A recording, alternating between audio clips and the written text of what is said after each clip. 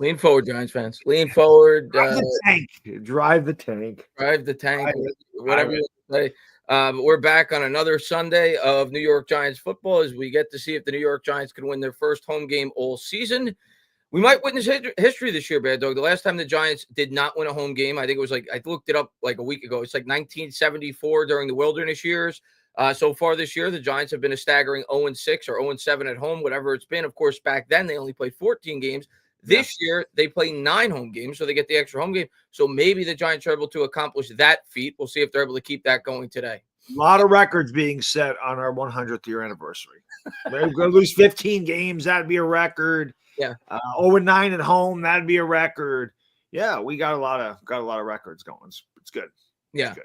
But going to say hello to some of our regulars, of course. Danny Thomas in the chat, Rudy in the chat, the Gorn in the chat, British in the chat, Bliss fan in the chat. And Kashif says, sit down. Sit down is not the word. Get in a grave and close the casket. That would probably be the best chant right now for New York Giants fans with this team, as we haven't had, once again, any relevant football to cheer for late into the season for every season since our last Super Bowl, outside of 2. So we'll see how it goes today. We'll see if the New York Giants can, I don't know, make it at least somewhat entertaining. We have just watch your fantasy football today. That's what it's all about. Fantasy football. Last week of the regular season for a lot of people. Playoff seedings. For me, we're already in the playoffs, so today don't matter. Just we have a chance to have the most points in the league, which gives you an extra $100. So that'd be good. But yeah. Other than that, no. My guys are on buys this week, so it's gonna be tough for us to do that. We're second in points right now, but yeah, all my guys are on freaking buys, which suck. But it is what it is. I got to start Wandell today because George Pickens last minute they said he's out. So which is great because the guy we're playing as George Pickens, so he didn't change him because he's done. He don't give a shit. I was like, why did the projections go way down? So. Yeah, I was looking for a Steelers receiver to replace him, but there was nobody worth picking up. I think Calvin Austin, but somebody snatched him. So I'm like, all right, screw it. I'll just start Wandell.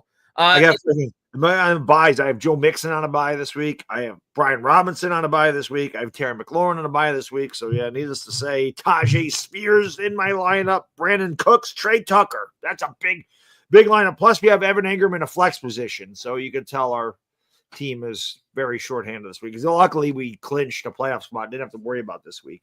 But good stuff. Good stuff. We're healthy. We have the best team in the league. I don't have any question about that. I think our team is the best team in the league. And Teray says, run the play. Yeah, that's what, at this point, I mean, what else do you have to root for at this point? Like, it's to the point now, Bad Dog, where, I normally say, like, teams don't tank in the NFL. It feels like the Giants are actually tanking with like 6-7 games to go. All of a sudden, all these players are hurt, right? Dexter Lawrence, I can't Dexter get it. Lawrence, Bobby O'Kerry, Theo Johnson. All of a sudden everybody's out. They don't want to look like they're tanking. So what, I'm just going to take it off and we'll be good.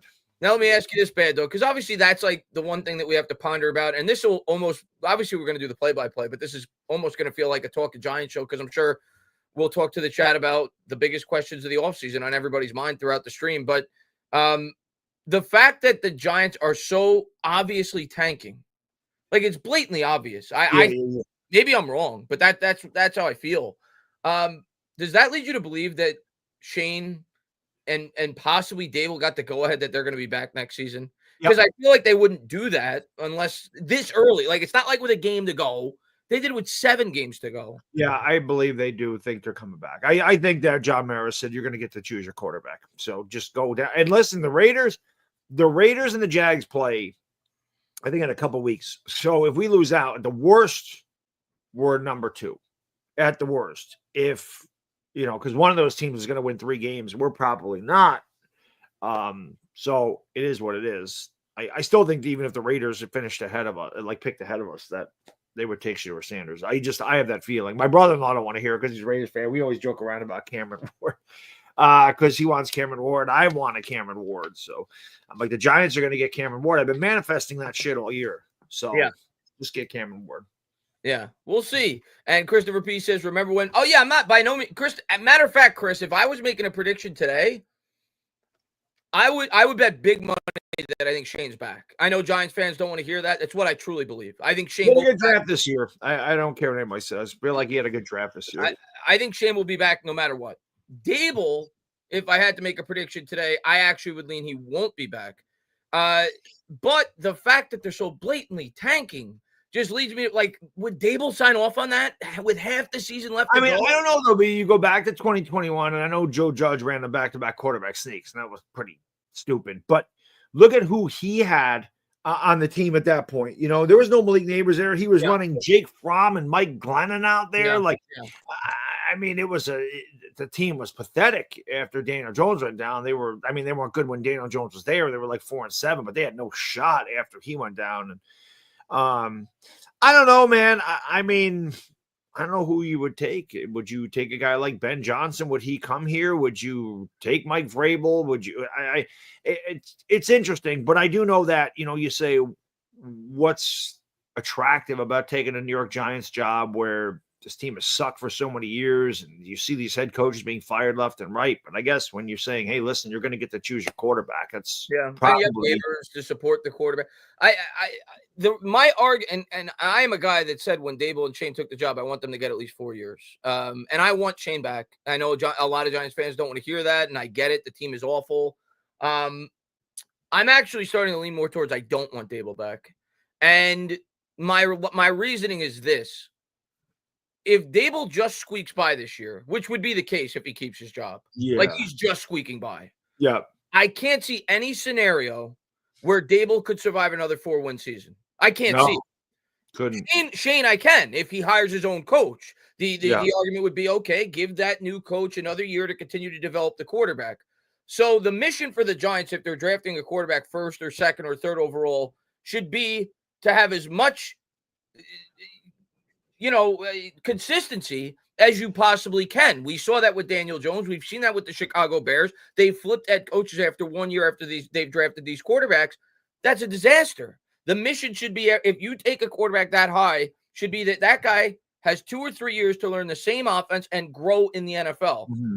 So if Dable is just squeaking by this year, I can't envision a scenario where he would survive another 3 or 4 win season. And then the other thing is, Chris, we've seen Shane Bowen's been a complete disaster. We don't know what the hell Mike Kafka does.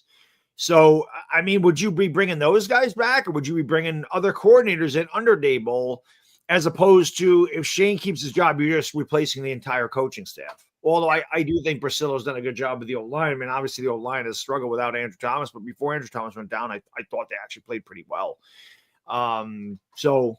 Plus, you're gonna have a lot of cap space that he hasn't had in previous years going into the offseason, which we talked about it on our Giants Collective channel, that if you're going to know what you're doing beforehand, and if you're picking first or second overall and you're taking a quarterback, it is I don't like doing it either, neither do you, because you mentioned this, but if you want to throw a freaking boatload of T. Higgins to come in here and say, listen, we're going to set this quarterback up. We have Malik Neighbors who's number one. We're definitely going to go with a solid 1A on the opposite side, because we feel like Tyrone Tracy can be a running back. Ain't going to worry about that. You throw a boatload at him. Maybe you try to get Eric Smith, even though he's a guard, because Van Roten's getting older. Yeah. There's moves that they can make. They're going to have a little flexibility with the cap. And I could see that happening, even though we still need a corner. But if you're drafting a quarterback overall, you're probably going to get a bridge. You're going to have to get a bridge because we don't have any quarterbacks. You get a bridge, you pay T. Higgins, you try to pay Eric Smith, and you say, all right, we're going to set this guy up this time. So the offseason is going to be very interesting. That's what I think they're going to do. I've thought that now for like 5 or 6 weeks when I thought about like what we're going to probably do in the offseason. I definitely think we're going to sign a corner too. I haven't looked at like the market. I haven't seen the players available, but the secondary is just so piss poor that I feel like you need to bring in like a James Bradbury like corner, like we did it, 5-6 years ago, where he's maybe not necessarily the highest paid free. Is the secondary really that bad, or is it just Shane Bowen's? Maybe. I mean, I don't know. Our corners are. I don't know, but hey, he's taking a step back. But Drew Phillips has played well. Flatt's shown some moxie out there. Newman's had a good rookie season. Pinnock's been a disappointment, but I mean, you could definitely use a veteran in that locker room. I think, but I don't know, because last year, I mean, McKinney was there, made a big difference, but I know it's interesting. It'll be interesting. I mean, they can draft a corner, but again, that's not a leader. It's a young guy. If I had to guess, Bad Dog, I think we should. I definitely think we're signing a wide receiver. I definitely. Well, that's without looking at every name, which I will obviously do as the offseason gets closer. But I definitely think the Giants are going to spend big at the wide receiver market in free agency because they're going to want to set, assuming they're drafting a quarterback, which I think we both going to. They have to. The only way they don't is if they trade for a really good established veteran, and I don't see that coming to fruition. Or they pay a fortune to Sam Darnold. Yeah. So, assuming they're drafting a quarterback, I think they're going to do everything in their power to try to set that guy up as well as they possibly can from the jump. Meaning, go out and get a legitimate number 2 wide receiver opposite Malik Neighbors. Try your best to shore up that offensive line. That's what I see happening in the offseason. I think they're going to spend big at the wide receiver position to pair. Maybe it's not T. Higgins, but a wide receiver rather of that magnitude with Malik Neighbors on the other side. That's what I see playing out in the offseason in free agency. Yeah, it's going to be interesting. Yeah. I say it all the time. When your off season is, when you got a lot of content to make in the off season, I mean, it's good as a content creator to have stuff to talk about, but it's shitty as a fan because you know that your team was terrible again. And you like when you have a quiet off season like we did in 2023. Our off season in 2023 is very quiet because we had just come off a playoff win. There was really nothing to talk about. We thought we had everything in place. We thought we turned a corner, and then that we went around that corner and went right off a cliff. Yeah, the only thing we had to talk about in that offseason was what the contracts were going to be like for Jones and Barkley. And they had a moderate offseason. They signed Bobby Okereke. But, yeah, there were no changes. There were no drastic changes. There were no there's no high draft pick like there is now. There was no high-profile outside signing. The majority of their bulk of their money came from extending players that were already on the roster. So, yeah, and that's what good teams do. Unfortunately, the Giants haven't been able to do that consistently. What's up, Samuel? Thanks for popping in. Eddie says, my trust in Joe Schoen is gone until further. I think that's fair to say. I don't think anybody at this point, it's hard to say that you trust anybody when it comes to the New York Giants organization, whether it be the owner, the GM, the head coach. Outside of the New York Jets, the Giants have been the worst team in the NFL since our last Super Bowl win. I forgot to say this. So we are going to get Cameron Ward. And I'll tell you what, number one, I've been manifesting that all year since August. But yesterday, I take my son to see Santa Claus. He gets his picture taken. And, my wife's like, I'm not getting the picture. But I dress pretty nice. I go, just in case. Because last year, I got my picture taken with my son and Santa. And it came out good. Like, I don't really like pictures. I don't like being in pictures. But I was like, that was a good picture. So I'll probably do it again this year. So I get in the picture and I say to Santa, I go, Santa, can you just make sure that the Giants draft Cameron Ward in the draft? And you know what Santa said to me? What? He said to me, he goes, and I go, Santa knows all. He goes, the problem's ownership. That's what he told me. I swear to God. Santa told me the problem is ownership. And Santa said, he goes, I just want a freaking winning season. Good on you, Santa. So Santa knows. Santa's going to give me Cameron Ward. I told my brother-in-law yesterday, I asked Santa, so you're done. We're getting him. Because I've been a good boy all year. Yeah. As always. So give me Cameron Ward on NFL Christmas. That's what happens. Well, it's either going to be him or Sanders, who's ever, number one or who's ever available. I think they're taking one or the other. Joey says, I like both quarterbacks, but I lean more towards Sanders. Very accurate, and he has that aura. Aura means nothing to me. I do like Sanders. I'm actually leaning Sanders myself, but it has nothing to do with his aura. But both of them, I think, are good enough to take early on in a draft. And I think the Giants will end up with whoever's available to them of the two or whoever they prefer if they have the option of both of them. So that's where I think we're headed, Joey.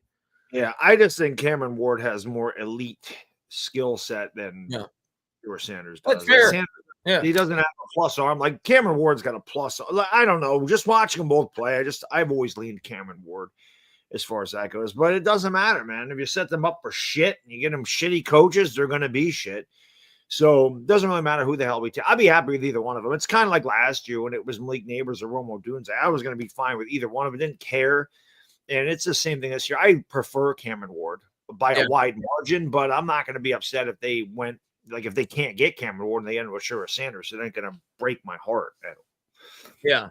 We'll see. I know it's going to bring some hope to the fan base. I don't know if it'll bring hope to me. I got to see this complete organization get revamped. actually have a good offensive line, actually have a good defense, actually be able to stop the run before I truly believe that this team could win. But it'll be nice to at Yeah, least. you got to show me. Yeah, But exactly. at least we'll have something different going Yeah, into the year. There's something that may not be better. It yeah, can't be worse, but you have something different. You don't know. Like it's the unknown for us now. I mean, we knew what we were getting from Daniel Jones. We know what Daniel Jones is. We know what Daniel Jones was. We knew what we were getting with him. You don't know with whoever our quarterback. You don't know. So guy could be awesome. The guy could be total shit. And if he's total shit, then probably in a couple of years you're going to take a swing at Arch Manning. That's the way that shit goes. yeah. But all these guys holding out for Arch Manning, he's not going to come out of it until 2027. And you can't. And even if you knew he was coming out in 2026, you can't operate that way. We see it this year, like how hard it is. Even with the Giants trying to lose, which I think at this point it appears they are, or at least they don't care if they win the rest of their games. It's still really hard for them to get the first pick. So even if the Giants try to do that from the start, you can't operate that way. And if Arch Manning is as good as people say, the team that's picking at 1 isn't going to trade out of that pick. So that's the way it works in the NFL when you're a general manager. It's not like Madden, where you can accumulate all these draft picks and you're going to be able to trade up in the next draft to get the quarterback prospect that you like. In real life, if you like a quarterback and you're a GM that only gets so many opportunities to take that swing, you take the swing. You're not you're picking top 3. You're not trading down. You're not doing that. There's no way you do that because who's trading up there with you and what are you going to get? And you cannot there's no way they can forego a quarterback this year. Yeah. And, like you said, if you really like a quarterback, you take him. You don't go, oh, you know what? We're going to pass on this guy and we're going to go back and we're going to get more picks. And then we're going to accumulate picks and hope we get a quarterback the next year. And you can't keep kicking the can down the road. Yeah. I mean, you just can't. So the trade down, you can forget about that. There's no way Joe Schoen trades down going, my job's on the line. Let me pass on a quarterback. Listen, we could draft Cameron Ward. He could be ass. But if you mentioned this before, you ever passed on Sanders or Ward and those guys ended up being stars, you're done, man. That's the end of your career, not just with the Giants, but no other team's going to go, this guy passed on this guy. Yeah. We want him to be our GM. You're done. Yeah. You can't. You got to swing. You got to swing, man. You can't be sitting up there taking pitches and hoping that the pitcher walks you. You got to swing at this point. And Shane's first 3 years, he had the built-in excuse of the horrible situation that he inherited. At this point, it's his situation. It's his team, yeah. He's had 3 years. He's done things that you would think will improve whoever the quarterback he has to draft. Like last year, you could say, okay, none of the elite quarterbacks are there where he's picking. He doesn't believe Bo Nix or J.J. McCarthy or Michael Penix are elite quarterback prospects. The team still has massive holes. You need that number 1 wide receiver. It was an elite wide receiver class. You could convince yourself, okay, I could see it. I was for it. Take Malik Neighbors, get yourself that elite number 1 option. You can't get rid of Jones yet with his contract. And now the quarterback that you more than likely will draft in the following draft will have that kind of support. Well, he did that. You now have that guy that you project to be the number 1 wide receiver. You now spent a boatload of money on the offensive line. He's got nowhere else to turn. You're picking at the top of the draft now. It's not a draft like 2022 where there weren't any quarterbacks worthy of drafting inside the first 15 to 20 picks. That's not the case now. I don't see any scenario if Joe Schoen is back as the Giants general manager outside of the rare opportunity where an established, like a guy like, I don't know, I'll just throw out a random name, a guy like a Jared Goff did for the Lions, like an established good quarterback became available via trade. I don't see any scenario outside of that where the Giants do not draft a quarterback next year in the first round with their first pick. That there's no other scenario at this point. Thomas says, I like Ward and would be excited if we got him, but I am also worried about how long he holds onto the ball, which won't work, especially with our O-line. You could say the same thing about Chidor Sanders. Sanders holds on to the ball long, too. They both do that, but that's because Ward always looks down. That's the one thing I like about Cameron Ward is he looks down the field. Yeah. Sure, Sanders has a tendency to backpedal in the pocket a lot more than Cameron Ward does, but listen, man, I just like every quarterback has weaknesses. It doesn't matter who you take. Like Trevor Lawrence he can't miss. Trevor Lawrence has missed. Yeah. You never know, but you can't keep going, oh, this guy's got, this is a problem here. And this is a problem here. And oh, this weakness, there's no way you can do that. Every quarterback has weaknesses. It is the coach's job to coach those out of the guy. That's what the coach's job is. It's to make his weaknesses better. It's to work with his strengths and limit the weaknesses. You can't be like, oh, this guy does this or this guy does that. Shedeur Sanders, to me, and see, Cameron Ward may hold on to the ball long, but Cameron Ward also anticipates throws. Sanders don't do that. Like, that's what worries me about Sanders is he waits for guys to come open. And that reminds me of Daniel Jones a lot. I don't like that. You got to throw, you have to make anticipatory throws. You have to throw your guys open. And I like that Cameron Ward does not give a shit. He's going to take some high-risk plays. I'm cool with that. I'm cool with high-risk, high-reward as opposed to low-reward, high-risk, which are these 3-yard outs into double coverage that we did all the damn time. So there's no sure thing. We know that. There's no sure thing when it comes to the NFL. I don't like Cameron Ward. That's and if they swing a miss on this one of these guys, you're gonna have a new GM more than likely within 2 years, and then that's probably gonna have a new quarterback in 2 years, right? So if they take Shedeur Sanders or if they take Cam Ward and they're a complete bust, I don't foresee a scenario where Shane's able to keep his job past that quarterback. So at that point, you'd be drafting another quarterback, whether that be Arch Manning or somebody else. So you just got to hope now that Shane has built the team well enough, which obviously it's fair to have a lot of doubts, but we got to see what they do in free agency this year, how they continue to build the team, that he's built this team well enough to be able to support the rookie quarterback that they bring in. I think it's fair to say that they're going to have a better situation than what Daniel Jones came into in almost any circumstance for the simple reason that Neighbors is here. That's much better than any wide receiver Daniel Jones ever had when he entered the league. So we'll see. We'll find out in the offseason. But today we got a game against the Saints that nobody's going to be watching. But hopefully the Giants. Somebody said, is Joe Schoen following Cameron Ward around? Yes, they went to the Syracuse game, which I'm mad that I didn't go to, by the way. But yes, they have definitely scouted Cameron Ward. It's not like they didn't. I put it right on Twitter. I'm like, this is happening. They went to Syracuse to scout him. Cameron Ward played well. The defense didn't. Yeah. Cameron Ward, to me, this year with Miami, same situation as Caleb Williams with LSU his last year. They lost because defense was terrible. But I was mad because I'm like, damn it, Syracuse is not that far from me. It's 2.5 hours, okay? My brother-in-law, who's also a Cameron Ward fan, he's a Raiders fan. So both of us want Cameron Ward.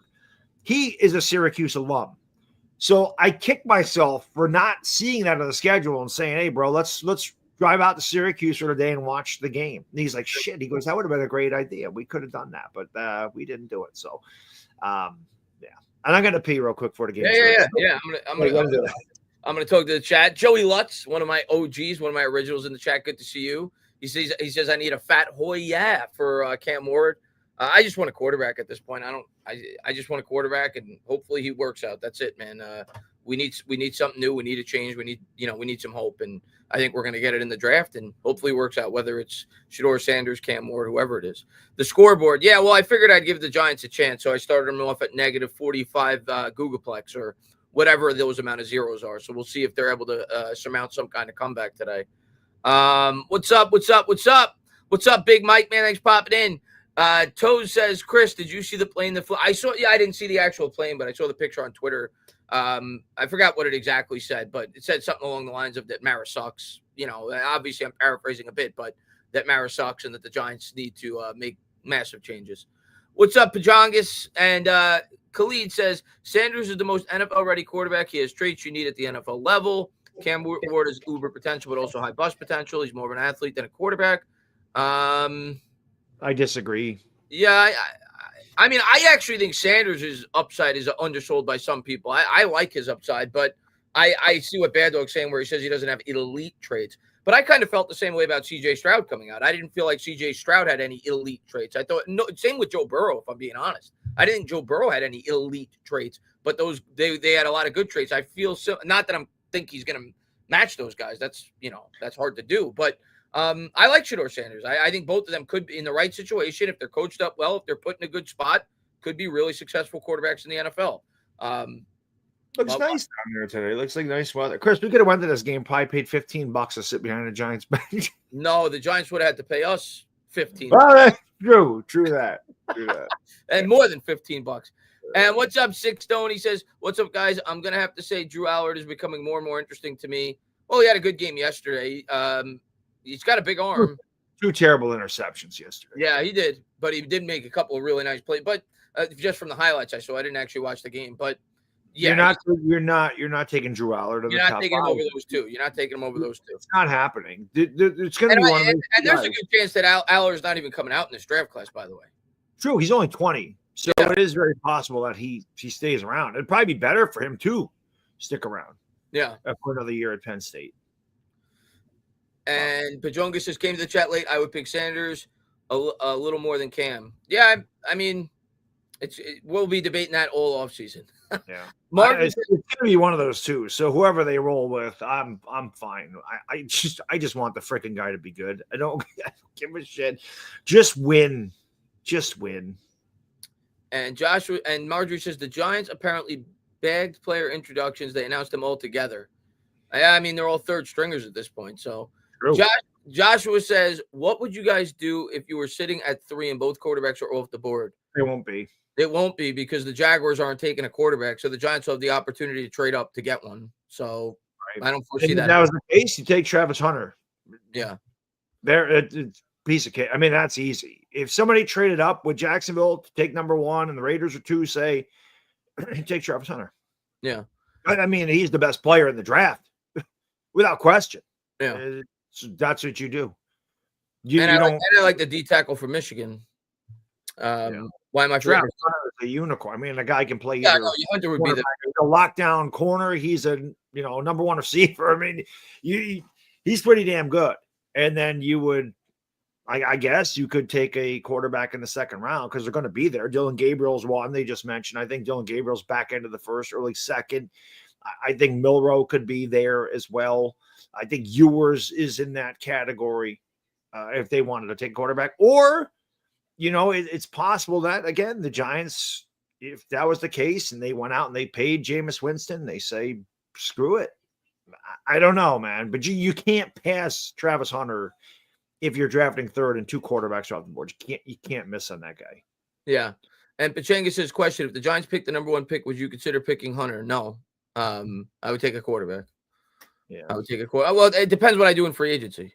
But provided it's always the big thing. Yeah, provided I didn't bring in like a legitimate. I'm not talking about Jameis Winston, who I like, but I'm talking about like a legitimate starting quarterback. Outside of something like that, I'm drafting a quarterback.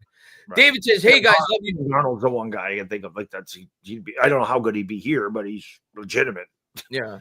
And David says, "Hey guys, love you both. Good to see you, David. Stay strong, my Giants brothers. I know it's tough, but this team will be great again. Yeah, we may be 9,000 years old, but it will happen at some point. I promise you that. Well, hopefully. Hopefully. Good luck to the team that has to tell Hunter he's playing one side of the ball. Well, I don't think he's going to play exclusively one side of the ball, but he's certainly not going to play every down like he does in college on both sides. That's not happening. I'm sure that he'll have certain packages where you use him as a wide receiver or, I think he's going to play corner in the NFL if I had to guess in terms of like full time, but we'll see. What's up, Dyer Manning's popping in? What's going on there, Ray? Yeah. Where is Soto going? I'm going to stick with what I listen. As a Mets fan, I'm praying that we get Juan Soto. And as I've said all along, I thought it was going to be the Mets or Yankees. And that's how I still feel. And that is what it appears is the case now. I think I saw John Heyman say that it's more or less one of those two teams. I've said all along he's going to be a Yankee, and I still believe that. Simple reason is if the Yankees let Juan Soto go to the Mets, it would be one of the most embarrassing Yankee moments of my lifetime. You traded for the guy, you gave up resources to get him, and then you let the Mets swoop in after a year and outspend you for the guy that you traded for when he brought you this close to winning a world championship. I don't see it. I think as I predicted all along, I thought that Steve Cohen was going to drive up the price significantly, but in the end, the Yankees are going to cave and they're going to pay what they have to pay him to keep him. I'd be stunned if he's not back with the Yankees, and I hope I'm wrong. I hope he's with the Mets, but I still think he's going to be a Yankee. I really have no idea, and honestly, whatever happens, happens. I mean, I want Juan Soto back, but if the Yankees could get 2 good players for $700 million, I'm not going to be – I can't get upset. I mean, the Yankees have definitely put the offers out there. If he doesn't come back, he doesn't come – listen, I'm a guy that's just like whatever. The Yankees spend whatever. But, dude, you're approaching $750 million. I can understand the Yankees not going, let's give him $800 million. But I think I get your logic, Bad Dog. but I think they're going. I think because of the pressure. I think they're going to too.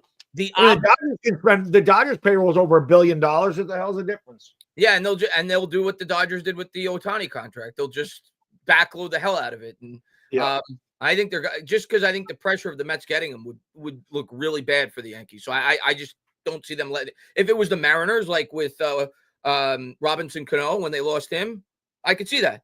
I can't remember in my lifetime. I can't remember the Mets outbidding the Yankees for a player when they were both going for the same player. Beltran, but the Mets were willing to spend a lot more. Right. That's the one guy that comes to mind where. Yeah, but Beltran wasn't a Yankee either, so I can't. That's true. Yeah, maybe I'll be wrong. Here we go.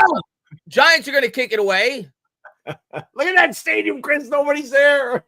And the Saints bobble the kick, and they're going to have to take it out looking like the Giants and special teams as they're tackled down at the 16. They'll start with it there.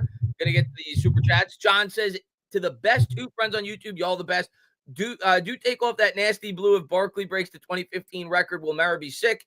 And is Mara the common denominator to y'all stinking since Coughlin? He's a big part of it. I don't think he's the only reason. I think there's so many other reasons. But yeah, of course, he's part of it. He's ownership. He made the decision to hire these coaches, these general managers, or at least was in on the decisions.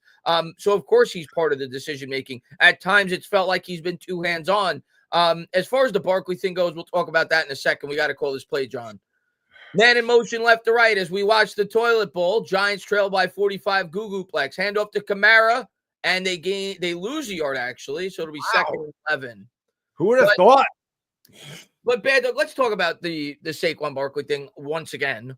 Do you give two shits if he breaks the rushing record with the Philadelphia Eagles? Like to you, does that have any bearing on whether or not? I know from an optic standpoint, Mara's may view it in a certain light, but as a fan analyzing it from the seat of Joe Schoen, does him breaking the rushing record impact the way that you felt about whether or not the Giants should have brought Saquon Barkley back or not? No, I don't give a shit. Barkley was here for many years. We didn't win any games. It is what it is. He had to go, but I don't give a shit about that. If he breaks it in 17 games, who gives a shit? Eric Dickerson played 16 games. It doesn't matter. To me, it's never been about wins. Or, I'm sorry, it's never been about stats. It's about wins. I don't care. If you're an Eagles fan, be happy they're winning. Who gives a shit about Barkley's statistics? That's just something they want to do to troll Giants fans. I've said this a million times. The Eagles bandwagon is gigantic right now. Let the Eagles go through what we're going through. There'll be no fans here. I know. I lived through this on YouTube. I know there was no Eagle fans before they became good. I know this shit. Shotgun formation for Carr. It's caught, but he's going to be short of the snow. He dropped it, actually. So they'll definitely. And the Giants D. Giants get the Saints off the field with 13:43 to go here in the first. But, yeah, I mean, I think it could be – it was the right decision for both teams. The one thing that you could say is maybe the Giants should have traded Barkley so it wouldn't have allowed him to sign with the Eagles, or they should have tagged him regardless of what Saquon Barkley's feelings were and had the ability to trade him wherever they wanted. You could say that.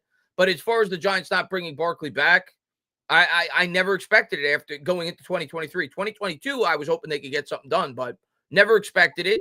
And here's the other thing, Bad Dog. As the Giants are going to field this punt, they'll bring it to the 50, tap that out of bounds at the Saints 48, so they'll have good field position. Here's the other thing.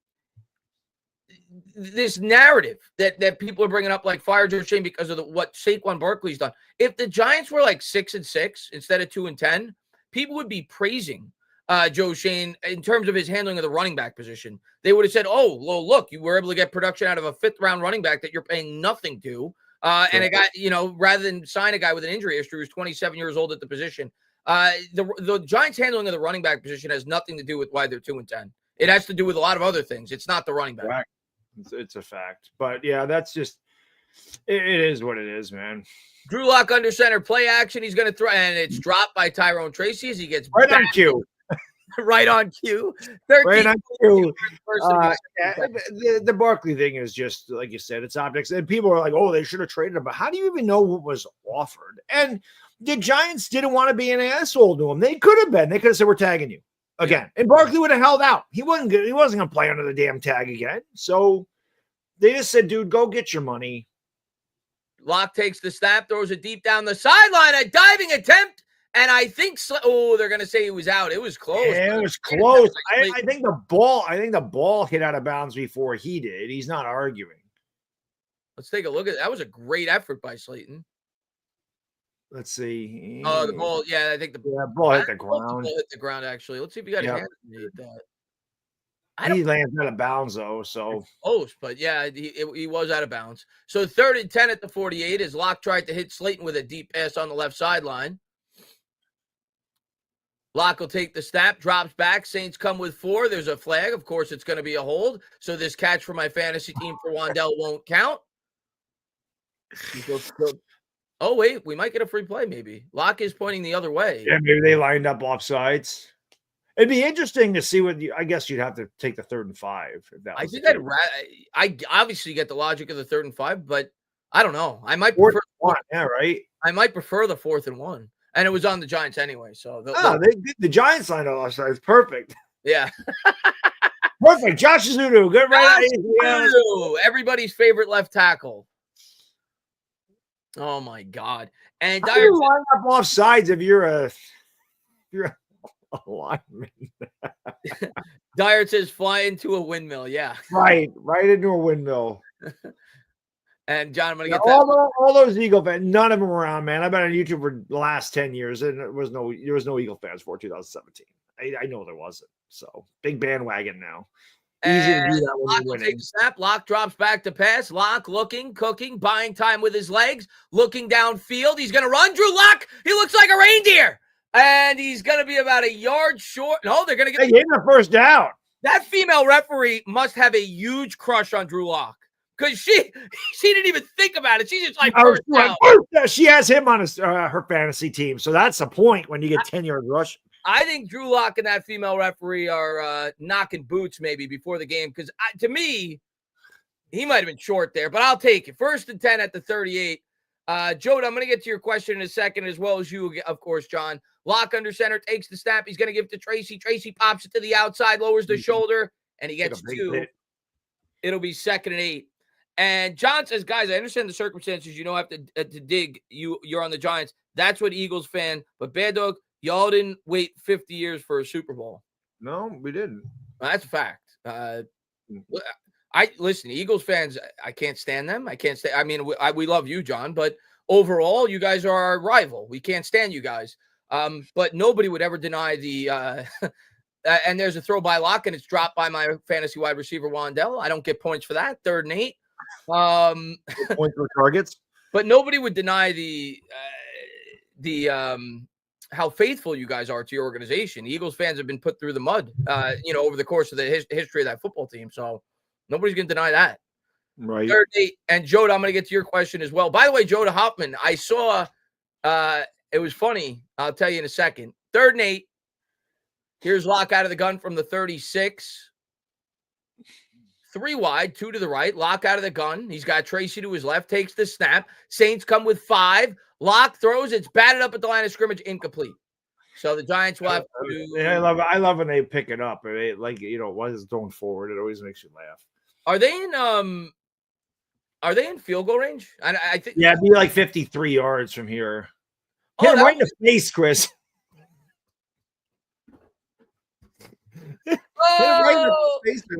Drew Locke didn't even have to have the ball back. They're not taking a field goal? They're going for this? Why not? You got Drew Locke. Giants, instead of attempting a 53-yarder, are going to go for it on 4th and 8 with Drew Locke. Maybe he'll use the legs again, and the female will give him a favorable spot. Man in motion's Wan'Dale. Locke takes the snap, drops back, looking, cooking, rolling. There's a hold. Locke gets sacked. It ain't going to matter. That'll be intentional grounding as well. Intentional grounding, Locke is saying it's against the Saints. Clearly not. That's Locke's go-to move every time there's a penalty. Oh, it's on them, right? It's on them. Look at Dable. Dable's like, we suck.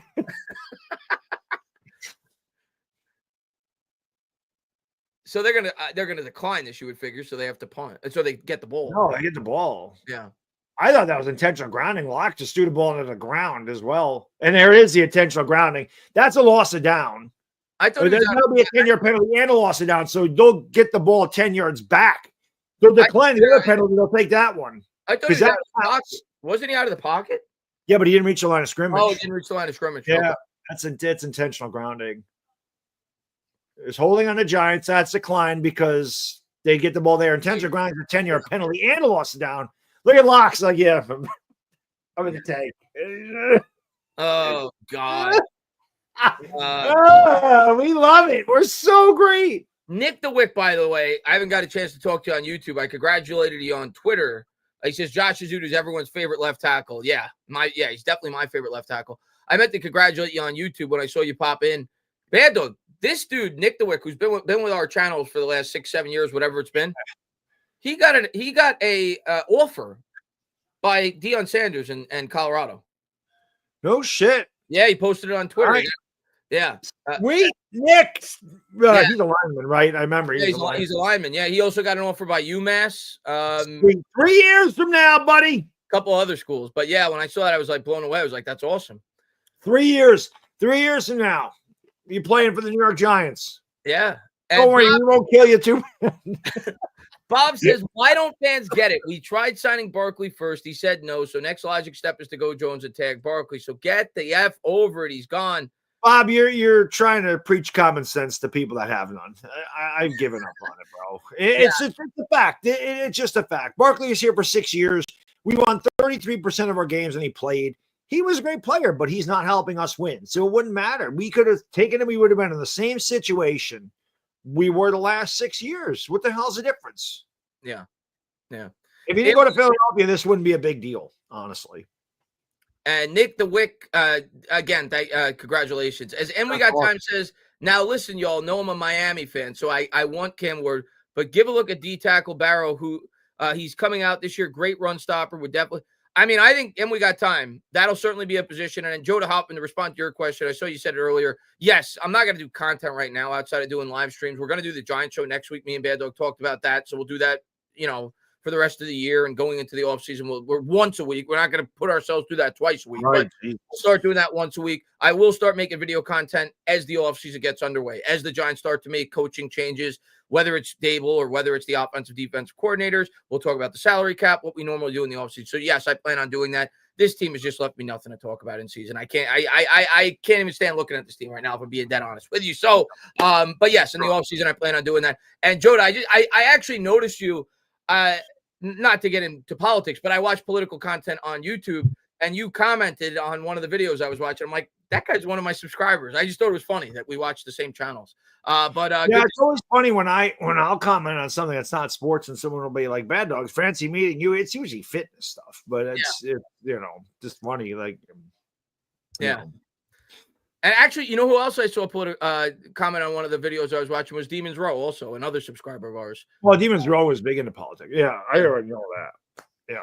And We Got Time says, now listen, y'all know I'm a Miami fan, so I want. Oh, we talked about that. Well, yeah, I already knew you were a big Miami fan because every year during the draft, you always talk up the Miami prospects. So obviously, you're Team Bad Dog when it comes to the quarterback. Here's Carr out of the gun, takes the snap. He's going to throw caught out in the flat to Alvin Kamara, who's had a big fantasy season, at least, as he picks up 7 or 8 yards as they approach field goal range. You think he'd have a big day today, too. And Henry says, I'd rather jump off MetLife than watch this. I said it on Twitter today, Henry. This is like voluntarily watching. Obviously, we're watching it because we watch every game because we're stupid and we know that fans want a place to come and talk about the team. But 2nd and 3, I formation here for Carr at the 42. Man in motion left to right. Kamara in the backfield out of the I formation. Carr's going to turn. He's going to give up the middle. Nowhere to go. Cave on first on the scene. It'll be 3rd and 4. But I said it on Twitter today, Bad Dog. Watching the Giants game today voluntarily is like picking out, from your movie collection or on TV, the worst movie of your lifetime, already knowing the outcome of the movie and just watching it to pass some time and get a few laughs. Right. That's what is like watching the Giants for the rest of the year. Yeah, true. It's a fact. We got 4 more after this one. Yeah. And Larry says, I could vouch for the bandwagon thing. I never used to see Eagles logos. I'll get to the rest of that in a second, Larry. Shotgun formation here for Carr out of the gun from the 44. Takes the snap. He's going to give to Kamara up the middle. Big hole. The Giants' run defense continues to flourish this year as they give up 10 yards on what was I think it was a 3rd and 4. So good job there. Good push by the Giants' defensive line. Actually, we had kind of stopped him there, but he just cut back to the right, and there was a big hole there. But before that, they'd actually stopped Kamara. But that's not going to happen. I mean, teams are averaging almost 5.5 yards a carry against us. So, first and 10, Kamara now 3 carries for 6 yards. Expect that number to get much higher as the course of the game continues. Here's Carr out of the gun from the 40. It's a high snap. They'll go back to Kamara. Giants do a good job sealing the edge, actually, and he'll lose 2 yards. McFadden on the tackle. Him and Thibodeau there as well. Thibodeau's had a good start to the game. So 2nd and 12. Good job there by the Giants. As Larry, I'll read the rest of this. He says, I could vouch for the bandwagon thing. I never used to see Eagles logos. Now every conference call I have, there's one in the background. Every time I go somewhere for work, I see a flag on the wall. Yeah, they weren't around. I'm just talking about social media. Where I live, there's no Eagle fans anyway. But I'm just telling you, so there was no Eagle fans until they won that Super Bowl. Carr's going to throw out in the flat. That's caught. Nowhere to go, though. They'll lose another 2 or 3 yards, so it's going to be 3rd and 15. I feel like he could have thrown that. That looked like a backyard lateral. Backward pass. Matter of fact, that's what I thought it was designed to be because like you said, right. It was clearly a backwards lateral, but he tried to take off and run with it. Yep. So 3rd and 15. But yeah, Larry, of course, when the team not just the Eagles, when any team starts winning, when the Giants start winning again in 38 years, you'll start to see bandwagon Giants fans. I don't know about that. I don't know if we ever really had that, but yeah, probably not because you got the Jets as well. It's a 2-team city. Yeah. Here's Carr out of the gun, 3rd and 15, takes the snap from the 40, drops back. He's going to check it down over the middle, and that'll get them into what you would assume would be field goal range. It'll be 4th and 10 from the 35. But they're in the same predicament we are, so they are going to kick the field goal. So Saints looking to go up by 3 here. It'll be a long field goal attempt.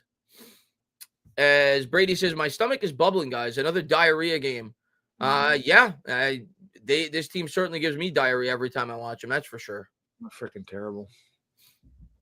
53-yard attempt from the right hash. Looks like pretty strong winds, so this is not going to be an easy field goal attempt here. Nah, it's always windy this time of year. Hold, kick, and the wind is certainly a factor as it drills it wide left of the upright, so it'll remain a scoreless game. Yep. Both teams looking like both teams have looked all year. Yep. As he hooked that one, like I hook a drive off the tee. Right, pretty much.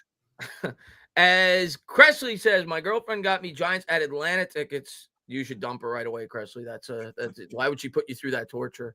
I'm kidding, obviously. In September for my birthday. Happy birthday, man. Even though we suck, I'm still pumped to experience my first. Well, if that's your first Giants game, that's going to be fun, actually. So I hope you enjoy it. Make sure you dress warm. Make sure you eat before you go in because the food outside is always better in and much cheaper as well. And it costs a fortune when you get into the stadium. So you're gonna pay $13 for a plate of cardboard nachos and cheese whiz. So, but no, Cressley, all seriousness, Cressley, try to enjoy the game. Yeah, just enjoy the experience. And that's awesome that you got a girlfriend that does that for you. Zach, thank you for being a member. He says, sad team, but you guys rock.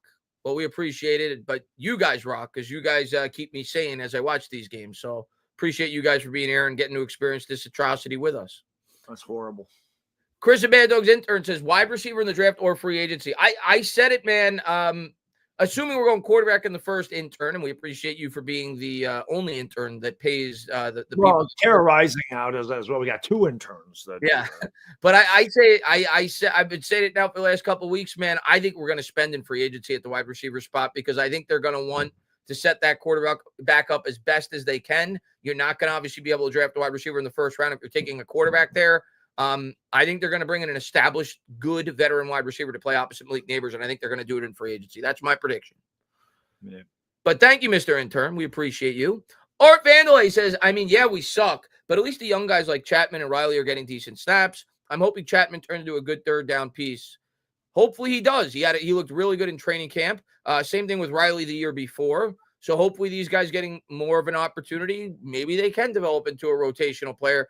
Regardless, that's certainly a position we need to focus on heavily in the draft this year, early in the draft this year, second, third round. We need to focus on trying to stop that run because we still can't do it. Yeah, but thank you, Mr. Vandalay. Everything's been bad. Everything's been bad. And Gowie says, I watch Giants games through the good and the bad times. If you can't do that, I consider you a fake fan. Listen, Anybody that's been watching this channel for the last 6 or 7 years knows that anybody that We watches, haven't had much good. yeah, anybody that watches this channel and tunes into these streams is certainly not a fake fan, because we've had a lot more bad than good. Yeah, facts. Big Mood, thank you for being a member. He says, this is what they make the prisoners at Gitmo. Yeah. Here's Locke out of the gun from their own 43. He's going to give it to Tracy. Tracy shows good patience there as he waits for the hole to develop, and he picks up 5. That's the one thing that really stands out to me, Bad Dog, whenever I watch Tracy play. Like, he definitely has like that Le'Veon Bell-like quality where he's very patient. Very patient, and he usually picks the right hole to run through. And that's saying something behind this offensive line. Yeah. Here's Locke under center. He's going to go back to Tracy. Tracy showed a little bit more patience that time and then accelerated through the right hole. He got about 3. It'll be 3rd and 2 from the 4 down territory again. Yeah, I think you're running twice here. There's our points per game. We're getting better every year. Consistent, actually. When you 1953 is the only season we ever finished last. So setting a lot of records here on our 100th year anniversary. Well, look at that. Brian Dable, the offensive mastermind, has been able to get this up.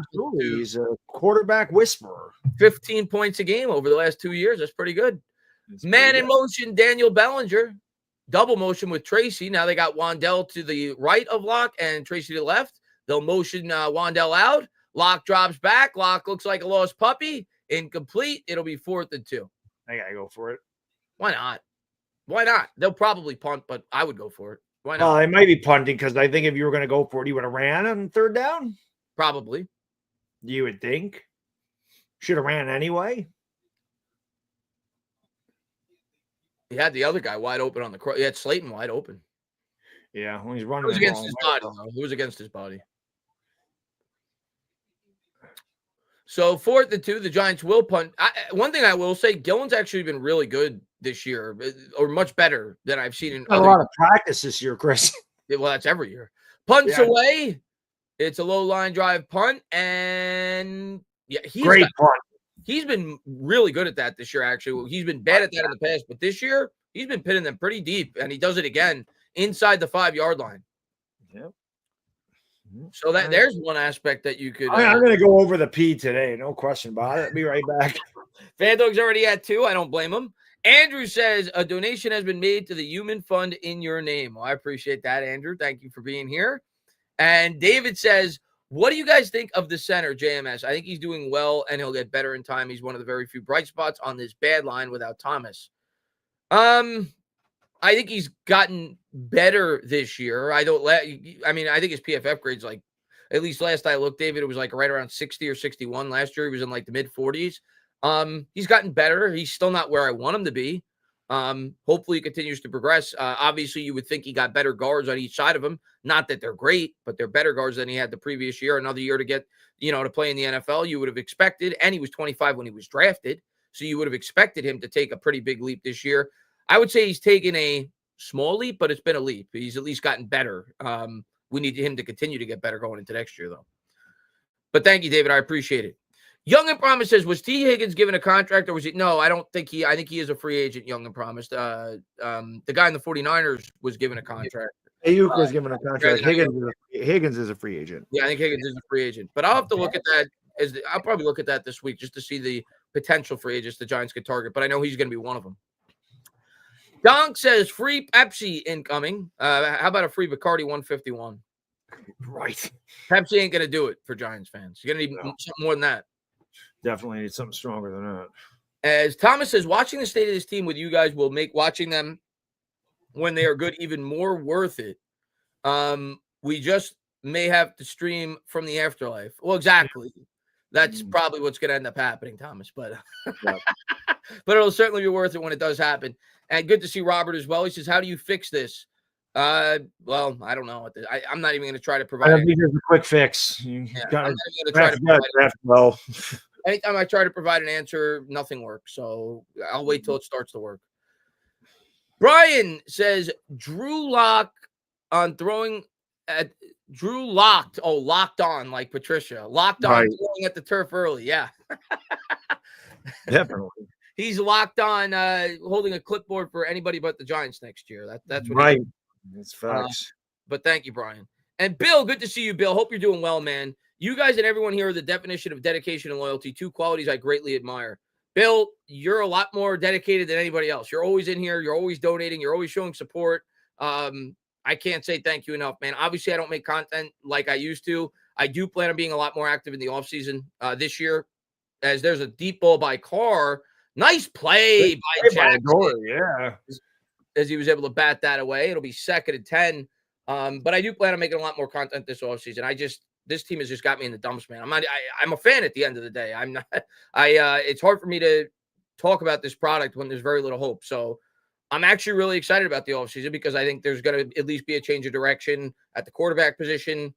It'll give me something. There'll definitely be some changes and something to be excited about. So I'm excited to talk about it with you guys. But Bill, man, you're as dedicated as they come. Thank you for being here. Brian, going to get to you in a second, man. Another unbelievable supporter of both of ours. Hand off to Kamara up the middle as he'll get 5. It'll be 3rd and 5. Brian's the man. He says, closed captioning, and thank you so much for everybody, first of all, for being here. Thank you guys for watching, hitting the like, subscribing. Of course, go over to Bad Dogs. You guys know Bad Dog by now if you watch our streams together. But going over there, check him out. We'll be doing a live show. I don't even know which channel it's on this week, but we'll start that up this week. Yeah. So looking forward to that. Thank you to everybody for being here. Appreciate all you guys. Brian, Bill, thank you for your incredible generosity. Closed captioning and taking the Giants in from Florida this week makes it slightly more palatable. Florida. Cheers, guys. Yeah, at least you're in the sun, Brian. At least you're in the sun. Right, warmth.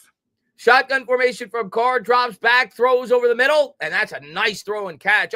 He fumbled the ball, and it goes out of bounds. They say he was down anyway. That was Stroman, who the Giants just picked up off of the street to start a corner today, who batted that ball out. Right. Who said he was down. And I think that's the former Packer, Valdez-Scantling, on the catch. Yeah. He's had a good year for the Saints since they got him. So big start to the drive for the Saints as they now have it at the Giants 30. But Brian, man, thank you, man, as always. And we'll try to have the closed captioning on for you next time. Mm-hmm. Shotgun formation for Carr. Play action. Drops back. Throws a looper over the middle. He's got a man. No, I'll tell you what, man. Carr's made a couple of really nice throws on this drive. That was a really nice throw. Instead of closed caption, you're going to have closed circuit for this crap. The closed circuit TV is. Vegas is already down 14-0, so their tank is in full effect. Jacksonville is losing 3-0. Those are the games we're keeping an eye on as the tankathon continues. So if those scores hold and we lose, we'll see if we do. Obviously, we're far from winning or losing this game as we're still tied, but we would still have the 3rd pick with those two teams playing each other next week, I believe. Yeah. Man in motion is Johnson. Carr under center. I formation. Play action. He's going to drop back. He's going to roll out to the right. Carr looking downfield. He's going to take off. He's going to run. Did a little Deion Sanders high step. He did. He had a little high step going on. So he gets about 4. Yep. And JV, thank you very much, man. Hello from the Philippines. Thank you so much, man. Thank you for tuning in. And I don't know what time it is in the Philippines, but whatever time it is, you're a lunatic. It's 2:30 in the morning. 2:30 in the morning. 2:30 Monday morning. JV, you are a lunatic, and we love you for it. Are you concerned that Andrew Thomas has turned injury-prone over the past few years? Yeah, I think that's a fair concern. Very It's similar to Daniel Jones in that aspect, where he's only had 1 year where he's been unscathed from start to finish. So, yes. There's a handoff off the right side. Nice run there as he breaks a tackle, picks up 10 up to the 31 of the Giants. Yeah, I mean, he didn't look like he was going to get out of the backfield there. The handoff was weird. Carr bobbled the snap. He bobbled the handoff and got away from the defender there and was able to pick up almost, I don't think it gave him a first down, but if not, very close. That was Miller, the backup running back. Good gain there. Really nice play. And, of course, the Giants miss a tackle, per usual. You got to do that. So Saints do get the first down there as we're at 3 minutes here in the first quarter from the 30 in Giants territory. No score early on. Carr under center, trips to the left, takes the snap, play action, bootleg, looking downfield. He'll check it down to the tight end, caught at the 30 to the 25 to the 20, and another first down for the Saints. Yep, Saints are rolling now. They've started this drive with their own 2, so this has been a good drive for New Orleans. And B. Chris, thank you for being a member for 22 months. He says, I'm really looking forward to when you make more videos again. This offseason, B. Chris, I promise you, man. I'm just going to wait till the offseason. I'm going to wait till the year's over. And then we'll have more of the long content. I actually I used to do like 6, 7, 8-minute videos. Then I got more into like the 20, 25-minute podcast style. And that's what I plan on doing when we get back to it. But I'm definitely going to we're going to talk probably with a week to go in the season. I don't, Bad Dog, I've been doing this, for the last 6, 7 years. There's a handoff to Camaro off the left side. He gets to the 9, a pickup of 11. So the Giants' run defense is starting to show their true colors as we expected. But yeah, I've been doing this for like 6, 7 years, and I just don't see the value at this point in making a video talking about whether or not I think Dable and Shane will be back because there's 5 games to go. I'll let it play out with the game left. I'll give my prediction on what I think the Giants will and should do, and from there we'll start to kick off the offseason content. So I'm looking forward to it. But let's let these last few games play out, even though I think they're irrelevant. But let's let I'm spotty with it. I still like doing videos and just talking about shit, but there's not a lot to talk about right now, but I still like doing my post-game videos. I still like to do like I said, once in a while I put out a video just because I still feel like the need to. There's a handoff to Miller up the middle. Oh, my God. A handoff to Miller up the middle, and he runs. After a 3-yard gain, and they pushed him 6 yards into the end zone. So the Giants, I don't know, what is that? 3 missed tackles on that play as they allow the Saints to just push him in like it's a rugby game, 5 yards, and the Saints take a 6-0 lead, extra point pending. Yep. 1 missed tackle, 2 missed tackles, 3 missed tackles, 4 missed tackles, 5 missed tackles, 6 push. Unbelievable. This run defense is pathetic. I'm going to tell you one guy that needs to be 12 days of Christmas, 12 missed tackles. Snap, hold, kick is good as the Saints lead 7 to -45 Googleplex here in the first quarter. But, absolutely dreadful, this Giants run defense. I'm going to tell you one guy who needs to be fired above all else. And I am not a guy that likes to Shane Bowen. Make quick turnover. Shane Bowen, get the hell out. Yeah. He should be fired today. Garbage. Today. Garbage. As Mike Francis would say, he is garbage. He came in here. Garbage. He came in here. We said, okay, well, he should fix the run defense. That should be at least better. It was dreadful under Wink Martindale. That's what the persona was with him while he was with the Titans. Run defense should get better. Red zone defense should get better. It sucks. We don't have an interception in our secondary all year. Bad Dog, I feel like you and me could be in the secondary and we could accidentally get an interception. They don't look for the ball, and I don't even think our corner wasn't it the linebacker that had the pick? Or no, it wasn't a linebacker. It wasn't Muasau. Who the hell has a Giants interception this year? Yeah, Muasau, the rookie. It wasn't him? Okay, so we don't even nobody in our secondary has an interception. Yeah. It's crazy. Awful. It's crazy. He needs to be fired today, man. And ultimately, that was Brian Dable's decision. So you can't blame Dable for missed tackles. Well, I was talking about Bowen, but I mean, some of that's coaching, right? You would think. Cleveland's beating Pittsburgh again. Not that that's going to finish that way, but Cleveland beat Pittsburgh already. Can you imagine they swept Pittsburgh after? It's crazy. They always seem to play Pittsburgh tough, I feel like, at least in recent years. What the hell's up with Philadelphia today? Carolina there's no score in the first quarter. Carolina has the ball in the Philadelphia 26. Yeah. That's crazy. I'll tell you, if you're a Carolina fan, at least that's encouraging the last 4 or 5 weeks. Bryce Young's actually starting to play well. They're playing tough. Yeah. And Brady says, yup, they went 98 yards on us. Guys, diarrhea is back. Thank you, Brady. And Matt says, don't know how you guys still do it every week. Well, Matt, I'm going to be honest with you. My pregame ritual is a lot of drugs. A lot of drugs. That's how I get through it, Matt. A lot of drugs, a lot of painkillers. Painkillers. Yeah, Xanax, whatever it takes, Matt. So that's how we get through it every week. Sleeping pills. Yeah. Irish Rover says, hi, Chris and Bad Dog. Regardless of how bad we are as a team, there's no place I'd rather be than with you guys watching this terrible movie. Again, great analogy. I appreciate it, Rover. And yeah, that's what it feels like, man, is it feels like you're intentionally watching the worst movie ever made, knowing the outcome. And there's a kickoff as the Giants get tackled down at the 30. Now, here's a sentence I never thought I would see. Chance Wells says, I miss Pat Shurmur. That says a lot about the state of the New York Giants if you miss Pat Shurmur. And it's going to be an offside on New Orleans on the kickoff, so the Giants will get 5 yards. But I get where you're coming from. At least the offense was competent under him. Yeah. And Chris Bad Dog's intern says he relies too heavy on talent to have a good defense. He gives no advantage as a D coordinator. He's got to go. He's got to go.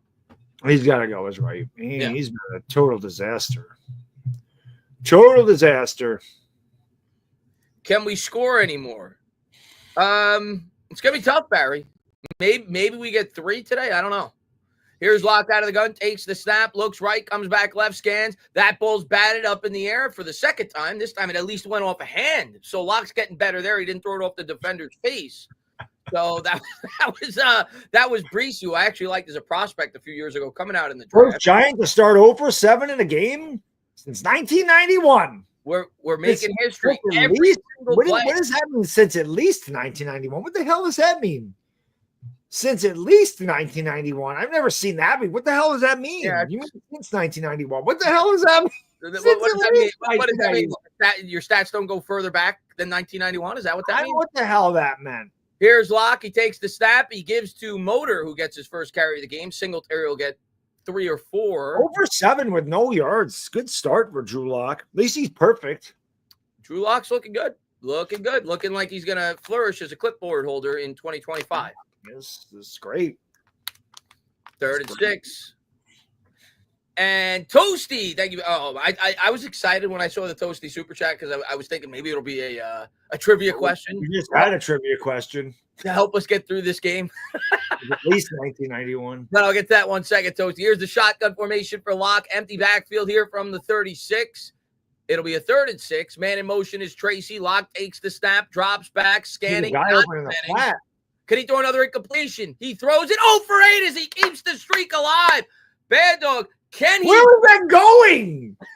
Where was that even going? Who the hell he throw that to? The 40-yard line was wide open. I have a good read. 40-yard line just dropped it.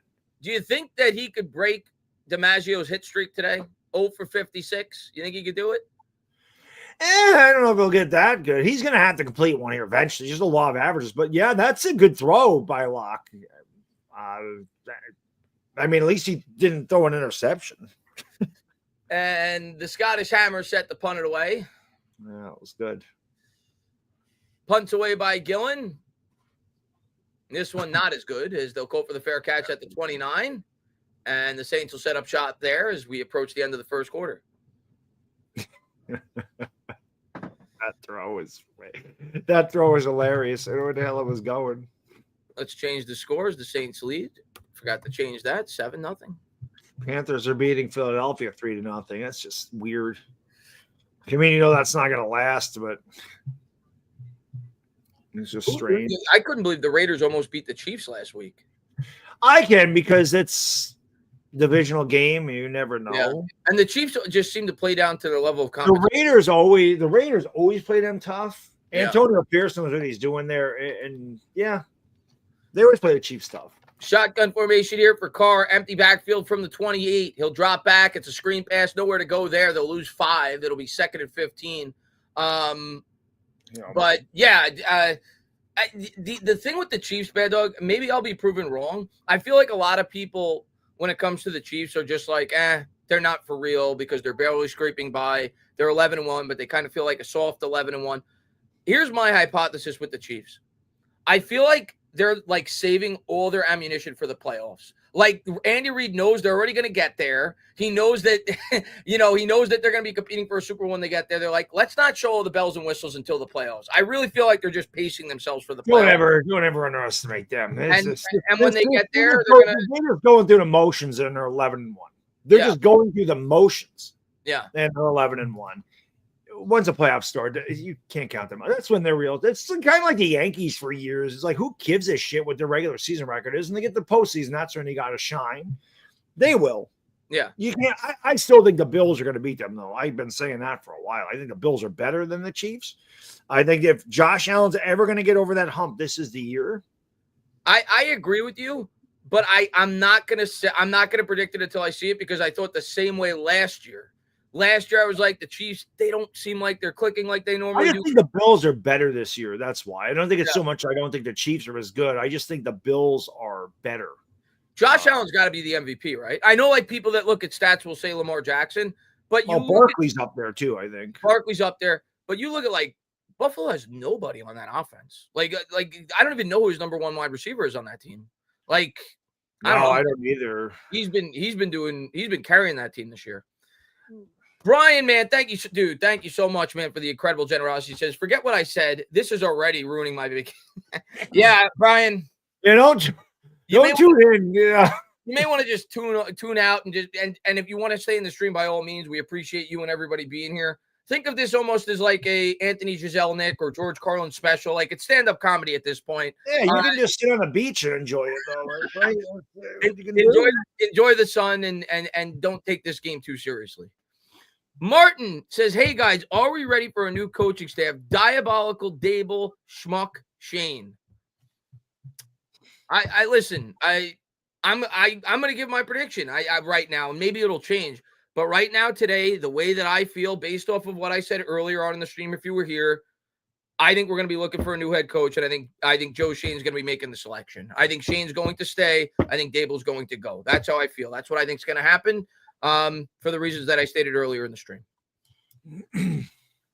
Lorenzo says Locke was crying about not getting the start. Pure, unadulterated garbage. Yeah. He's garbage. There's no way to defend him. DeVito's better than him. And that's Locke sucks. Shotgun formation here for Carr.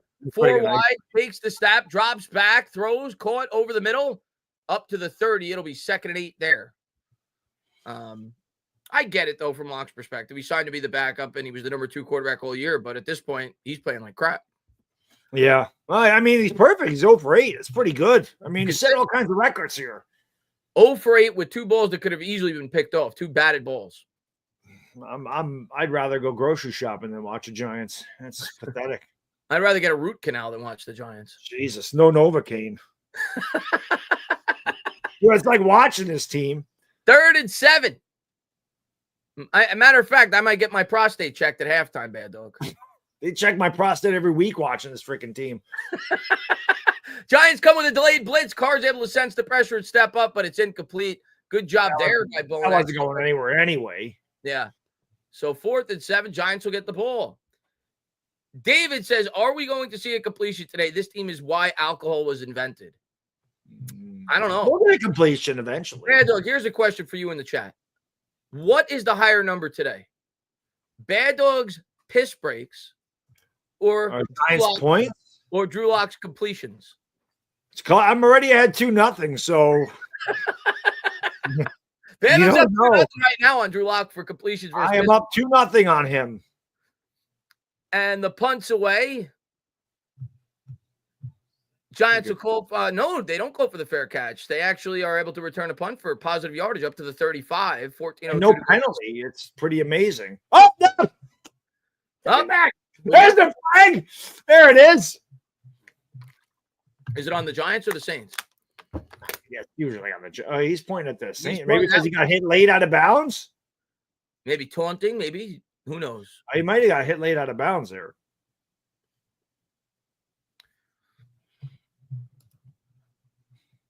Jones was definitely an issue as well. We don't disagree there, New York State of mind. Freaking Raiders just got an interception, and then O'Connell fumbles immediately, gives the ball back to the Bucs. What's the score there? 14-0. Yeah.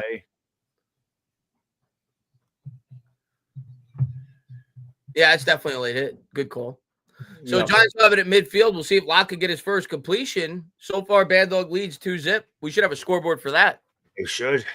It's more interesting. Get your prop bets in, guys. Bad Dog piss breaks or Drew Lock completions. Yeah. 1st and 10 for Locke under center. He still has 0 completions on 8 attempts. Man in motion, Darius Slayton from the Giants 49. Locke under center takes the snap. They're going to try and complete a pass. Looks back, pumps, thinks twice. He says, let me throw this out of bounds so I can keep the streak going. No, he completed a pass. It's Bellinger and the Giants get a first down.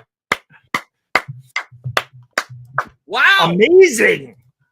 Drew Lock now 1 for 9 for 11 yards. Huge. Whoa. He's won for his last one. He's on fire. Dude, there's a guy wide open down the seam. Man, a guy wide open. And they're going to hand off to Tracy. Tracy off the right side gets 3. There's the spark this team needed. David says, for hockey fans, Rangers lead the Kraken 1-0. There you go. At least the one New York team's doing well. They've been struggling recently. The Rangers have not played well after getting off to a great start. What the hell happened to the Knicks last night? They lost at home to the Pistons. Yeah. I don't know. Well, Carl Anthony Towns didn't play. That didn't help. Yeah. Play action, Lock dropping back, trying to buy time with his legs, throws on the run. He completed another one. He's on fire. Up to Neighbors. He's tied Bad Dog. Why is the guy hitting Neighbors after he's down on the ground twice? The hell was that? Drew Lock completes about a 20-yard pass up the left sideline. It's actually a good play. It was. I was lucky that wasn't intercepted. So Giants will have it at the 20 after a big gain there. Lock under center. Takes the snap. He's going to give. And Tracy tries to cut it back, but the Saints are there. He gets a yard. Andrew says, I cut holes in a paper bag, and I'm going to go to the bar so my buddies can make fun of me in my Taylor jersey. At least it'll get a laugh. There you go. I mean, you can't make fun of Lawrence Taylor. No. I think even if you're a Giants fan, you wear a Taylor jersey, you can't be made fun of. So it'll be 2nd and 9 from the 19. Lock, play action, immediate pressure, and the incompletion streak starts again. Obviously, that one's not on him. It's on the he did a good job just to get rid of the ball that time. I think Josh Azudu, if I'm not mistaken, did a really good job of blocking here. Let's take a look. No, that was Evan Neal. No, tight end. Bellinger. Somebody, whatever. They just missed an assignment there. Yeah. 3rd and 9. I thought Evan Neal was out today. Well, you wouldn't know the difference. There's a Hall of Famer, Cam Jordan. No, you wouldn't know the difference. You're right. Shotgun formation here for Lock from the 19. Trips to the right, single wide to the left. He'll take the snap. Lock drops back. Lock gets obliterated. Giants will have to settle for 3. Yeah. Then here comes our best player, Graham Gano, onto the field. So 11:50 to go. And Lorenzo says Bellinger should have never left the lineup. Well, on that play, he should have. But I get what you're saying. I would like to see Bellinger used more throughout the rest of this year. I think some of us were expecting to be somewhat utilized in the passing game this year, which he was not. Right. So Gano from about 43. You think he makes this, Bad Dog? There's wind. Yeah, I think he makes it. Let's see. Yeah, we can't get shut out. Snap, hold, kick is good as it was hooking left, but he was able to get it through. Giants will get 3. No. Graham Gano ain't missing. All right. So now I got to change it from -45 Googleplex to 3. Okay. Giants get 3. Positive. Let's see. Bellinger should, let's see. Lateral run yard. You could do it, but not in a Taylor jersey. Oh, you mean with the bag? Tommy T said, what do you think about Daniels and Neighbors doing a podcast together? I don't even know. Did they? Or you're asking, should they? Obviously, former college teammates. I'm going to be honest, Bad Dog, and I know like podcast is like the new thing with like everything in life. I don't love when players on my team go on podcast in the middle of the season. Like if I was a Cowboys fan, I would hate if Micah Parsons was doing a podcast during the year. I would hate that personally. Yeah. But it would be interesting. I'm not a fan of it either. But the Knicks do it too. Jalen Brunson does it with Josh Hart. They do the Neighbors podcast. Right. But I don't know. I don't think I would love it. Let's see. Just checking this Tennessee Jags game out. Tennessee has it at the 2, but it's 4th and goal now as they decided to make Will Levis throw twice from the 2, and he didn't get it. So we'll see if they kick a field goal. That's it. We're paying attention to that just in case. The Raiders obviously have mailed it in already today. And Chris Bad Dog's intern says JMS looking like another miss. I think it's too early to call it a miss, but I'm about to take the lead on Drew Lock. I'll be right back. He's been underwhelming to this point. I think it's fair to say that. If next year he doesn't at least become an average center in the NFL, I think at that point, it's fair to start to consider him a miss. He's gotten better this year, but not significantly better, which is what you were hoping for. Let's see. Larry says there was literally a woman that said Hawk 2 has started a podcast that made a meme coin rug pull for. Oh, I know, Larry J. I heard all about it. The meme coin thing. Oh, they're going to do one together. So that's been announced. I mean, I'm not surprised. They're obviously really good friends. I remember when, obviously they played together. And then I remember watching, I think it was, I might have been Jaden Dan. I don't remember. They bet each other like who was going to win Rookie of the Year at the start of the season. So they're obviously really good friends. You see CJ Stroud do it too. So it's just, I guess it's just part of the world now. Everybody does podcasts. It is what it is. I guess I'll listen to it, but I don't know. I don't love it. Well, Tennessee went for it and did not get it. So Jacksonville has the ball on their own 2-yard line. So the Giants have 3 points. So they've matched Bad Dog there. Yes. And Locke with 2 completions. So he's 1 down. Gano set to kick it away. 11:20 to go here in the second quarter. Juan Soto to the New York Giants. If they pay him enough, maybe. Yeah.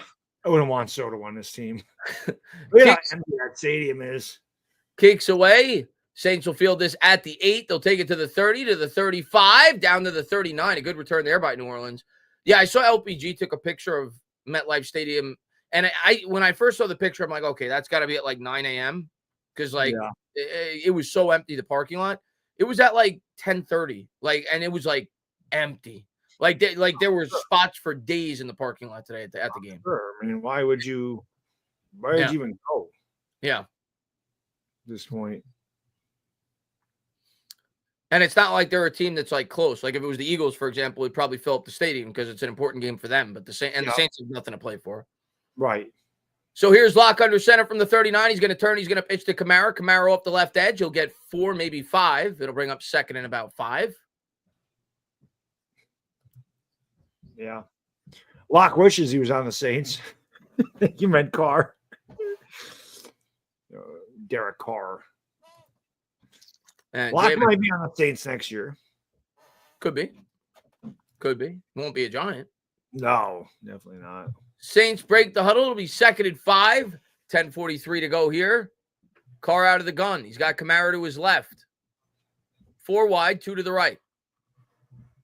Carr will take the snap, gives to Kamara. The Giants this time get a good push. Nowhere to go there. They'll lose 2, maybe 3. The Giants have done that a couple times today, man, where they've bottled them up. Durden with a nice play. We all know Durden. Oh, yeah. Yeah. And the old tush push for the Eagles. What else is new? Yeah. Stupidest play in sports. Hurts loves it. Hurts loves that. Of course he loves it shoved in the ass. Loves it. 3rd and 7 for the Saints. Here's Carr out of the gun. From his own 41. He'll take the snap, drops back, 3-step drop, stepping up. He'll check it down. Kamara gets leveled by Kayvon, and the Saints will have to punt. Yeah. Giants defense doing all right outside of the one drive today.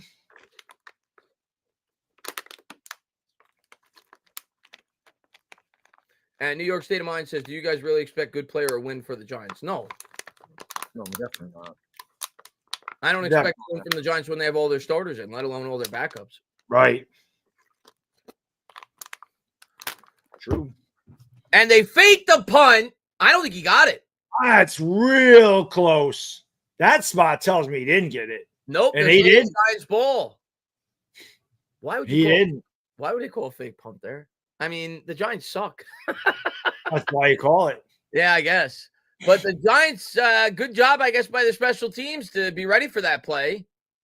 And the Giants will take over around midfield. Yeah, they needed almost 4 yards on that play. They did need 4 yards. But somebody saw that because the Giants all shifted to their left. Oh, he got close. They might challenge that. I'm surprised they don't challenge it, honestly. He got close. Now, technically, would they automatically challenge it because it's a turnover? I don't think that qualifies as a. When they do they do replay assist? Like, I don't know how this works. It's close. I mean, from that angle, it's hard to see when the knee actually touched down. Right. Well, I guess they're not going to challenge it.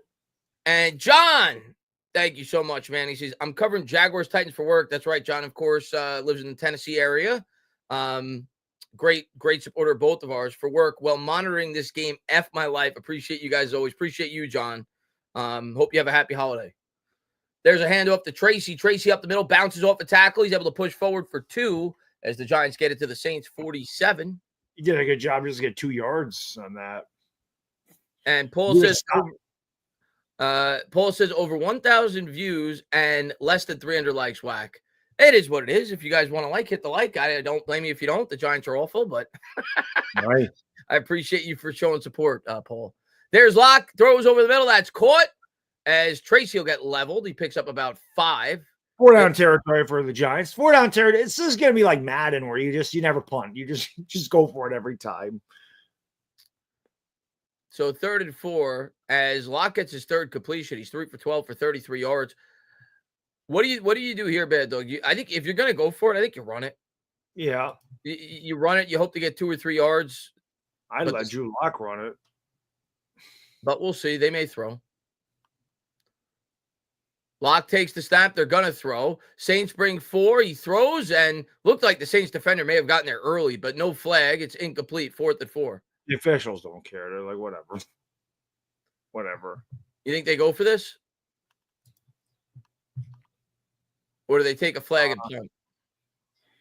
I think they go for it. I don't know why you wouldn't. We'll see what they do. He definitely got there early. Yeah, but it's the Giants, man. Yeah. Nope, they're going to punt. I would have at least lined up, knowing that you went for it previously. Maybe you get an offside. Right? Yeah, I would have at least tried to draw them off sides. Yeah, because a 5-yard penalty may even help the punt. Punts away by Gillen. And that'll bounce out of bounds. Way better job. Like you mentioned, Chris, he's done a way better job at that this year. Yeah, much better. I've noticed it like the last 3 or 4 weeks. He's gotten better at it. So the Saints will start with it at the 8.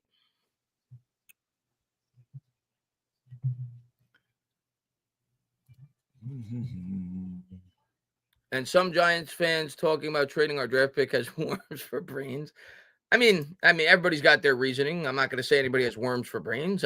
I get the theory behind it, but I think the people that say the Giants either trade the draft pick or just Daniel Jones stands. That's really what I feel. Part of it. I'm sure that's. I really feel like it's just people that are butthurt about Daniel Jones not being a Giant. They don't want to see another quarterback. So I think it's that, and I think some people legitimately may not believe in these quarterbacks, but at the end of the day, I'm with you, Bad Dog. We can't trade this pick. You got to take a quarterback. I'm not trading the pick. It's not happening. Not when you're a GM and your job's on the line.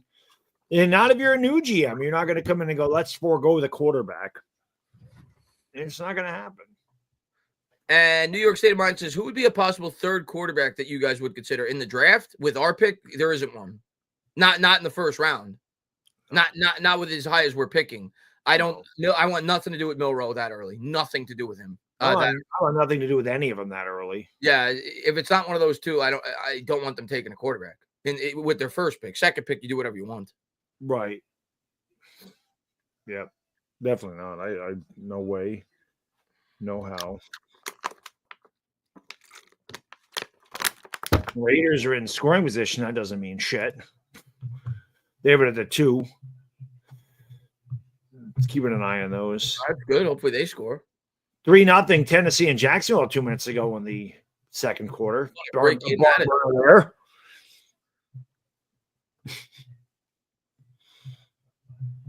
Craziness. 3rd and 2 for the Raiders. Also 2-10. Harry says, what you think about the Oregon quarterback? Dylan Gabriel, 2nd round pick. Yeah. I will say Oregon's had some success lately. So Bo Nix, obviously Justin Herbert. But I don't know. The couple of times I've watched, I always feel like that scheme is so misleading. It's hard to judge a quarterback. It's all so many quick screens and I don't know. Yeah. Look at the hair. Long flowing hair by Jamie Gillen. He needs a shampoo commercial. There's a handoff off the left side. Nowhere to go there. It'll be 2nd and 10. Giants' run defense has actually been pretty decent. Yeah, they've given up like 3 or 4 big runs, but outside of that, they've done a good job. Yeah. I mean, much better than it's been. Yeah. You know. They're showing effort. Right. I mean, we haven't really seen any big runs like torn off. You know what I mean? Yeah. So 2nd and 10, 7:26 to go as we're halfway through the second quarter. I formation, Kamara in the backfield, Carr under center, takes the snap, drops back, throws caught out in the flat, and he's dropped for a gain of 5. It'll be 3rd and 5. Giants defense actually playing pretty good overall. Mm-hmm.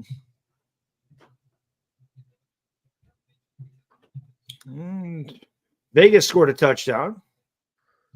That's good. So they're within one score. 14-7. Carolina's hanging in there with Philly. They're down 7-3. They got a 2nd and goal to 9. So you figure at worst 7-6. Carr out of the gun from his own 13. 3rd and 5. 6:40 to go in the second. Carr takes the snap, drops back. Giants come with a blitz. Saints do a good job picking it up. Carr rolls out to the right, throws it deep down. He's got a man. Oh, he should have caught that. Looked catchable to me, at least if he tried to dive. Yeah, Austin just that looked like it went right through his hands. Austin unable to come up with that, and the Giants will have to, the Saints rather will have to punt. Maybe he missed it. He should have laid out for it, but yeah. No, I thought it was closer. It's a tough throw. It was a tough throw. I take it back, Austin. I would still would have liked to see him dive. That's what I'm saying. He could have laid out probably, but it's tough. Saints set to punt it away. And Giants will catch it at the 45. Special teams has actually been good today, and it continues to be good as they may take this all the way to the house. He almost bobbled it, but he... Wow, and the Giants put up 7, and they lead. They put up 7 on special teams. 9-7 extra point pending. The last 3 or 4 weeks, I feel like the special teams in general has looked much better than they've been doing. And there's a flag, so we'll see. That'll be probably excessive celebration, unless that was a late flag. Oh, he's fucking pissed.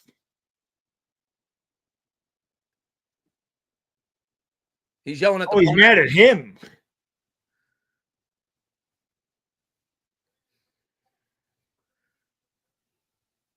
Is that their it's on the Giants? What is he mad at? It's on the Giants. It's coming back. Carolina just scored a touchdown. The flag was on the Giants? I thought maybe he said kicking team. No, you're right. They took the points off the board. Yeah, I thought he said holding on the Giants, number 30. What was the coach so pissed off for? Oh, my God. The Giants can't have nice things, man. What was the coach so pissed off for? Like, I missed something here. I guess maybe because of where he punted the ball. I don't know. And it was a bad punt, I guess. Wow, he was furious. He was furious. No, points go off the board. By the way, how about Carolina taking the lead on Philly? Yeah. How about that? Insane. JL says either of you like Aller. I mean, he looked good yesterday in the at least the highlight. I didn't watch the game, but that one throw he made was really good. To put him within a touchdown with 3 minutes to go, where he had a defender on his back. He's got a big arm. I'm not going to go as far to say, like you just said, shades of Wyoming Josh Allen. I don't think he's got an arm like that, but he's got a big arm. He was a highly recruited prospect, 5-star prospect coming in. Yeah, he's had a pretty good year, but he's still young. He's 20. I don't think he's coming out. I really don't. You look at most of the mocks, most people have him going in the second round. But to be fair, most mocks probably had J.J. McCarthy going in the second round at this time last year. So things could change over the course of time, but I'm leaning he's going to stay in school. I think so too. And what I've seen of him, I'm not a huge fan, but I haven't watched a lot of him. I thought he was okay last night, but I think he would benefit from another year in college, honestly. Yeah. Joe B, thank you very much, man. You two are group therapy. No shrink for me. Need a yay football, I think he means to say, Joe says. Yay! Football! Well, that's a giant. Yeah, Joe, we provide free therapy. I said that to I forgot who asked the question. One of the former Giants asked the question. If you won $25 million or whatever he said, maybe it was Brandon Jacobs on Twitter. What would you do? I said I would build a therapy facility for New York Giants fans to be able to get free therapy every Monday morning. Because we certainly need it. But yeah, Joe. I haven't even been doing that. Normally I do the therapy sessions like the night after, but I haven't even been doing those. Honestly. And Victor says, who would you trade with the Raiders from what would you trade rather with the Raiders from 1 to 2 and still get Ward? The Raiders would never trade. Yeah, you're gonna have to trade. The only team that's going to trade at the top of the draft would be the Jaguars. If anything, the Raiders would be looking to jump us. Right. They need a quarterback. They're not gonna trade with the Giants. Right. It would be the Jaguars. And the answer to your question is, Victor, if Joe Schoen feels that one of the two quarterbacks is far and away the better prospect, yes, he would. So here's Drew Lock under center from the 49. Play action. Drops back. And what the hell was that? He's like, that wasn't a pick six. What the hell was that? Oh, my God. Not that the game matters. I just can't stand awful football. Drew Lock pitches a ball that easily. Was he? I'm just wondering, was he mad at the kicker? Like, I couldn't see who he's yelling He was definitely yelling at the punter. The punter. Yeah. Maybe because he didn't. Like Drew Moose Johnson saying that punter should have been trailing. He shouldn't be way up there like that. Oh, okay. Man emotions, Waddell. Giants are going to run the ball. And there's a handoff up the middle for 4. It'll be 3rd and 6. You know, the funny thing, in the Saints, they have it's a very, very, very long shot. But, dude, their division is so shit. Like, if they win, and the Bucks aren't going to lose today, but like if the Falcons lost, the Falcons are playing the Vikings. Like literally, if they'd be one game out of first place at 5-8 if they won today in both Minnesota. Yeah, Atlanta and Tampa Bay are 6-6. If they both lost, they'd be 6-7. The Saints, and I don't know if the Saints play them again. I know the Falcons play us next week, so they got another win. But. That's true. Yeah, that's true. Lock takes the snap, drops back, scanning. He's going to run. Here goes. What is Lock doing? What is he doing? The tank's on, bro. The tank's on, Chris. Drew Lock had the easiest first down ever.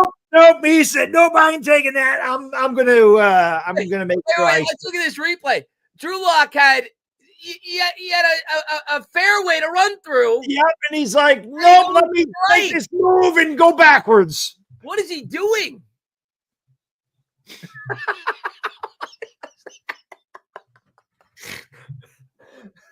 Oh my God! Look at Dable. He's like, "What the?" Even Dable's like, "What the hell is that?" Giants are gonna have to punt. That's pretty funny. Let's see if going. That was a whistle. That was pretty funny. I can't lie. It was pretty damn funny. Where do you think Soto goes? I said at the top of the stream, Jaden. I think he's gonna. I mean, I've always said it's either gonna be Mets or Yankees from the start, but I think it'll be the Yankees when all is said and done. I think it's pretty funny. That was pretty funny. I gotta laugh out of that. Thank you, Drew. We appreciate you. And Rover says, would you start Arch Manning against Clemson in the playoffs after Ewers' game yesterday? No, definitely not. That's not going to happen. Ewers is their guy. He's been their starter from the beginning of the year, outside of when he had the injury for a few weeks. Yeah, definitely not. You're rolling with Ewers at this point. Definitely not. And the only 2 losses they've had against Georgia, if they meet Georgia again, then maybe you say, yeah, let's try Arch. But no, I don't think you do it. And this time, not the best of punts, as they'll have it at about the 19. So 4:17 to go. Saints will start. Dude, I don't even know who these guys are out there. This is like a preseason game. We see Green. Dable's like, dude, run forward. And Locke's like, bro, I thought you wanted me to tank. And Brian Dable's like, this is just optics for the camera, bro. You did the right thing, but just run forward. So I'm not yelling at you. Just go that way.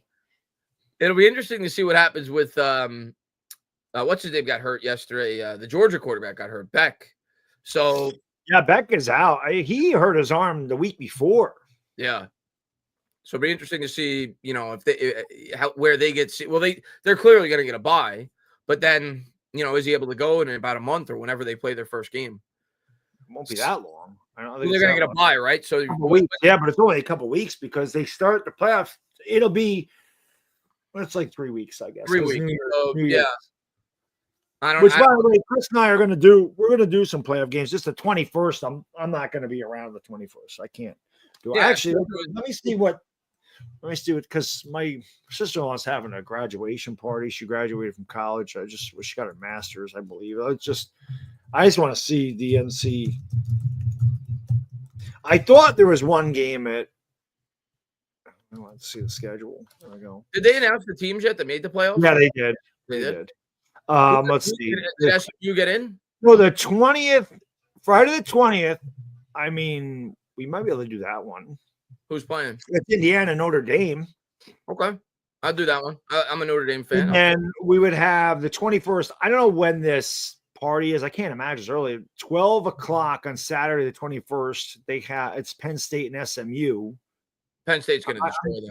I'm not going to be home the last 2 games. And then on the 31st, we have the Boise State against Penn State SMU winner. And then I don't know what you're doing New Year's Day, but we could make a day of it. Yeah, maybe. We got New Year's Day it's going to be Texas is going to be Clemson. It would be Arizona State, Texas, Oregon, and Ohio State. Ohio State, Tennessee is going to be a damn good game. I'm not going to be able to do that because I'm not going to be home, but we'll figure it out. Yeah, we'll figure it out. Georgia against Notre Dame. I think Notre Dame will beat Indiana. That'll be 8:45 on New Year's Day. I know we can do that one. Yeah, I think that'll actually be a decent game though. Indiana is not bad, but I agree. I think Notre Dame will win. I think Notre Dame will beat them though. But yeah, we'll figure it out because I think it'd be fun to do some games. I mean, obviously you're a Notre Dame fan, but it'd be nice to do some games where we don't have a rooting interest and just watch football. It'd be great. Yeah, I'm a loose Notre Dame fan. It's not like I'm going to be crying if they lose. There's a handoff up the middle to Kamara. There's a gain of 1. It'll be 2nd and 9. Simon says this kind of game you give to a newbie intern ref. Yeah. Right. Exactly. Yeah. And an injury on the field for the Giants. That's Nubin. Not good. I thought Nubin was already hurt going into the game, and there's Shane Bowen. He's going to get his walking papers at the end of the year. He may never coach in the NFL again. That was really bad this year. By the way, the Raiders are saying don't count us out yet. They're down 14-7. They have the ball at the Tampa Bay 11 on a 2nd and 7. So they're hanging in there. Looks like they're holding Nubin's ankle. Oh, you might as well just take the rest of the year off. Hey, all right. No, not too serious. He gets off on his own power. Young and Promise, thank you very much. He says Locke may be hungover from Saturday night. Well, it was Saturday night. I just think Locke sucks. Maybe Locke was hungover from this morning. Man, you're starting for the Giants. You might as well start drinking early. You like to go out and tailgate with the people out there. Raiders got to go front, I would imagine. They have a 4th and 2 at the Tampa 6. I would imagine they're going to go for this. I would think maybe 2nd and 9 here for the Saints as we're under 4 minutes to go in the second quarter. Nubin able to get off the field in his own power. Carr drops back, buys. Looks like there was a hold. They don't got there either. I couldn't see who was blitzing there, but he never got there. As he Stroman was never going to get there. And somebody got held. It looked like. Let's see, Chapman. I think it was. I guess he fell to the ground. Little chip block. So Kamara picks up 12 and a first down for the Saints. No, they kicked a field goal, so it's 14-10. All right. Raiders trail by 4. They're competing. Hand up to Kamara up the middle. We'll get 3. It'll be 2nd and 7. Philadelphia is too, or Carolina is too. They're actually up on the 2 minutes ago. They're up 10-7. I get the ball at their own 35. Scrimmage yard since 2020. He's been damn good. Cleveland's losing. Jets are down 12-10. They have it at the Miami 6, 3rd and 3.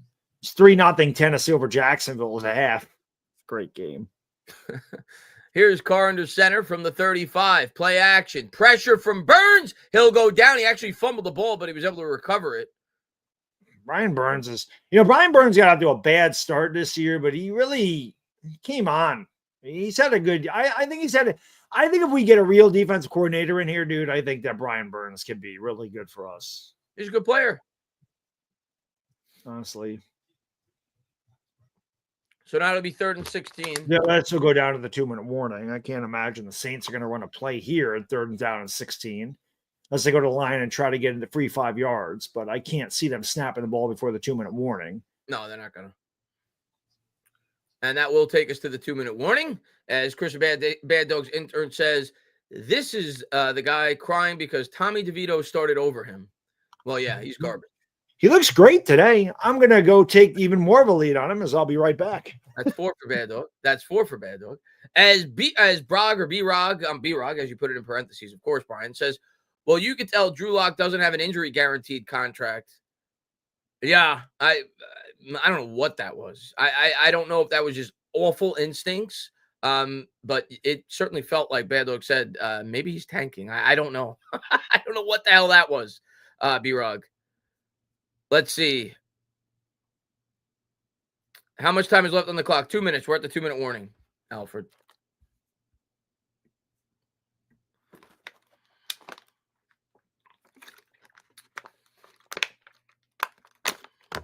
And Stan says Burns has underperformed versus contract value. Well, I agree with that.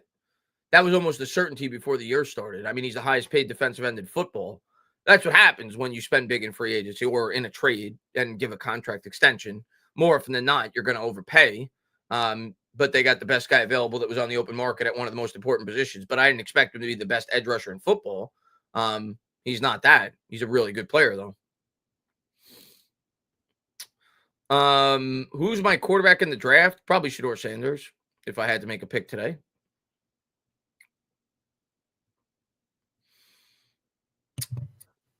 And oh boy. Ewing says another game. Consider ourselves lucky because the other team sucks too. This game is very exciting. Yeah. Will Levis got hurt, Jay says. Well, that might be an upgrade for the Titans. Yeah, it might be good for Jacksonville. Maybe Jacksonville can squeak out a win there. Yeah. And New York State of Mind says, after quarterback, what position do you fill next? I think it's corner.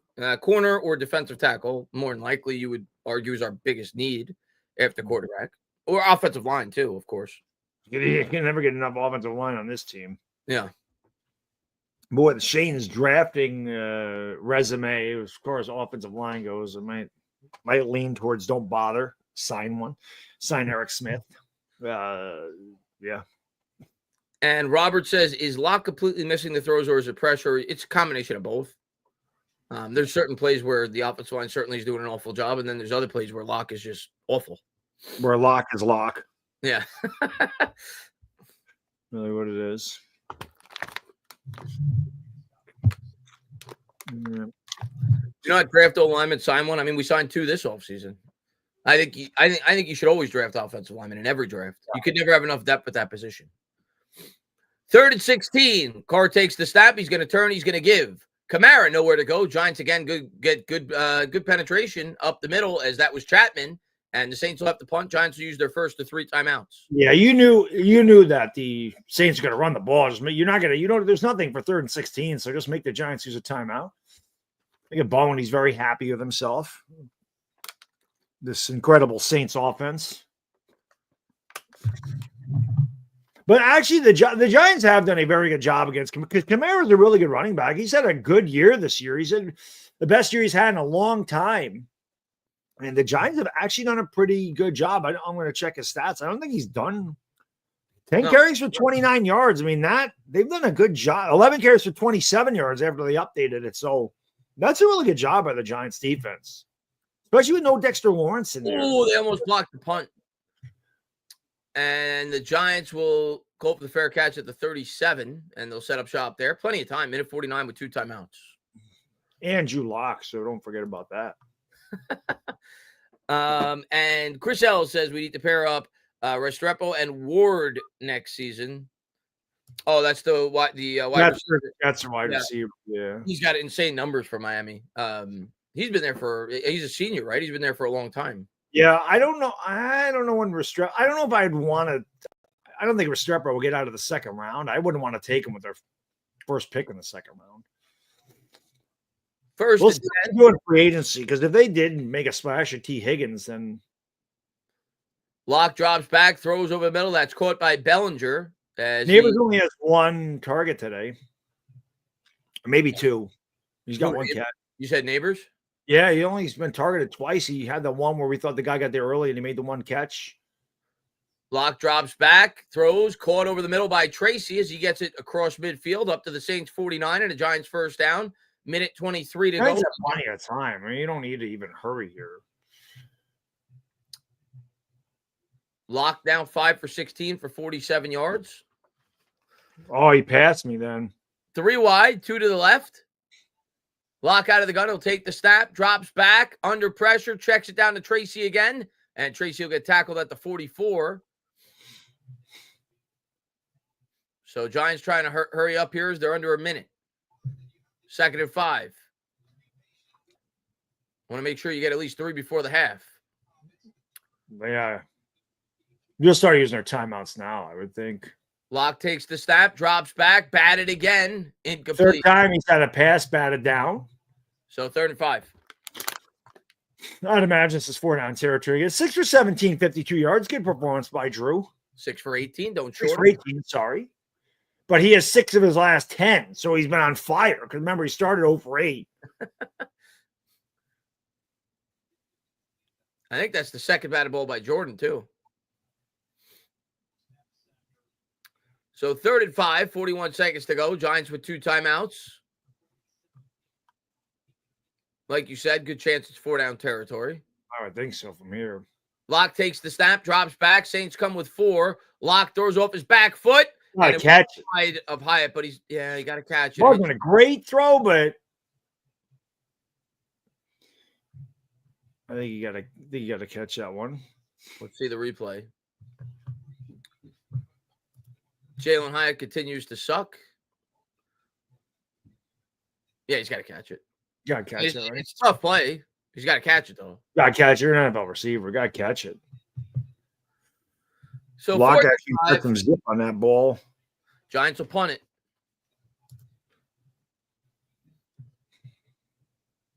Maybe the Giants try a fake. Saints call a timeout. You figure it's probably for that exact reason. That and don't jump off sides. Yeah.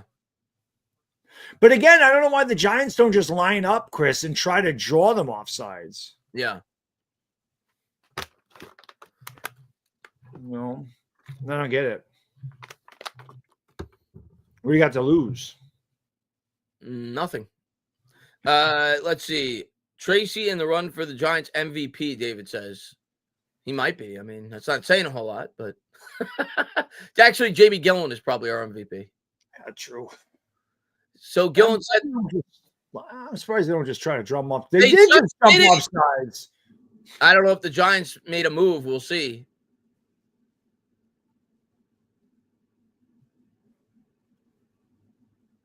Yeah, Giants did it. It was a good attempt, even if you did do a full start. Yeah, it don't matter. I mean, shit, the 5 yards probably helps Gillen anyway. Try to get them to jump off sides. Maybe the referees missed the full start. Oh yeah, he definitely rocked back. Yeah. Oh yeah. He definitely rocked back. They declined it, which is smart by the Saints. Yeah, of course. No, they didn't. It's 4th and 10. Oh, my mistake. They had it at the 44. That's why I was surprised they didn't just line up to try to get him to. Punts away by Gillen. And the Saints are called for the fair catch at the 6. They'll just down it here. I can't imagine them. More than likely. Maybe you do one draw play to see if you could break 20 yards. If not, then you just go into the half. Yeah, 29 seconds. I can't even see them fucking around. They only got 2 timeouts. What are you gonna do? He already missed a 51-yarder. I think I'd call a draw play just to see if you could break a 15 or 20-yard run. And or a safe pass, maybe. Yeah, that's what I would do. Here's Carr out of the gun from his own 16. And they're going to throw. Carr drops back, caught, and they'll get out of bounds. They'll pick up 7. That'll stop the clock.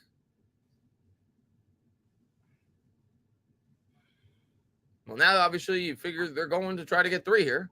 You'd think. From the 23,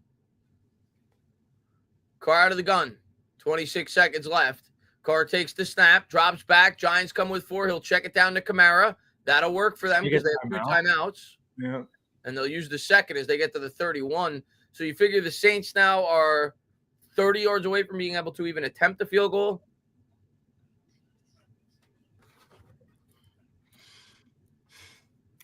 Maybe you have 2 plays to get there. Right.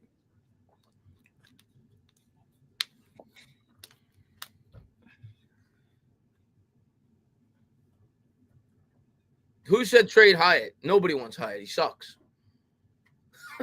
Yeah, that's true. What are you going to I hope he gets better, but he's not going anywhere. Yeah. So from the 31, here's Carr out of the gun. Carr takes the snap, drops back. Giants come with 4. Carr steps up, double pumps. He had him. He missed him. He had him open. So 14 seconds. Still probably enough time for 2 plays with the time. That would have been big because it would have been across midfield that he completed that. And Mikey Nixon going to get to you after this play. 2nd and 10. Always good to see Mr. Nixon.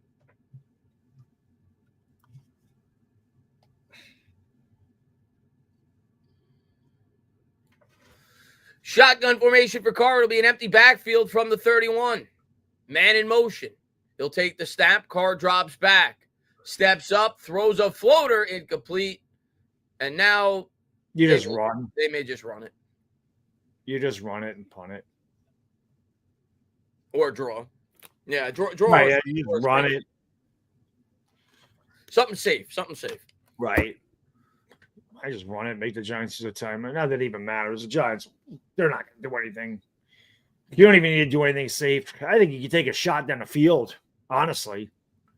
Because what the hell you have to lose? If you take a shot down the field, it's going to take 6 seconds off the clock. You punt it to half. Yeah, so you're right. I would take a shot. Screw it. I mean, that's what they're going to do.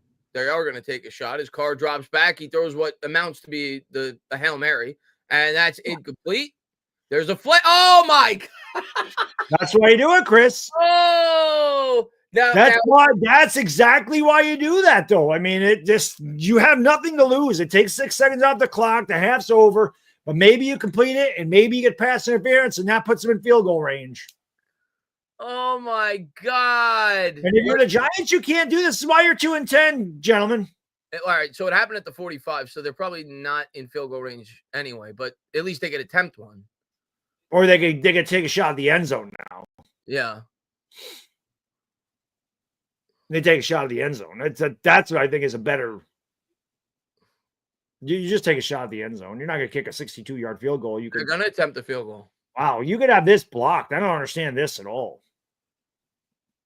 I just take a shot at the end zone because 62 yards, you're going to have to freaking hit a low line drive. Giants have blocked the kick already. And the Giants call timeout. If you're the Giants, you should have a guy back there in case it's short. Right, they probably do. How many times have you seen that, right, where a guy runs it back? No one our luck will run it back and fumble.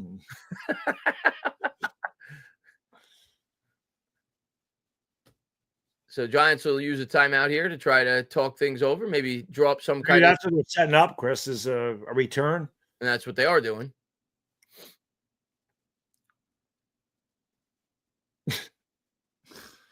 So a 60-yard attempt here by the Saints. Knowing the Giants' luck, this is going to go in. I doubt it. He's going to make it. He's going to make it by a yard. It's going to bounce off the bottom of the crossbar and go in. Either that or we'll rough the kick or get to kick it again. And the Giants blocked it. I told you, man. Low line drive, Giants block it. And that'll take us to the half. So 7-3. I told you. That's pretty much what happens. That's why I didn't understand. You're better off throwing a Hail Mary. Maybe get another pass interference. Maybe get a hold. Maybe get something. And Mike Nixon, 86 total yards is pretty good, but they only have one play for negative yards. The Saints have 8 plays for negative yards. So pretty good. Pretty good. 86 yards in the first half. Mike Nixon says, what's up, Tana and Bad Dog? Well, at least for us, we got the Mets and Knicks, Tana. I have a feeling the Mets get Soto tonight. I hope you're right, Mike. And I think it's going to, I don't know if it'll happen tonight, but I think it's going to happen soon. So I want it to be over with and, Yeah, hopefully the Knicks get their head out of their butt. They were playing well there, but I didn't like the loss last night. Elijah says, I feel bad for the fans who paid $1 on StubHub to watch this asshole of a game. Yeah, Elijah, I feel bad for those fans as well. I don't know why you would pay to go to this game today, but some people buy the tickets in advance, so I get it. And Aaron Jones says, I understand the Barkley situation, but why not pay McKinney? I think that's a more fair criticism. I still kind of understand it because it was a lot of money, but obviously the way McKinney's playing, yeah, if Shane could go back in time, he would have signed him. He's young, he's talented. I agree. If there was one that you could be critical of, I think it is McKinney, and I think that's a fair criticism, especially in hindsight for not signing Xavier McKinney. You guys are on the longest streak of no interceptions in NFL history. Fire your GM, man. Did you what was I going to say? Did they even attempt to offer McKinney a deal? I mean, if they did, which maybe they did, but if they did, it wasn't. I doubt. I don't hear anything about them offering him anything. Yeah. I'm not talking about just like Hard Knocks. I'm talking about in general. I very much doubt they came close to the amount of money that he received. They didn't attempt to tag him, so they could have done that. They could have tagged him, right? So they clearly didn't want McKinney that bad. But what the Giants ultimately ended up doing was they used the money that they would have had to pay McKinney, and they gave it to Brian Burns. That's what they did. They prioritized the edge rusher, and they thought they could replace McKinney in the draft. Through 1 year, right. That looks like a horrible plan. So doesn't look good. Right. Let's see.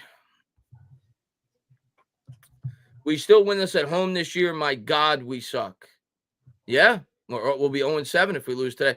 Last time we were winless at home over the course of an entire year, I think it was 74 or 73. I looked it up. So Giants may make history this year, and that was only 7 home games because that was when they played 14 games. Yeah, you're talking about Juan Soto. I mean, it'll be interesting to see where he goes, but at one point is like, how much money does one person need? You know what I mean? Oh, Soto? Yeah, how much money do you need? If you're talking the difference between 750 million and 720 million, like 30 million to me is astronomical, but is there really that much of a difference between 720 and 750? I agree with you. I'm not even saying that's what the offers are, but I've heard he's north of $700 million. I agree with you, Bad Dog, but we know who his agent is. Yeah, it's Boris. We know. I guess you're setting precedents for other guys. Yeah. You look at Alex Rodriguez. I remember as a Met fan when I was hoping they would sign him back in the day when he was signed with the Texas Rangers. It was like clearly obvious that he wanted to be a Met. He grew up a Met fan. I remember them calling him Shayrod. Yeah, he was vocal about wanting to be a Met, but at the end of the day, Texas was willing to offer a little bit more money, and because Boris was his agent, he signed with Texas. I think they offered a lot more money, didn't they? Yeah. Well, if I recall, when he came to the Mets, like he had like insane demands. Like he wanted like his own tent, own jet and shit. Yeah, he had his own tent where he could sell his own merchandise. Yeah. But whenever there's a Boris client, they're going for the money. Above anything else, they're going for the money. True. Corp says the New York Giants should only set their sights on Cam Ward because hell will freeze over before Dion lets his son go to New York. I just don't agree with that. And I know some people have been saying that. Maybe I'll be dead wrong on draft night. I don't buy it, Bad Dog. I don't buy the narrative that Dion doesn't want his son playing in New York. He may prefer the Raiders. That's entirely possible. Vegas. Dude, I don't know, man. Dion likes he's flashy, man. Dion's like, wouldn't you want your kid to play in New York? That's what I'm saying. I don't buy it. Like the market. I don't buy it.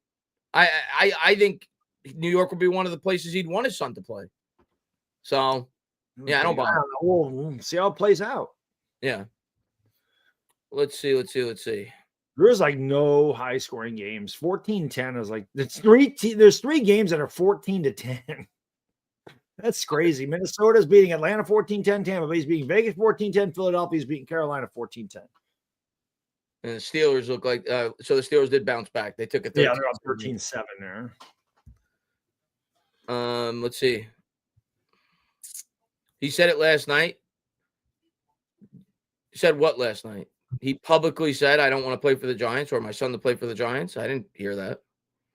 I didn't hear that either. Let's see.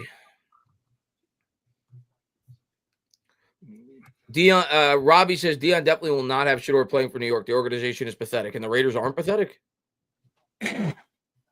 Like the Raiders are equally pathetic. Like any team that's picking in the top 3 or 4 picks is usually pathetic. Right. What's he gonna do till his son? No, don't make sure you get drafted to a good team. Wait till 25th.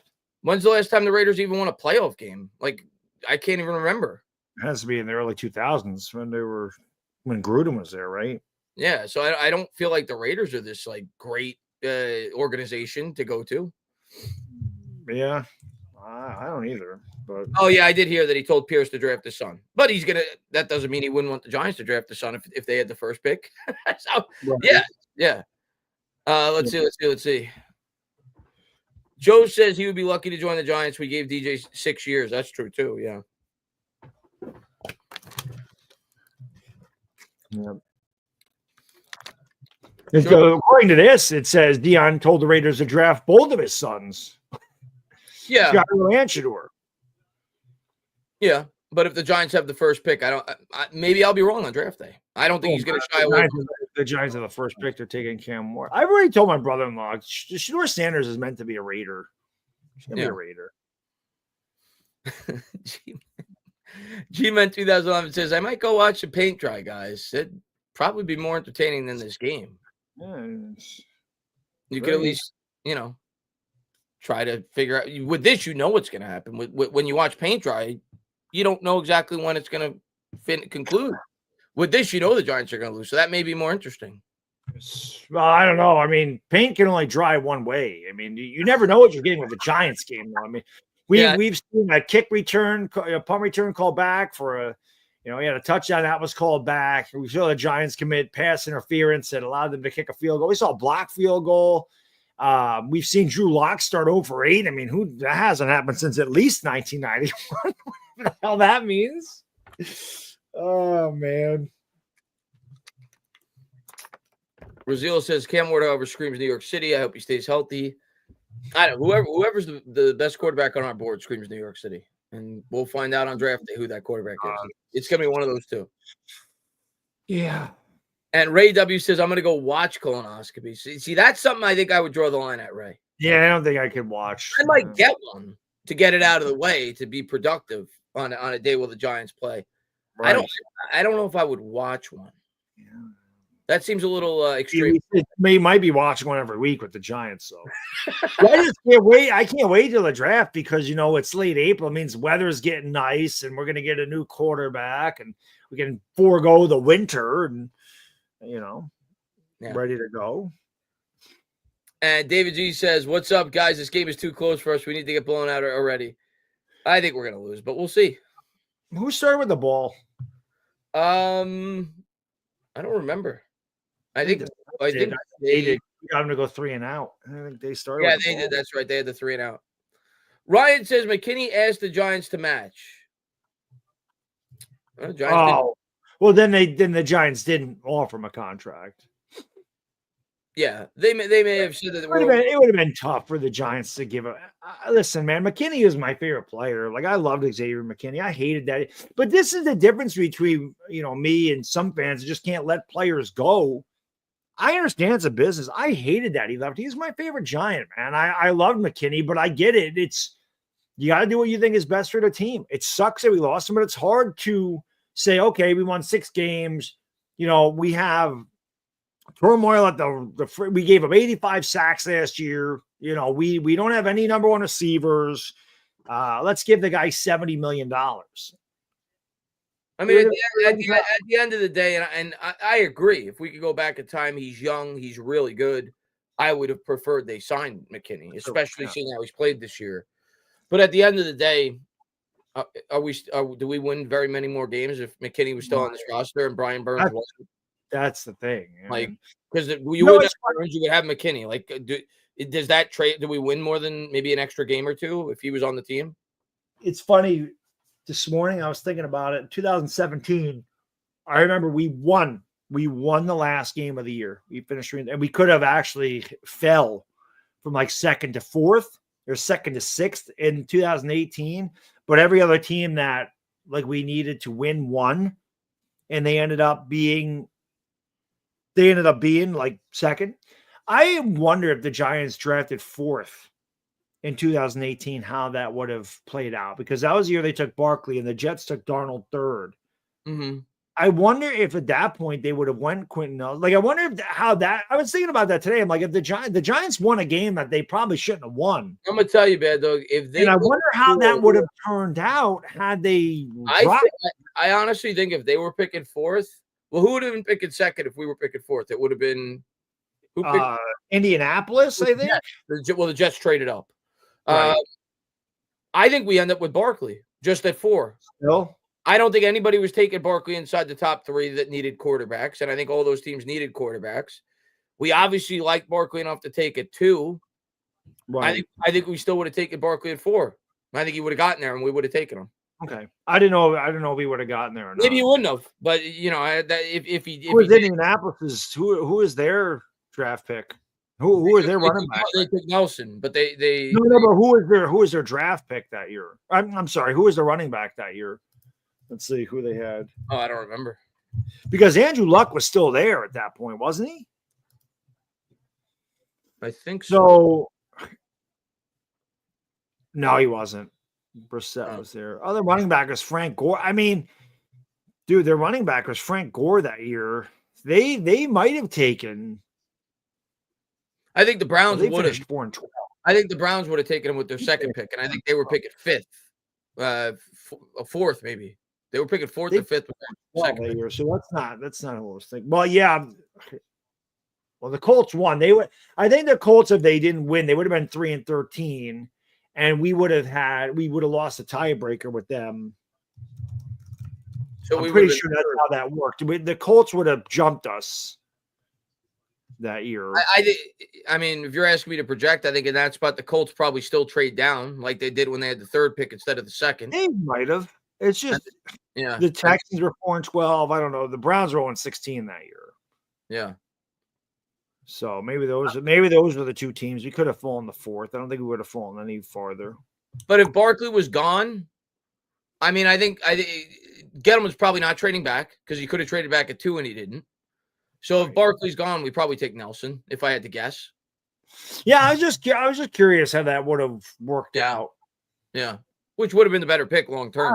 Maybe it's because I drink a pot of coffee today. Like, I am peeing a lot, and it's not because I'm trying to beat the Giants. I mean, it's pretty easy to do that. I mean, but we're way above because Thanksgiving I might have went once, but Sundays are always the day where it's just all the carbs are out of my system, and now we're ready to just get rid of all the liquid on top of it. And drinking a pot of coffee doesn't help that. No, that's for sure. Saquon 75 yards on 11 carries. I'm not surprised. He's playing behind the best offensive line in football. Right. And he's motivated. Yep. So Giants will start with it here in the second half as they trail 7-3. Giants will field it a yard deep. They'll take a knee, and they'll start with it at the 30. Giants like Josh Allen. They clearly didn't like Josh Allen because they would have drafted him. Right. Like, if you really, really, really like a quarterback, you don't take a running back over that quarterback. Correct. So they didn't like Josh Allen, at least not nearly enough. Exactly. So here we are, the start of the third quarter. Giants will start with it at the 30 as they break the huddle. Drew Lock under center. Tracy in the backfield, 3 wide, 2 to the left. Saints show blitz. He's going to turn. He's going to give. Tracy's able to lower the shoulder and get 6.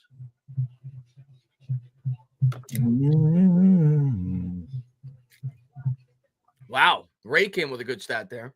Did you know the average person pees 3,600 gallons in a lifetime? I think I do that on a Sunday. That's a lot of gallons. You think about when you go to the gas tank, it's usually, 12 to 15 gallons when you fill up? Yeah. A lot of gallons, right? Yeah. I do that on a Sunday. I think I get rid of. 2nd and 4 for the Giants. Man of motions, Wandell, who still doesn't have a catch.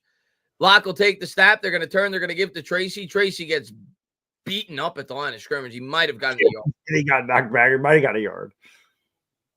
3rd and 3.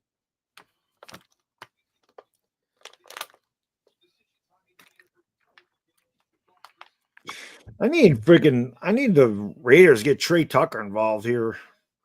Somewhat. And Johnny Smith has done nothing today. Shotgun for Locke. He's going to give to Tracy. Tracy bounces off a few. Oh, my God. He gets leveled. He did. Bounced up like 2 tacklers. And then the Honey Badger comes in and cleans it up. Didn't know he even still played. So it'll be 4th and 2. And the Giants John Runyon's hurt. That's good. I mean, at this point, just stay down, big fella.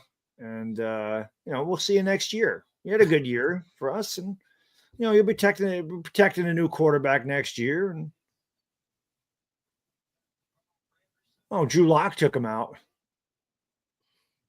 Oh, no, it wasn't. It wasn't Drew Lock. It took him out, though, Drew. So timeout is John Runyon's on the ground. We'll see what that Hey, why don't we do that? I'll go potty again. Why the hell not? Why not? Kelvin, thank you. He says, Daniel Jones was just a used bag of salt. He was our problem. He was one of several problems, but yes, he was a big problem, especially being that he plays the most important position. There's other problems. It's not just him, but he was definitely the biggest because he's the quarterback.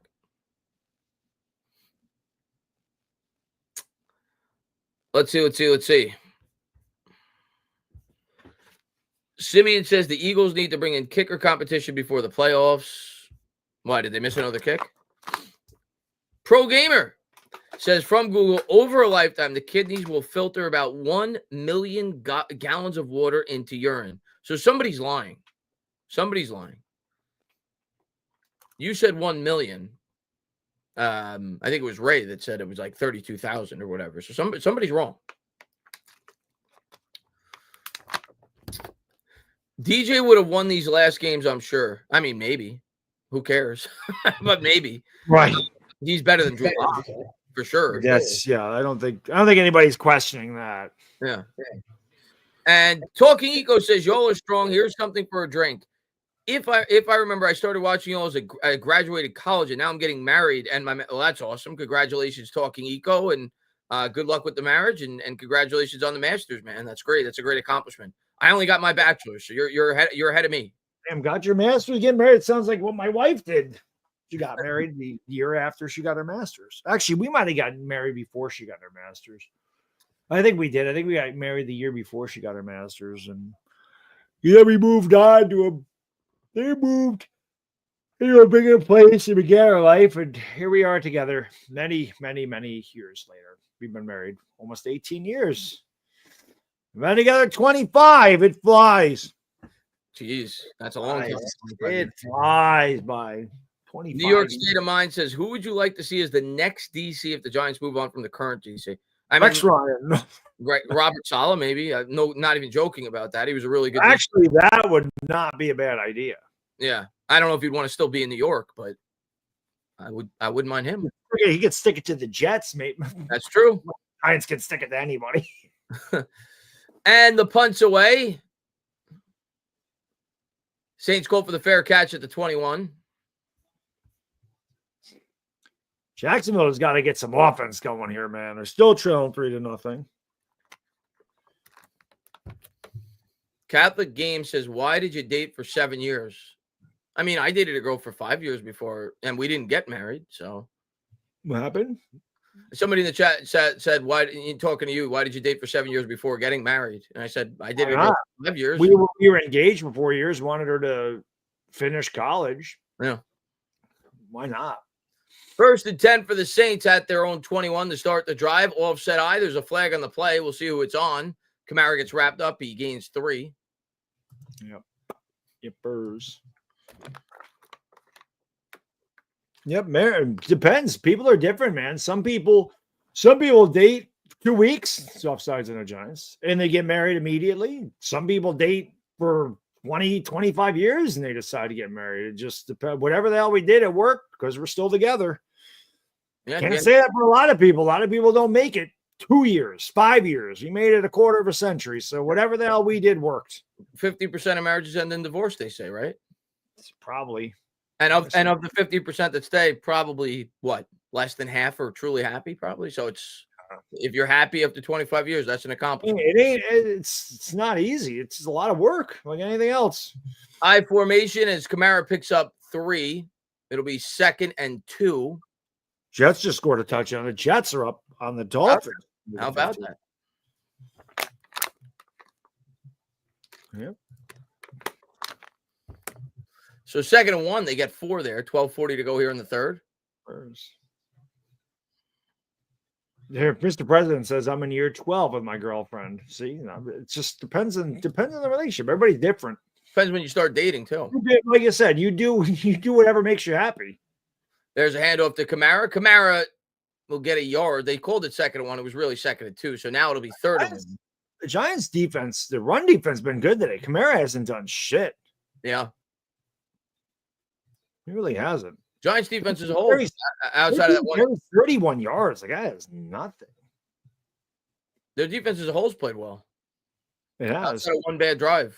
Yep. Yeah, that drive started at the 2. Yeah. So 11:54 to go. Offset eye for the Saints here at their own 30. 3rd and 1. Carr will take the snap. He's going to give, and the Saints will able to squeeze that yard out. They'll get the first down. Tennessee scored a field goal, 6-0 Tennessee, 4:30 to go in the third.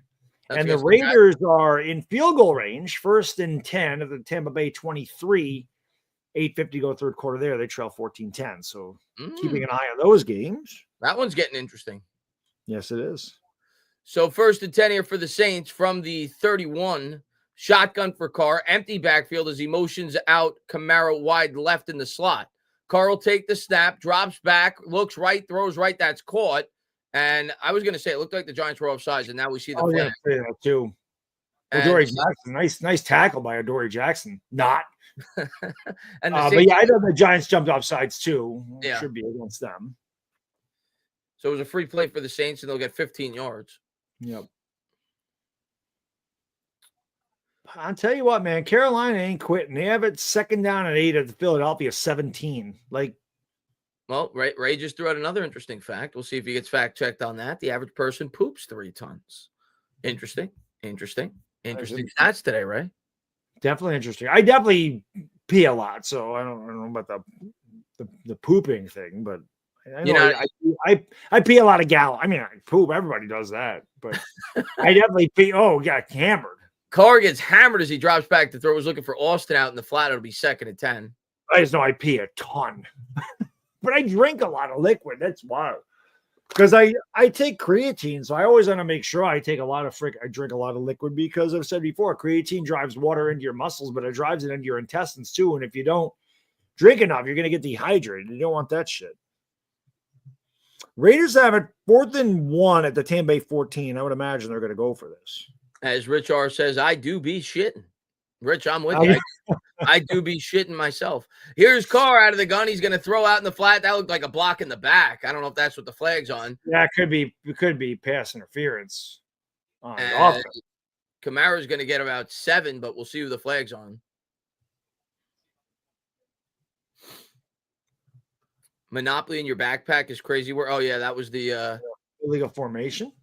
That was the CEO shooting. They found Monopoly money, right, or something. Interesting. This guy just likes to yell, man. Dude, he is pissed. He yells more than Parcells did. This guy just likes to yell, man. He does. So 2nd and 15. That doesn't usually work, does it? What? Yelling? Yelling like that. Usually not. Carr drops back out of the gun. He throws over the middle. That's caught. And that was Williams on the catch. He got about 6. That right there was such a New York Giants pass. He had all day to throw, Chris, and he throws it to the covered guy 3 yards in front of him. Instead of scanning the field, he just took that. Yeah. Raiders went for it, and they got it. So the Raiders trying to take the lead against Tampa. And he did just get fact-checked again, Bad Dog. His pro gamer fact-checked him on the poo comment.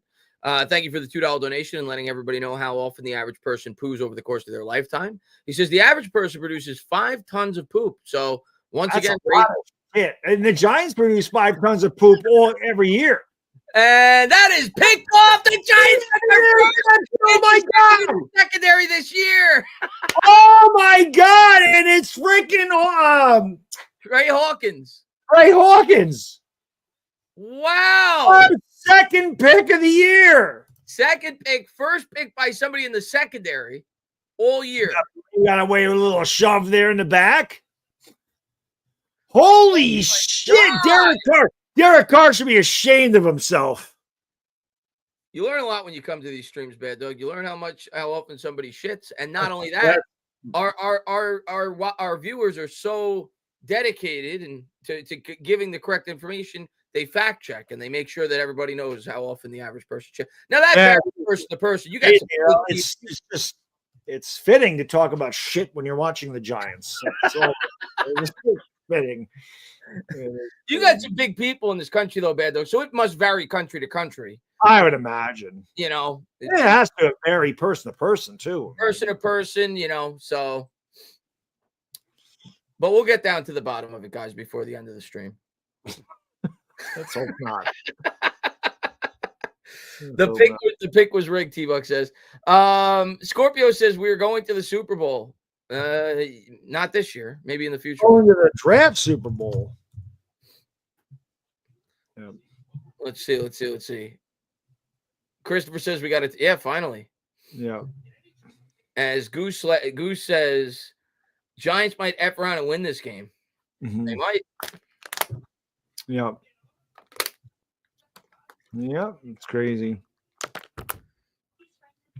Jets beating the Dolphins 20-15. Yep, they are. What happened in that? I think it was the Jaguar game that they were driving. No, the Raiders game they were driving. Raiders have it 2nd and 8 on the 10. Okay. Carolina has the 1st and goal on the Philadelphia 5. Jacksonville now in Tennessee territory. They're at the 31. Okay. So some interesting developments here. And the Giants just got a turnover. So there's. And Corey Johnson says, we finally get a turnover. Yay, football. Yay, football. And the interception we get basically is a punt, if we're being honest. Yeah, it's true. But it was an interception, nevertheless. Yeah. You know what's interesting is Raiders do a pick. So I'm guessing I'm just reading. I can tell fantasy football, right? I definitely know because I have Jonnu Smith, who has been killing it the last few weeks. And he has no points today. So I'm like, what the hell? So I'm like, is he hurt? So I just type him in to see on Twitter. And so many people are freaking bitching about, oh, he has no targets. He has no target. I'm like, all these people have Jonnu Smith in their fantasy team trying to either win their playoff week or trying to get into the playoffs because they're like, he has no targets. He had 30 targets the last 3 games. And the Giants have a full start. Full start on the Giants. So I can always tell them, like, yep, people definitely have Jonnu Smith in their fantasy teams. And they're like, what the fuck? No.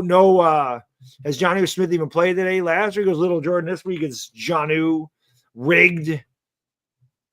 It's just funny reading all this. Of course, Jonnu Smith has no targets after having 30 in the last 3 games.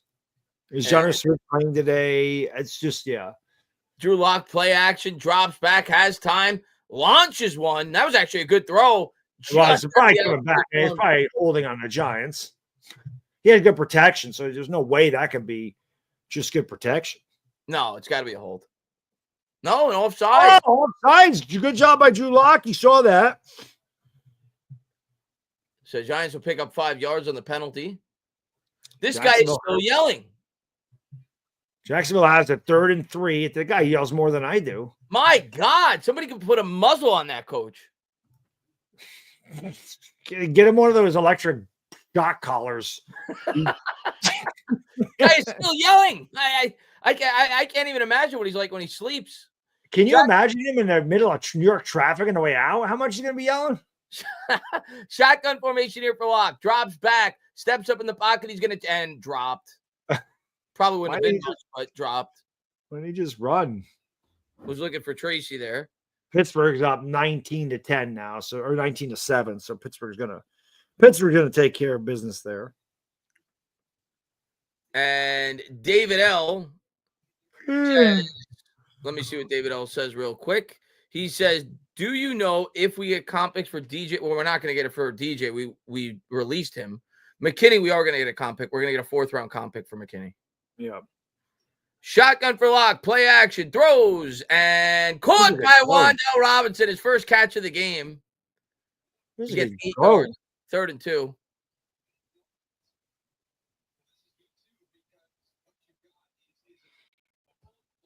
Should have been a pass interference, too. That would have been better because he would have had first down. So now it'll be 3rd and 2 after Wan'Dale makes his first catch. Now I got 1.8 points in fantasy. 1 catch for 8 yards. It's more than I have for Jonnu Smith today, who has no catches for no yards. So here's Drew Lock out of the gun. They got Neighbors lined up in the slot.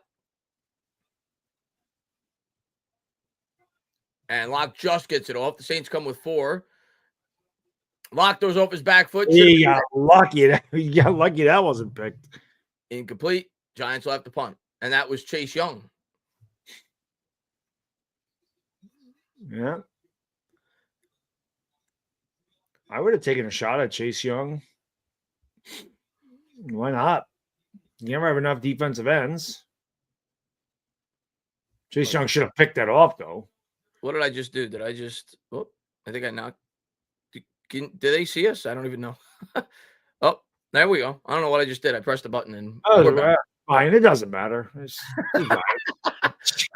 4th and 2, Gillen set the punt it away. That Chuba Hubbard just scored a touchdown. Carolina beating Philadelphia late in the 3rd. What are the odds of that? Punts away by Gillen, and it'll take a Giants bounce, and it'll go out of bounds at about the 32. Now, Vegas must have done something with the damn ball because Tampa Bay has it back now. Bliss fan says this is brutal. Yeah, this is brutal. What the hell just happened there? I don't know what happened. Oh, he threw an interception, damn it. Which game were we talking about? Freaking 1st down and 10 of the Tampa Bay 7, and then he throws an interception. Raiders. Oh, Raiders, yeah. Yeah, somebody said that in the chat earlier. Son of a bitch. You gotta make that play. You gotta score a touchdown there, man. Does this work? Jacksonville has it 1st and 10 of the Tennessee 11. Okay. So if Jacksonville wins, obviously you're hoping the Raiders beat Jacksonville next week.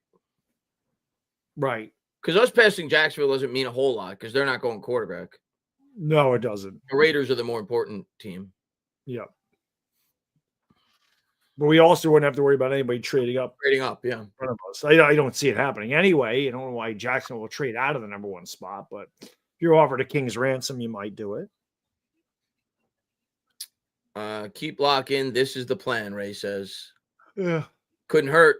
If you're trying to lose, it certainly doesn't really matter. If you bring DeVito in, I don't think it really makes much of a difference, if we're being honest. My God, man. These games are hard to sit through. They definitely are. When I was doing the Thanksgiving Day game, I was like, the first half was 2.5 hours long. I'm like, how is this game this long? And then the halftime is really long. Yeah. For Thanksgiving. Yeah. But I'm saying even before we got to the extended halftime, it was really long. It's crazy. Yeah. Atlanta must have moved it. Oh no, they kicked 2 field goals. That's why. Jacksonville's gonna have to kick a field goal. It's 4th and 4 at the Tennessee 5. So what's the score there if they make it? 6-3. It's like our game. Right. 10 points. Really good quarterbacks going out of there. Mac Jones and Will Levis. What was the over-under? What was the over-under in this game? I'm just curious. What was the over? Do you know what the over-under was in this game? Had to be like 39.5. Shouldn't even be. I feel like it should have been like 36.5. Let's see if it said it what it was. Well, look. 41. Wow. Yeah, I would have definitely picked the under. And the Giants jumped off sides. Giants jump off sides. Penalties. Maybe it's on the Saints. L.A. Lou says, I just found out yesterday when the Yankees drafted John Elway, they passed on Tony Gwynn to do it. Wow. Tony Gwynn could have been a Yankee. I knew that Elway took out that the Yankees took Elway. I didn't know that they passed on Gwynn. I didn't know either. That was on the Saints. That'll make the coach happy. Gives them another thing to Gives him another thing to yell about. But good to see you, man. Did I ever tell you how much I love Sam Darnold, dude? Sam Darnold, 29 points for me today. He has 3 touchdown passes, 219 yards. And well, the last few years, me and my buddy, we've been good. We won a championship a couple of years ago. But there's one fantasy thing that I actually got right when I told people that Sam Darnold is a fantasy sleeper this year, man. And I thought so highly of him. We took him in the 4th round this year, and he has been awesome. He's got like 26, 27 touchdowns now, right? It's just crazy how good he's been. And I said if he was ever going to resurrect his career, he would be in Minnesota. Yeah. 2nd and 18 as the Saints lost a few yards on the last play. They'll dump it down to Kamara again. He'll get 5 of them back. It'll be 3rd and 13, 3rd and 12, 7:30 to go here in the 3rd. Vegas got the ball back near midfield. This is just crazy. Come on, Vegas. 7:17 to go here in the 3rd. Saints huddled up. Let's see. He's excited to get his chance when the Vikings when Darnold is gone. We'll see, Blitz fan. He's not going to be a Viking pass this year. They picked him up so they get the comp pick. Carr takes the snap out of the gun, drops back, steps up, throws. That's caught. That's a Giants defense, I know, Chris. 3rd and 12, wide open, 18 yards down the field. That's the Giants defense. I'm waiting for that all day. First down for the Saints on the 3rd and 12 as the Giants easily give up a completion. Look at that. Very soft cover. Hawkins got that pick, and he's like, nah. He's like, I did my part. It made it look like I was trying, and now let me give up this 3rd down. So Saints have it around midfield after the big gain there on 3rd and 12. Yep. Gain 19 yards there. Carr now with 162 yards. At the 47, Carr under center. Kamara in the backfield. Man in motion left to right. Carr takes the snap, play action, pressure from Burns. Carr is able to get it off. Oh, how does he drop that? I don't know. He looked upfield. That's the 2nd time he's dropping. Carr looks pissed. That's an easy 20-yard gain there because it was Carr is not happy right there. So 2nd and 10, nobody was around him. No.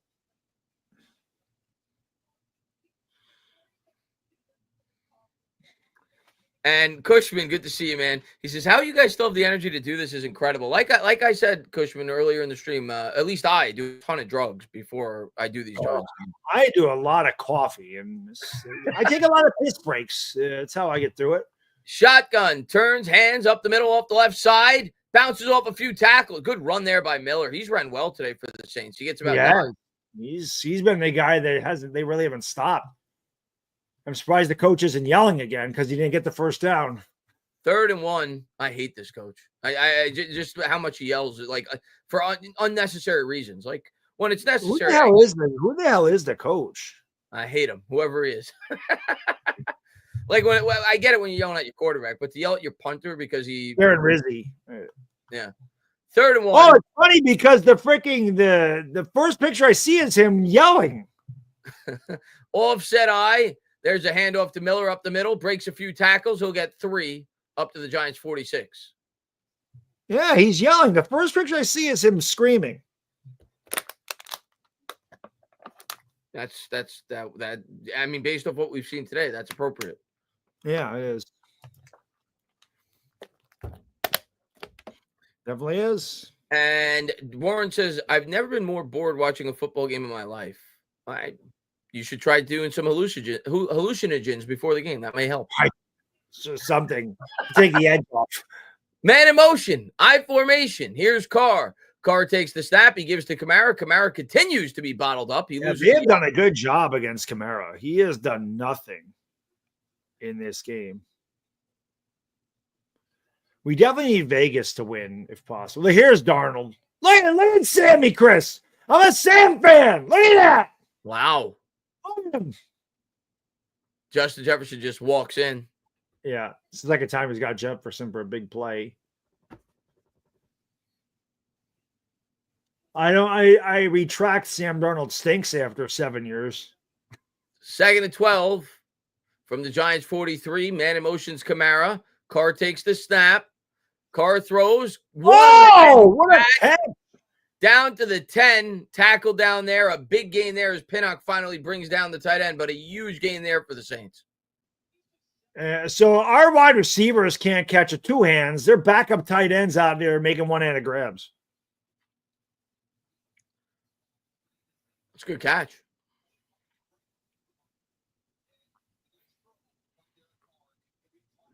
Yep. So the Saints now have it in the red zone.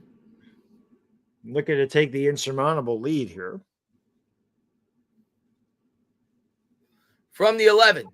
Empty backfield here for Carr. Kamara in the slot. Look for them to go there. Instead, Carr goes wide open. I saw it all the way. No one even covered him. Take his own. The tank is strong. Shane Bowen. Shane Bowen is supposed to be Mr. Red Zone defense. That was great red zone defense. Look at this, Chris. Nobody takes him off the line. Juwan Johnson's like, I'm just going to run out here. Okay. Good job by Pinnock. Nice coverage. What the hell was that? That's what we want Cameron Ward defense. What was that? That is what we call the Cam Ward defense. 13-3 extra point pending. Snap, hold, kick is good. Yep. God, I can't wait till they fire Shane Bowen. Yep. Yeah. Yep.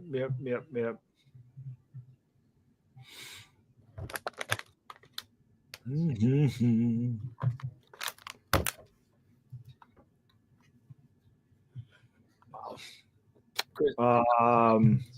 Philadelphia is about to go up in that game.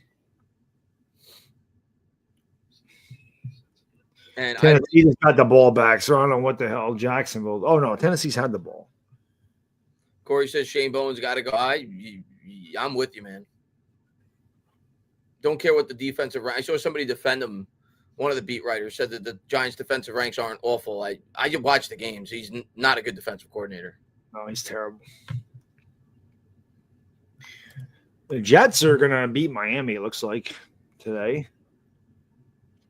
So Miami's done then. They needed that game to even have any chance. It's not over. The Jets are up 20-15, but they're on the Miami 10. They just seem like they've outplayed Miami today by a lot. Aaron Rodgers having a good day. And Brady says that was a touchdown playing Madden on rookie. Diarrhea. It was awful. Awful. The Bijan Robinson just scored a touchdown. So if Falcons only down, that's a good game. The Falcons-Vikings game's a good one. I really wish the Falcons would let Penix play. I'm just curious to see what he could do. He'll get to play sooner than later. Probably next year. I guess they're not gonna be able to trade Cousins. 4 years, so it's kind of crazy. Certainly year 3, maybe not next year. Yeah. Giants play the Ravens next week. Yeah, that's a loss. Oh, that's a good one. I can't wait for that game. I'm not peeing. I'm just turning my heat on down here. And Stan says, look at the bright side. Cutlets will practice versus the first team's defense this week to prepare them for next week versus the Ravens. They're going to that'd be a great game next week. What's the Giants' remaining schedule? We've got the Ravens, the Eagles. The Falcons, Colts, Eagles in that order, I'm pretty sure. I mean, I guess if the Eagles have nothing to play for, maybe there's a chance there, even though the Eagles' backups are clearly better than what we have. You might be playing for the number 1 seed, though. Yeah, probably will be. So the Falcons tied that up. Philadelphia scored a touchdown on 3rd down and 5. Kicks away. Giants will field this at the 5. They'll take it out there to the 10, to the 15, to the 20, all the way up to the 30. So they'll set up shop there. 3:36 to go. Giants trail by 11.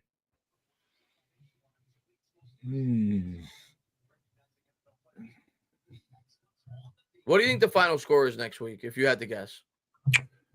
27-7. I think it's going to be worse. Yeah? Yeah, like this Giants run defense against Lamar Jackson and Derrick Henry. Like, I'm gonna go 34-3. Yeah, maybe 34-3 or 34. Well, actually, it could be worse because the Ravens are on a bye, and they're pissed after they lost to the Eagles. And Lamar Jackson actually said he was mad. It's like his mom said she was mad he didn't run more. So he could have a career day. There's a handoff up the middle to Tracy. He'll get 5. 2nd and 5. Throw another touchdown to Devontae Adams, Rogers. Come on. And LP Sports Score says, good week of practice. Just not enough this week. Yeah. We'll take a look at it, and we'll try to get better. We'll take a look at the tape. We'll see. We'll see where things go from there. Take a good look at Drew Lock. We think he did some good things out there today. They got to get new tape, man. There's a handoff to Tracy. Tracy off the left side gets 3. And Cushman, you're probably not far off. He says I could see something like 78-0. Yeah, probably not far off. It ain't gonna be pretty. I can tell you that. I can't wait. It's gonna be a great game. Talk more about peeing and pooping and whatever else. Paint drying and alcohol and drugs. Peeing, pooping, paint drying, whatever else the conversation takes us. Right. They've become nonsense streams because the Giants are pure nonsense. Lock with the play action, throws caught out the flat. Wandell with another catch for me. He'll get about 8. Is Malik Neighbors playing today? It doesn't seem that way. As Gemini Don says, thanks, fellas, for guiding me through the comedy and pain. Giants football. Lord knows I wasn't watching. Nope.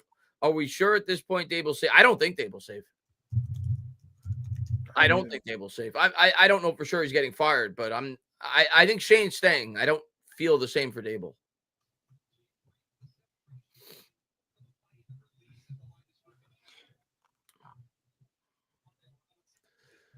So Wandell now 2 catches for 16 yards. Malik Neighbors only has 1 catch today. And they're going to motion Wandell. Locke's going to take the snap, looking downfield. He'll throw out to Wandell to get me a catch. I'll take it. He'll get 3 yards, and he's pushed out of bounds. So now I got 5.1 fantasy points. I'm counting. There you go. Give me those garbage time catches. I just like looking at the Jonnu Smith thing. Someone said Jonnu Smith left the stadium when the game started. He's at KFC having a feast. Someone else says, has anyone seen Jonnu Smith? Is he hurt? Did he bang Coach McDonald's wife? It is weird because he's had such a great. He's the only guy not doing good for us today, which is crazy, seeing as we have so many backups playing today. Because all my guys are on buys. The Jets kicked the field goal.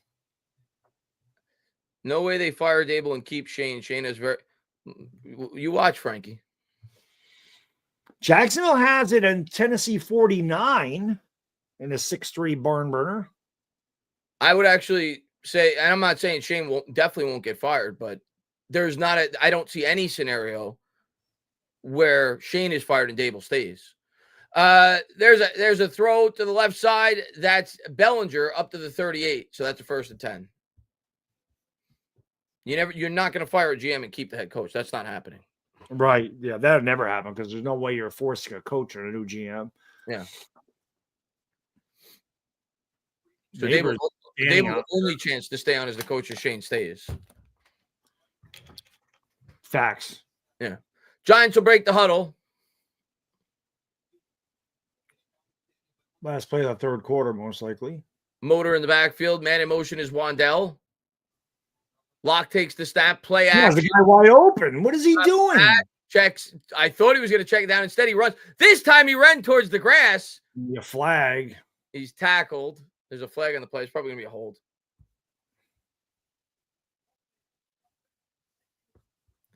Okay. And CJ says, Michael Smith with the hold. He's part of the tank. Tennessee or Jacksonville has it at the Tennessee 12, 1st and 10. And they're only down a point or 3 points? Down to 6-3. CJ says, Giants fan from DC, Cam Ward or Shador Sanders? I'm going to say Shador. Bad Dog's going to say Cam. But I'll be happy. I'll be okay with either one. First, and I'm going to take the 6th pistol. I'm going to outscore the Giants on P's today. I'll be right back. All right. Stan says nothing works for the Giants. It truly is unbelievable. Yep. I thought Daniel Jones was the problem. And certainly wasn't the only problem. But I think most fans knew that.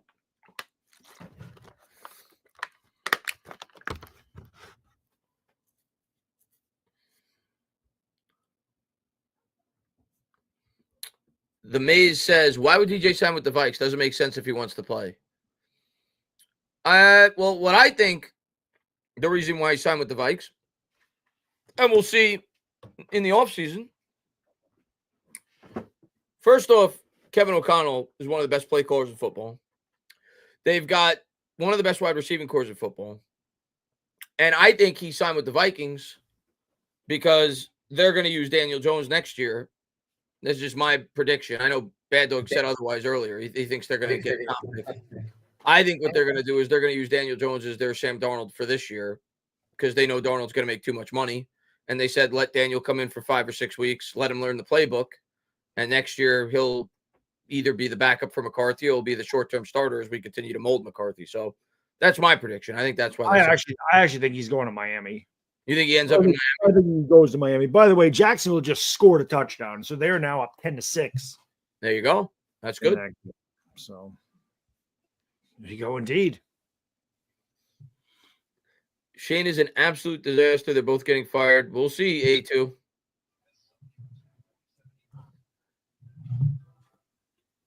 We'll see. We're going to find out in a month. We will see. We shall see. We shall see. And James says the Giants need to hire an offensive coordinator that could take the place of Brian Daboll in case they have to midseason fire him.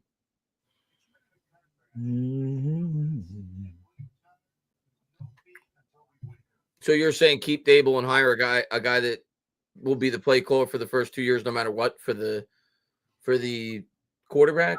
I guess, but does Daboll is he willing to even do that? I mean, he took over as the play caller this year. Would he even want to?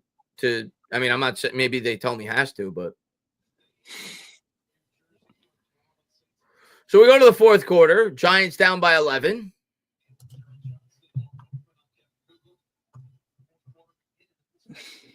Name a reason to keep Daboll. I don't have a reason other than continuity. Yeah, it's hard to give you a reason why you'd want to keep him. Shotgun formation for Locke. Takes the snap from the 48. Locke drops back, throws. That's caught by Neighbors. He still plays for the team, guys. He'll get 15. That'll bring up second and 15 as the Giants get up to the 30. That was a weird camera angle. The way they did that, I thought I got knocked backwards. Well, what happened was the cameraman fell asleep. Oh, I understand. I'm out to myself. It's a dreary day here. He was trying to watch the game and stay awake, and he just couldn't do it. Second and 6. That's understandable. He forgot that they started playing again. Drew Lock under center.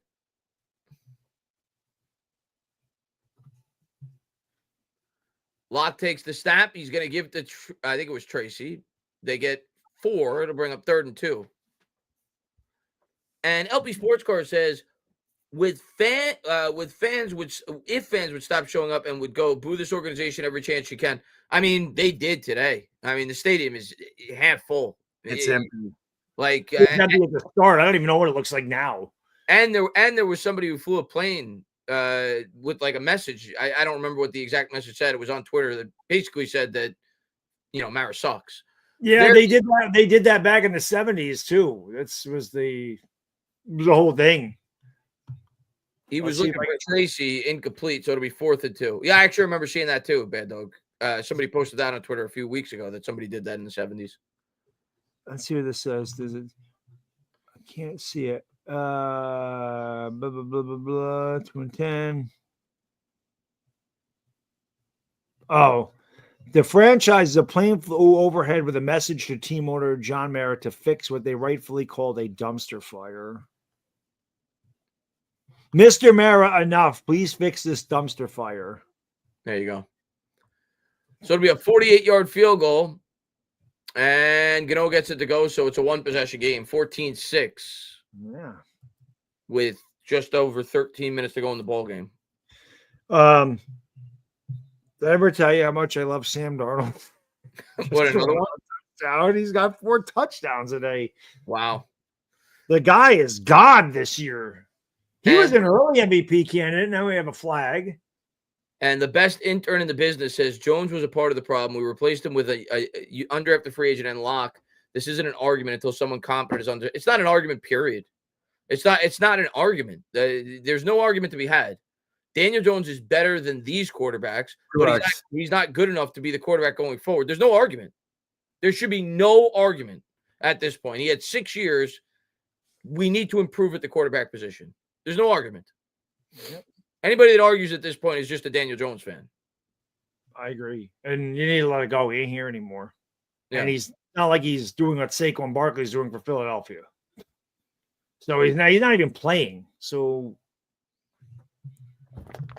he was that good to be starting somewhere, right? Yeah. So there's a flag on the play.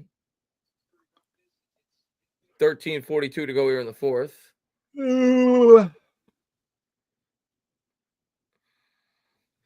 And Nice 718 says, gotta give Dable and Shane another year or two, assuming we draft a quarterback. Well, if they draft a quarterback, if Dable stays here, oh my God, is this on the Giants?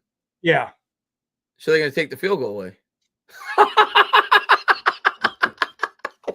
Oh, I forgot all about that. I forgot that was even a thing. Oh my God. Or was it after the play though? Oh, maybe it was after the play.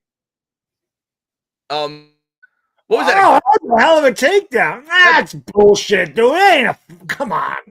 He gave him a Goldberg spear. Dude, that was great.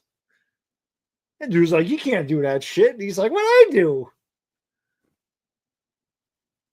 Oh, that's what I said when we drafted Daniel Jones. Are you kidding me? They took the field goal away. Okay. First time with 10-plus penalties in back-to-back games since 2018. Chris, we are doing it all here today. He's getting fired. He's getting fired. Yeah, he's gone. Giants will have to punt. Yeah, Tennessee's coming back down. They have a 3rd and 1 on the Jacksonville 19. That game is picking up steam. Punts away, but you got run into. Giants may get another shot at a field goal now. Yeah, if it's running into the kicker, it's 5 yards. If it's roughing, we're going to get the first down. I think it's going to be running, but maybe not. But running into the kicker, it would be a 5-yard penalty. And then you probably decline it because they downed it at the 10. Let's see if he yells. I can't believe the coach isn't yelling after that. It's a 5-yarder because I see the coach or the ref asking Dable what he wants to do. I would decline it. You pin him inside the 10. Gillum did a bad job of flopping. You got to act like he got shot when a guy runs into you. He definitely got hit. Yeah, it's running into, though. I don't think it's roughing. Yeah. His leg wasn't planted or anything. You're running into the kicker. And the Giants do decline it. Yeah. So it'll be Saints ball, 14-3, 13:35 to go here in the fourth. He just needed another touchdown to put this one away for us. Who yells more, Dable or the Saints head coach? Look at this. I think Dable needs new reading glasses. I think Dable and Rizzy ought to go out after the game and just scream at each other. Dable needs new reading glasses. Dable needs everything. Minnesota did the Vikings just turn it over really quick? Oh no, they did. They fumbled the kickoff.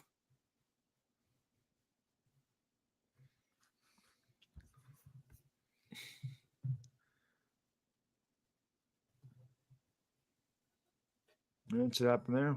I think Darnold should throw a 5th touchdown. Why the hell not? Eli says, what happened? I just missed it. The Giants made a field goal, but then they got hit for an unnecessary roughness penalty, which negated the 3 points. Then the Giants punted, and New Orleans ran into the kicker, but because it was only 5 yards, the Giants declined the penalty. Yeah.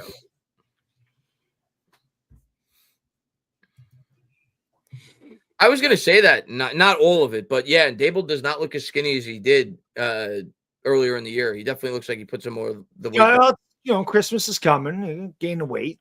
It happens.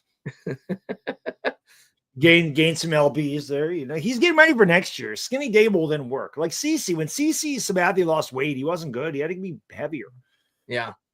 Heavy CeCe was good for the Yankees. And Cushman says, it's so sad after 2022. I thought we'd never have to worry about a new head coach for a long time. Now, 3 years later, I can't wait till he's gone. That's the nature of the beast. That's the nature of the NFL. I mean, change can happen so fast in the NFL, man. I go back to the Jets with Eric Mangenius. Everybody was so happy about him after his first year. He was fired 2 years later. It's the nature of the league, man. And Batista, man, thank you so much, man. I don't know what ARS, Argentina maybe. But thank you so much, man, for the incredible generosity, man. I appreciate it, man. Anything is for sure the biggest problem has a name, John Mara. Well, yeah, of course. Listen, I said it earlier, Leon, that, I went to, or Batista, I went to, my kid went to see Santa, I had pictures taken, and I asked Santa, I said, can you give me Cameron Ward for the draft? And he said, ownership is our problem. So Santa knows. So I agree that John Mara is definitely, if not the biggest, definitely a major part of the problem, but we can't correct that. Nope. Unfortunately, we can't. The owner's not going to fire himself. And I honestly believe, and I'm not trying to be a Mara apologist at all. I've been very anti-Mara in recent times. I honestly believe Mara let Joe Schoen do and Brian Dable do what they wanted to do. He had his opinion, as we saw in Hard Knocks. He wanted Barkley back. They didn't bring Barkley back. But either way, he's not a good owner. No, but I do believe, I agree with you. I think that he gave them more autonomy than he has previous GMs. I definitely have a feeling Daniel Jones had a lot to do with John Mara. But I do believe that Mara did let these guys and if Mara did that, then I think that, I mean, the proof's in the pudding, though. When they first got here, if Mara was forcing Jones on them, they would have signed him to the 5th-year option. They didn't. Right. The plan was clearly to move off of Jones, and then they made the playoffs. Yeah. Here's Carr under center from the 18. I formation, takes the snap. He's going to turn. He's going to pitch. There's Miller. Miller stood up. Wow. Miller got out of that. But I'm not, overall, Mara sucks. I'm not, he's not been a good owner for the Giants. No. He's also the guy. He's also the guy that hires these guys. So hopefully Jacksonville can make this stand here.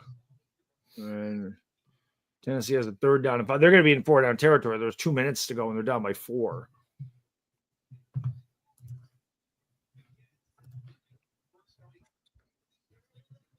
And Christian Bad Dog's intern. Thank you very much, man. Man in motion. 1st and 10 from the 21. 12-20. And Carl take the snap, drops back, throws over the middle. That's caught. Up to the 38, a 1st down for the Saints. We have 3 points. I've peed 6 times. Christian Bad Dog says fans need to let go of the arch dream. He's likely to stay. And that's. I mean, maybe it happens if the quarterback we draft this time around fails, but we're not waiting for Arch Manning. That's not happening. No, definitely not. Why do they believe teams will just roll out the red carpet for them to take him if we don't? It's not happening. It's a pipe dream. It's not happening. It is a pipe dream. He might not even come out next year. I don't think he's going to. And there's a handoff off the edge, nowhere to go. They lose 3 yards. With Arch Manning, you're talking about a guy that already has a ton of money, right? I mean, he's from the Manning family. He's very well. So he's not like a typical college kid who, is risking. Right. There's more money now. They get millions of dollars to play in college. And you're talking about a guy that hasn't gotten an opportunity to play yet at Texas outside of a few games. If you're him, why rush? Like you said, you get the nil money now, so you're getting paid while you play in college. Get 2 years worth of experience at the collegiate level. I agree with you. I'm more leaning that he's not coming out till 27. Jacksonville's going to win. They stop Tennessee. So they play again. They play each other again. But Jacksonville's going to win that game. I do believe. Well, Tennessee has all their timeouts, so I guess it's not over yet. I think it says they have all their timeouts. So the Jacksonville will run it 3 times and punt it. Wait, let's see the 1st down. He makes way more in the NFL, Jane. Well, I don't know. I haven't looked at what these guys make. Like what? I have no idea. Like what did Shedeur Sanders make this year at Colorado? I know Sam Darnold just threw a 5th touchdown pass. There you go. But Sam Darnold has 47 points for me. Sam Darnold's outscored my opponent today so far. Darnold's killing it, man. Yeah, he is. I actually wish this was next week when the playoffs happen. But a rookie salary in the NFL first pick, you're getting maybe your first year in the league, you're getting maybe what, $6-7 million. It goes up over the course of time. Right. But if he's getting $4 million in college, I mean, I think he's going to stay in college. That's my prediction. Scott says, sorry, I'm late to the chat. Just got off work. Did you guys see the Maris? Yes, we did. Thanks for the great cut. We appreciate. Yeah, no, of course, man. Thank you for being here, man. And yeah, we did. We actually just Bad Dog just pulled it up earlier. 3rd and 13 is incomplete pass there by Carr. John says Barkley passes shady. Go Eagles, fly Eagles, fly. I guess he just passed him in terms of rushing yards for a single season. Yeah, as an Eagle. Cares. Seriously, nobody here cares about Eagles rushing records. I mean, I would think he's going to break the Eagles rushing record because he's on pace for 2,000 yards. Yeah. Looks like freaking Tampa Bay's up 20-10. So the Raiders and the Giants are still going to be ahead of us. And a penalty on the Saints. We need the Raiders to beat Jacksonville, though. Yeah, it's going to be a delay of game, so it'll be 3rd and 18.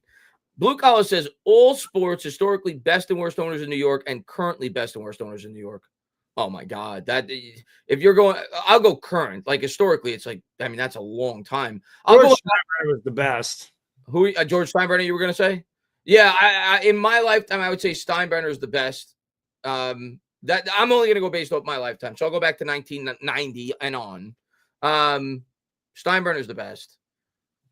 Dolan's gotten better over time. He was not a good owner originally, but right now he might be if not the best owner in New York, among the best. Wellington Mara was a pretty good owner. Wellington Mara, yeah, he was bad at first, but Steve Cohen's got to be up there. Steve Cohen's really good owner, yeah.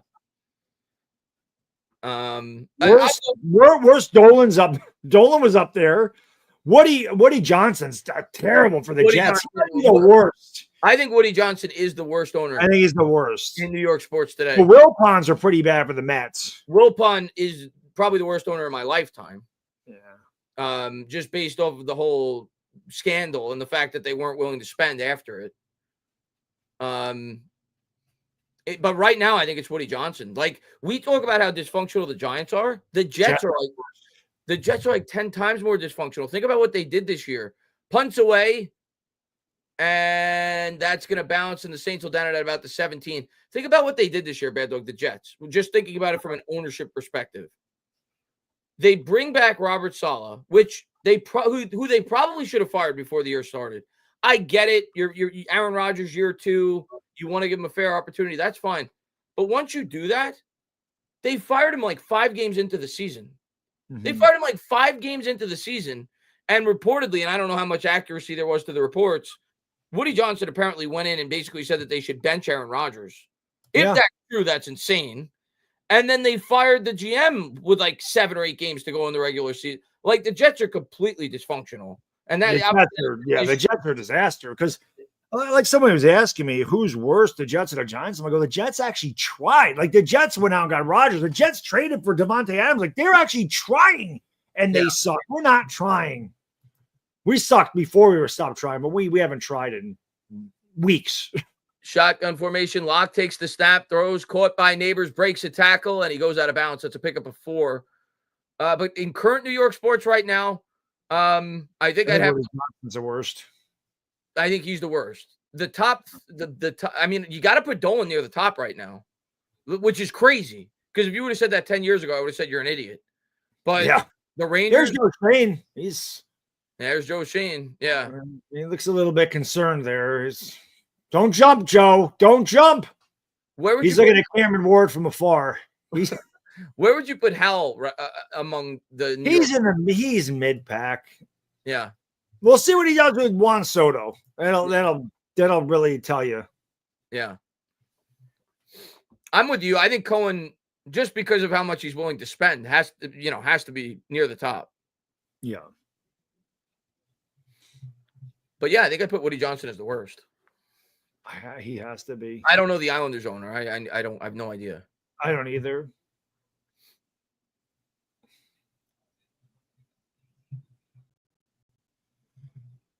What is he looking at? I don't know. He's looking at Cameron Ward. I told you. Looking a long ways away. Get him a telescope. But that's a good question, Blue Collar. It's something that I'd like to actually do a little bit of research before giving you a full answer in terms of historically. But currently, my top three would be the two baseball owners and James Dolan in New York. Yeah, gotta be the two football owners at the bottom of the pack. Yeah, Dolan owns the Rangers too, so I mean, and the Rangers have been really competitive in recent history. Yeah, that game's not over yet in Tennessee. Tennessee needs a touchdown. They have 34 seconds. They have a 4th and 15 on their own 35. Vegas has got it at Tampa Bay 34.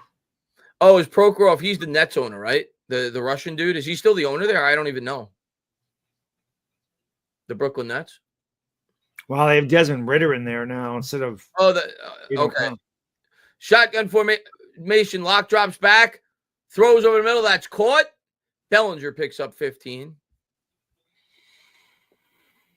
Drew Lock's been on fire. 12 for 28, 98 yards.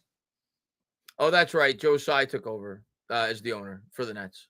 Prokhorov was really bad, though, for the Nets. He's the guy that was part of the Garnett trade with Garnett, and when he was 90 years old, and Paul Pierce.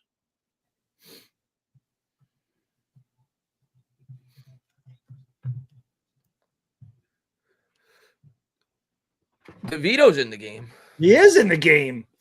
Now, that just happened, right? Yeah. And he completed a pass. So from the 32, DeVito takes the snap. He's going to give it to Tracy. They'll get 2. Second. Wait, I thought Locke just completed that pass. We are? What the hell? Did Locke get hurt or something? The hell? What is this? Roger Staubach and frickin' Craig Morton? What was the purpose of that? It's not like DeVito's a runner. I don't know. Did Locke get hurt? What the hell was that? I guess maybe there was. The only thing I could think is as Locke takes the snap, drops back, throws, incomplete. The only logical reasoning why they would do that. Whoa. Maybe there was something wrong with the helmet for Locke, and he couldn't hear what the coaches were I telling don't him. know. Well, Or maybe he had to take a quick piss. I mean, no, he was sitting on the bench, so he didn't, unless he pissed his pants over there. Joe Dayton's pissing his pants in a booth, I can tell you that. 8:20 to go here in the fourth. Giants down by 11.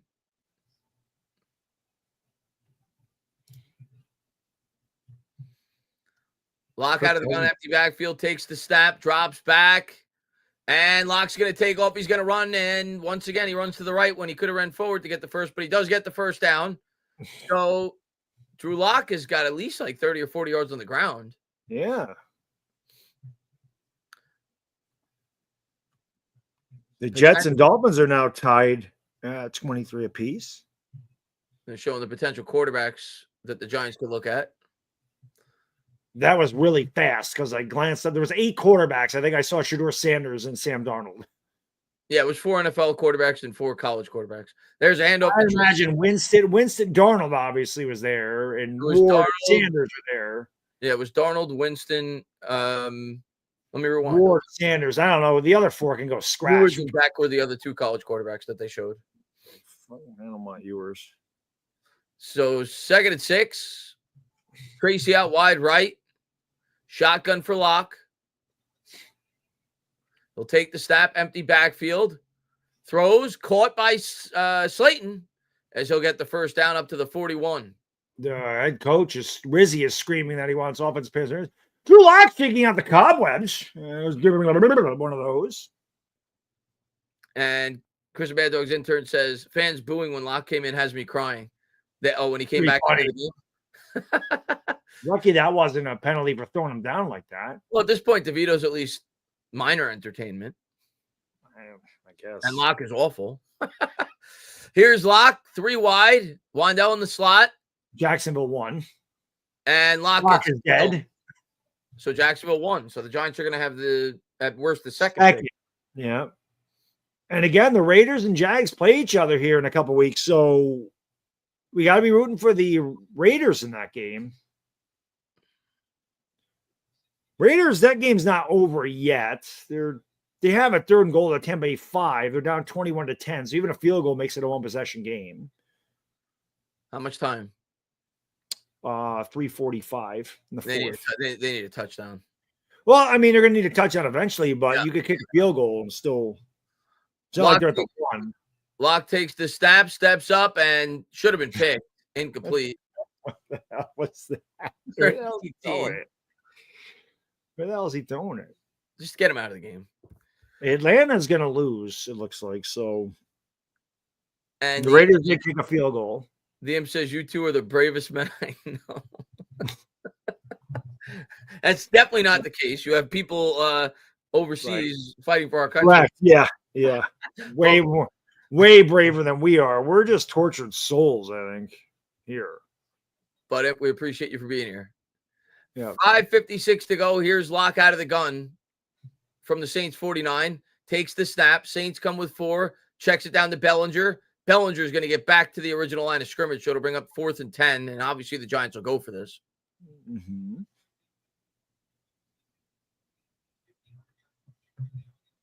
I hear Moose Johnson talking about Saquon Barkley, 1,500 yards rushing. Has nothing to do with the Giants. Like, that's the stupid thing is people just don't let it go. There's no way that he has 1,500 yards in the Giants. He averaged 3.9 yards per carry last year. He never had 1,500 yards in the Giants any year that he was here. People just are trying to come up with narratives to get the GM fired at this point, which I understand, but it's bullshit. Locke, he wouldn't do that here. Locke steps up, throws, and that's caught by Wandell. His 4th catch today for my fantasy team, down to the 23. Now the Giants are in the same predicament the Raiders are pretty much. You're in field goal range. That was about an 18-yard snag. Yep. So now he's got, I think, 5 catches for maybe 40 yards. He's got me about 9 points. Maybe he gets me a bullshit touchdown. Oh, I thought he had 5 catches. Only his 4th. Okay, 4 catches, 38 yards. Maybe they took one away at some point because of a penalty or some shit. Locke drops back, throws towards the corner. It's Neighbors, and he's tackled down at the 1. It was actually a really. That was a great back shoulder throw. That was a nice adjustment by Malik Neighbors. I mean, hear the crowd chanting "leak." It's about the only thing they've chanted for the Giants. That was a really. Well, you're down there, so now just fumble the snap and get out of here.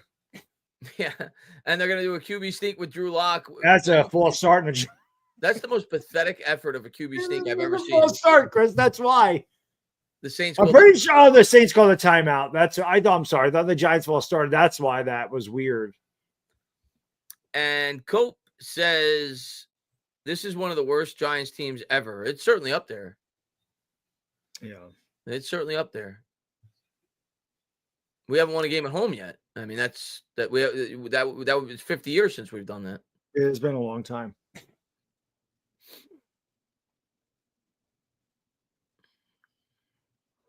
So first the goal here for the Giants at the 1.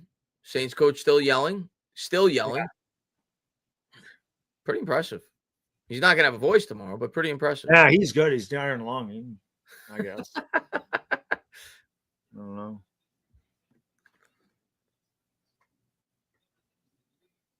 So Giants will break the huddle. You figure good chance. Oh, they're not going to do a QB sneak. They're in the shotgun. I don't understand that. Maybe Locke will change it and go under center, but. Nah, this is a draw all the way. 3 wide. The Giants will run out of the gun. Tracy will get stood up. And he might have got that was obvious, man. It was obvious. You line everybody up out wide out of the shotgun. That is an obvious draw. Yeah, it was telegraphed. I would have just done the QB sneak. And now it looks like they're going to try the QB sneak. From the half-yard line. The Giants take a timeout. I say if the Giants substitute, they got to let the Saints substitute. 3:46 to go here in the 4th. And the Imp Man, thank They you called again. it a touchdown? Well, they'll review that, obviously. They did. No, they must have used replay assist. They called it a touchdown. Okay. So Tyrone Tracy gets into the end zone for, I don't know, maybe his 5th or 6th touchdown this year. It didn't look like he was in. We only saw one camera angle, though. I don't think the Giants challenged it. I don't know where the ball is there. I don't. I mean, I'll take it, I guess, but. What? I don't. He must have reached over the goal line. I guess. So Giants obviously will go for 2 here to try to make it a 3-score game. 3-point game, I should say. Slayton and Wandell and Neighbors in the slot. Tracy to the left of Locke. He'll take the snap. Locke rolling out to the right, looking, batted up in the air. Caught by Neighbors, and he's in for 2. Great job by Neighbors on the tip drill, and the Giants make it a 3-point game. Hey, you never know there because Saints going to return that for 2 the other way. So we got a football game now. 4:11 to go here in the 4th. Yeah, Tampa Bay is going to win. They have it in Vegas territory, so that game's over. It's a great play by Neighbors. So 14-11. And the Imp says, I agree, and I have been shot at. I prefer the finality of those moments rather than the slow torture for willingly Jesus engaged in. It's not bad. I don't know about that, but but thank you for being here, Imp. Carolina battled Philadelphia all the way to the end there. That's just a lot. I mean, I'm not even reading anything into that. But you want to talk about when I say all the time how Jalen Hurts is carried. Dude has 108 passing yards a day against Carolina. He's in a good situation, man. The guy is carried every step of the way on that team. Trick says we're good, we'll still lose. Probably. But not a foregone conclusion. Not against the Saints. The Saints aren't good, but let's hope that we don't get a meaningless win. I'm just on that point. I just don't give a shit. Whatever. Just get this year over with. Carolina delay a game. You got to make sure you get that in 4th and 4. Sam says, Chris, please pin this bad dog. Please check Instagram. I sent you a video. People are saying that's Malik Neighbors on the sideline going off on Dable. Yeah. Top 5? I don't think he's a top 5 quarterback, Chris L. Who? Jalen Hurts. Yeah, you're out of your mind. He's a top 5. He's a top 5 winner, I guess, but I don't think he's a top 5 quarterback. You're out of your mind. Well, let's see. Josh Allen, Pat Mahomes, clearly above him. I would take. I mean, he's not. He's probably not top 10 for me. Yeah, he's not top 5. Definitely not. You could say Joe Burrow. You could say Lamar Jackson. Lamar Jackson for Jordan sure. Love. Jordan Love. There's so many you could say. Yeah, Jared Goff at this point. He's having a great year. Goff, right. They're both in great situations. Yep.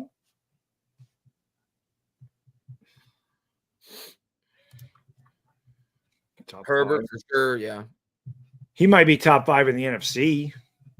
Yeah.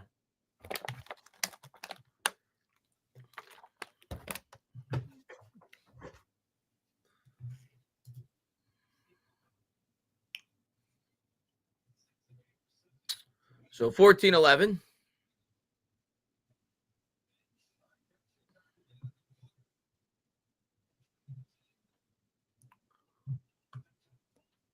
Vegas just Tampa Bay just scored again, so that's done. And the kick's away.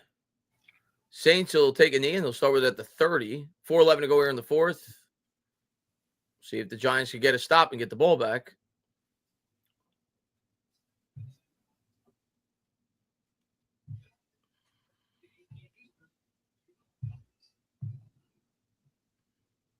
Yeah, I didn't even say Stroud. I would take Stroud above him for sure. I know he's not having the best statistical year, but I would take Stroud above him.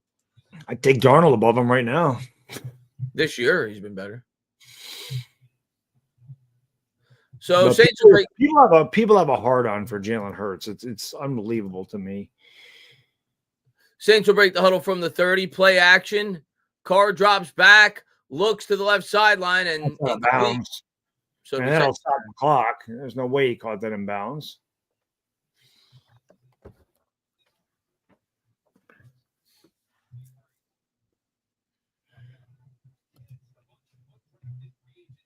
So 2nd and 10, 4:06 to go here in the fourth. Vikings and Lions in the championship game. Just have a feeling. Possible. Could be the Packers too. The NFC North is loaded. The NFC North is insane how good the NFC North is. And the Bears aren't even really bad. They're playing better, yeah. Play action. Carr's going to try to keep it, and he breaks a tackle. Burns looked like he had Carr, dude. Do you see that shit? Carr. I think he hurt himself. Yeah, he did. Carr took off. He got 9. He went airborne. Dude, Carr, I don't know what the hell happened to him, but he is down in a heap.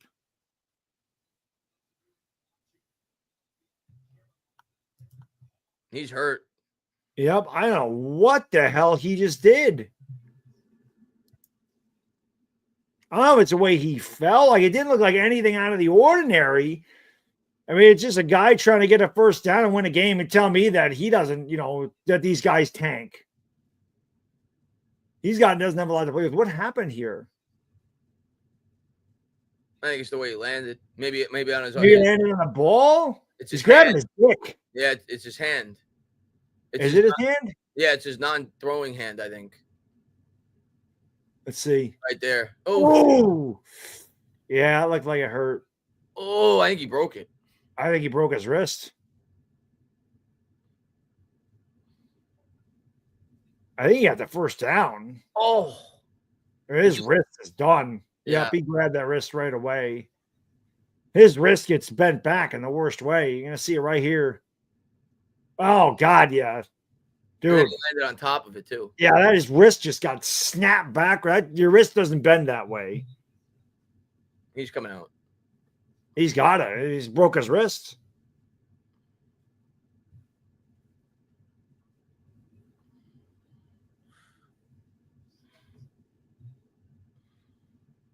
So, yeah, he's out. Yeah. And John, thank you again. He says, Hurts stinks. We won't win because he can't pass. I don't think stinks, but I don't think John, I just think some people, yeah, he's done. That's definitely a wrist. I just think some people think he's way better than he is. I wouldn't say he stinks. I don't think he stinks, but I don't think he's an elite guy either. I think he's a little above average. That's kind of where I put him. Middle of the pack. I think on a bad team, he's not a good quarterback. They didn't give him the first down. The Miller's got nowhere to go. The Giants are going to get the ball back. I'm surprised that the Saints didn't just run in between the tackles there. Giants are going to have a chance to win this game. 3:45 to go here in the fourth. Saints are going to have to punt. Giants are going to win, aren't they? They're going to freaking win. Good hit there by McFadden in the backfield.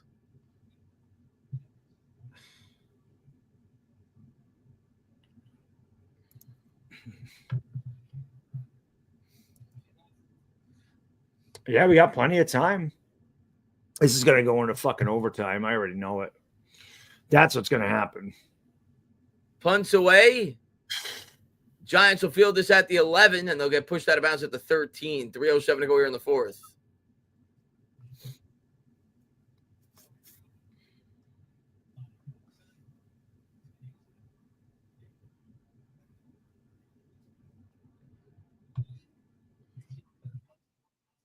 That'll be a good.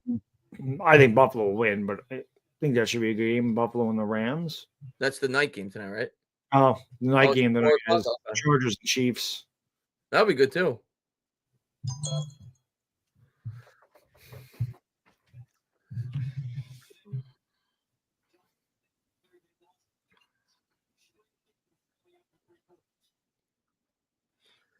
Shotgun formation here for Locke. 3 wide, 2 to the right.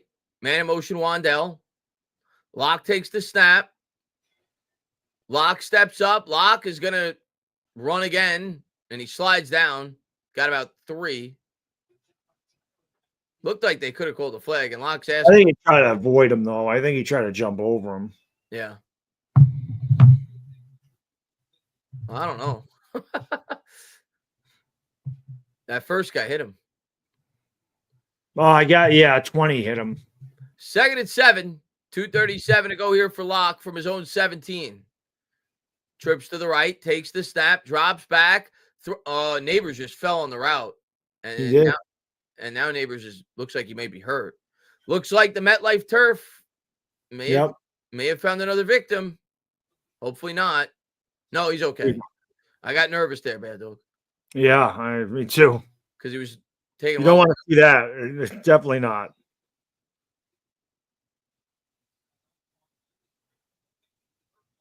Yeah, the turf monster just got him. Sit him for the rest of the year. Get the grass, please. Yeah, for real. Get some grass is right. 3rd and 7, man in motion, Wandell. He'll take the snap. Locke drops back. Hit as he throws. That was actually an unbelievable play by Drew Locke as he hits Darius Slayton all the way up to the 37-yard line. It was. I don't even know how the hell he got that throw off. He was under pressure fast. The cross-field throw off his back foot. It's pretty impressive. Yeah. The arm was never the question with Locke. It was pretty much everything else. Right.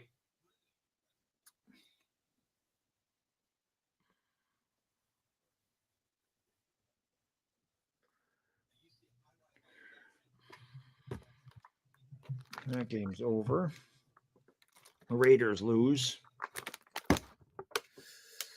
And the Giants are going to use a timeout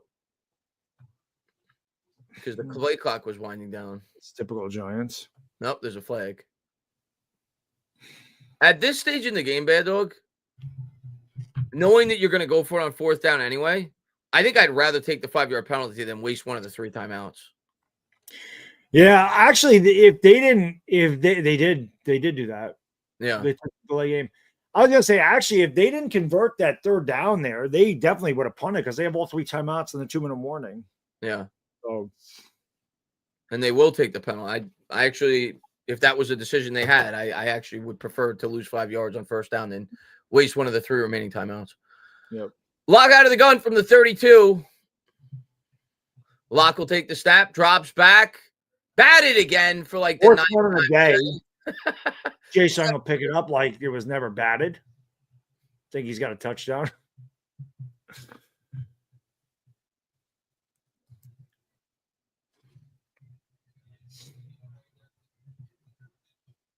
So Evan Neal sucks and Josh Azudu sucks. Yep. They both get beat. No, this is nothing new. Nothing new. So 2:19 to go here in the 4th, 2nd and 15.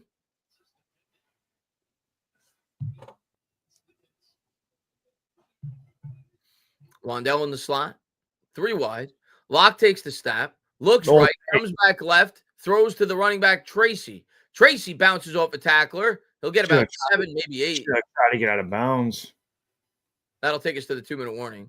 I guess at this point, the time don't even matter. You got to convert the 1st down. Now, if you don't, I think it depends on how many yards you get on this play. But if it's 4th and long, I think you have to punt with the 3 timeouts. If it's incomplete, which would have to be. Yeah. But if they get 5 or 6 yards, you're probably going. Right.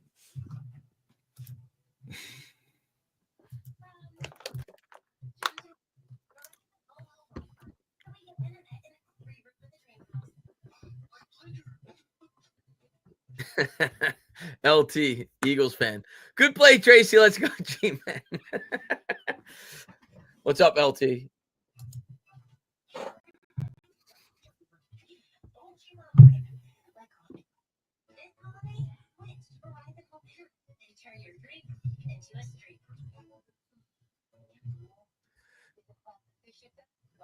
And JP says the Giants make me nervous when I want to win, and they also make me nervous when I want to lose. Can't win.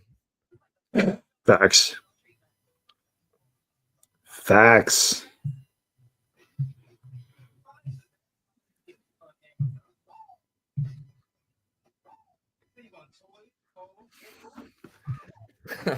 I know, LT. I get it, man. If I was a Giants fan, if the Eagles were in this situation, I'd be doing the same thing as you, man.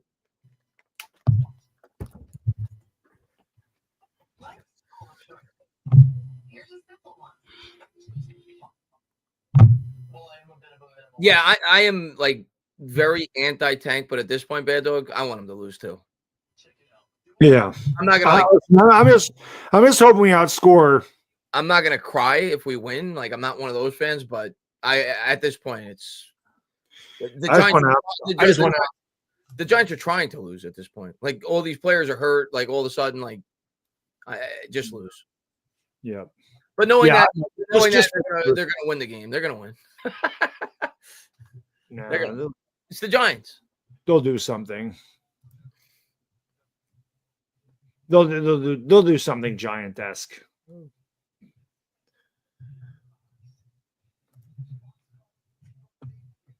Why somebody say Kadarius Toney in the chat? Is he even in the league? Joe says they're trying to. I think the players are trying to win.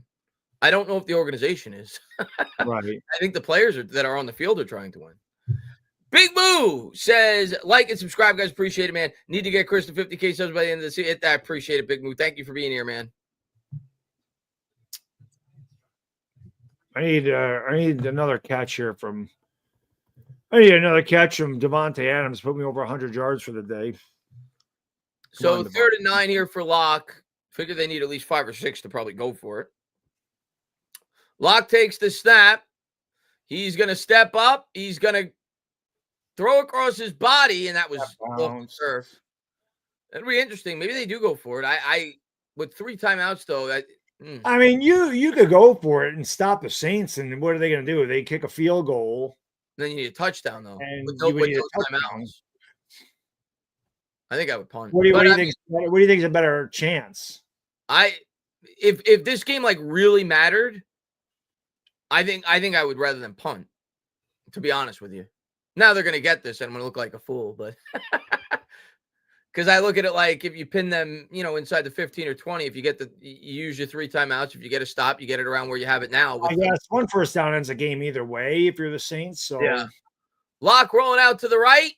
Throws across his body. It's picked. And the Saints didn't get touched yet. He didn't get touched yet. No, I think he gave himself up, though. He didn't get touched. Oh, he didn't. Wow, he's going to run in for a touchdown. How embarrassing are the New York Giants?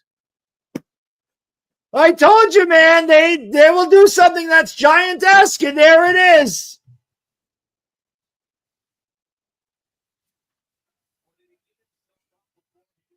Oh, maybe they're saying he get himself up beforehand. He gave himself up? Okay. He did give himself up. Okay. Oh, my God.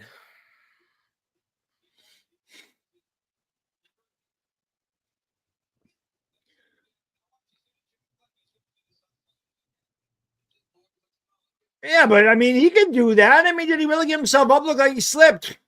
Yeah, you could. You could easily just go, I'm going over here. Yeah, he could have easily. I mean, he could easily go, yep, I'm running over here. Like quarterbacks, like they're going out of bounds, and they don't go, you have to go out of bounds. It's still pretty bad that the Giants didn't try to bring him to the ground. But maybe there must have been a whistle. But maybe handoff up the middle, they get a yard. 2nd and 9.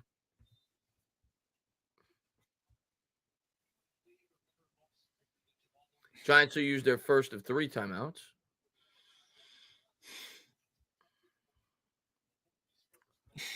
And Murdoch says, instead of 7s in the chat, let's put a pick 6 in the chat. You almost got it.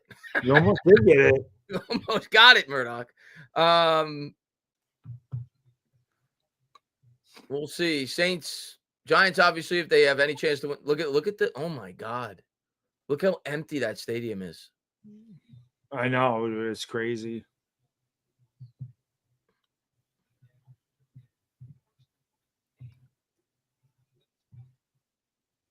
It's crazy.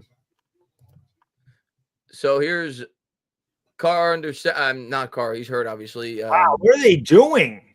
And he's sacked. Giants. So Giants are going to get another opportunity here. Saints are going to obviously more than likely run here to force the Giants to use it. What are the Saints doing there? Why are you even screwing around with a pass? With your backup quarterback. Why? Yeah, what are you doing? What are you doing? Kayvon gets the sack.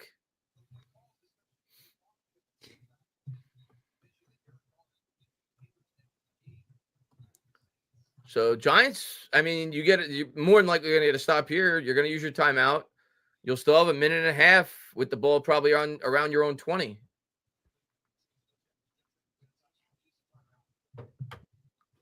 Maybe a minute 20 after the punt with the ball on your own 20 or so. Still enough time to get in field goal range. The Jets just kicked a field goal. They're up 26-23. Yeah, you're running here. And they will run.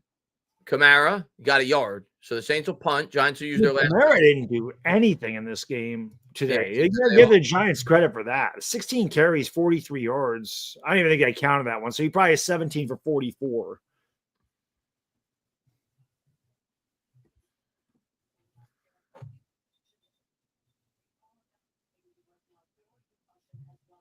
Yeah, Carr's for a concussion. I don't know about that, but Carr's taking the rest of the year off after that, probably.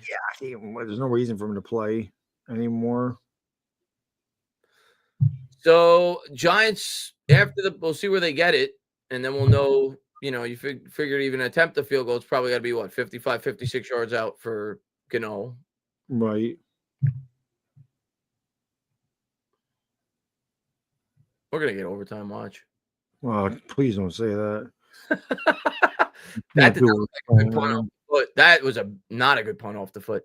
As the Giants will field this at the 18 to the 27, and I want to see the Saints coach now because he's going to yell at his punter again. Right. Giants are only 35 yards away from being in field goal range.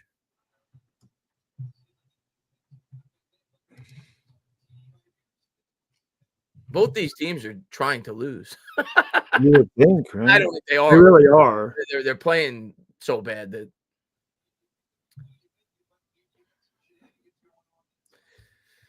And LT says, always wanted to say sevens in the chat. Stand up. Yeah, I'm sure you did, LT. LT and Eagles fans are all saying to stand up right now. Shotgun formation for Locke. Takes the snap. Saints come with 4. Locke throws off his back foot. It's caught by Tracy. And we said the Giants needed about 35 yards. They just got about 13 of them up to the 40. So they're about 20 yards out from what would be a 57-yard field goal attempt with plenty of time. And that time, Chase Young looked like he was offsides. Locke throws. Oh, what a catch by Nate. Oh, he dropped it. He dropped it. Almost a great catch by Neighbors. 2nd and 10.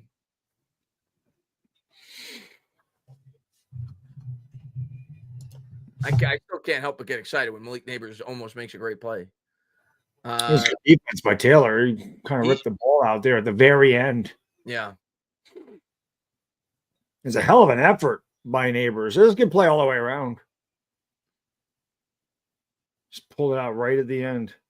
Here's Locke, 57 seconds to go from his own 40. Takes the snap. Saints come with 4. That was batted. Incomplete. Giants offensive line did not hold up on that play. So it'll be 3rd and 10. 2 plays to get 10 yards. Looked like a face mask they didn't call there against the Giants. So Giants huddled up. We'll see where they go with this ball.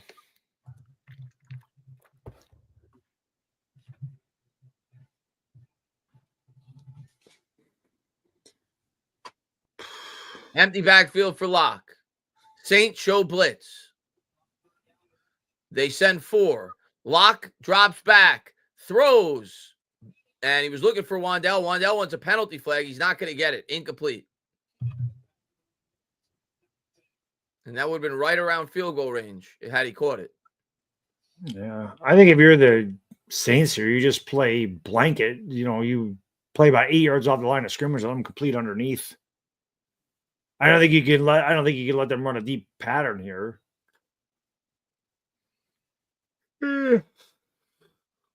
So this will be the last play of the game unless the Giants get 10 yards. Giants 1 for 3 on 4th down today. He's got Neighbors out wide to the left. Locke takes the snap, drops back, steps up. Locke's going to try to run for it. He's going to get it. Locke's going to go. Locke's still going. Their Giants are in field goal range. Pushed out of bounds at the 35.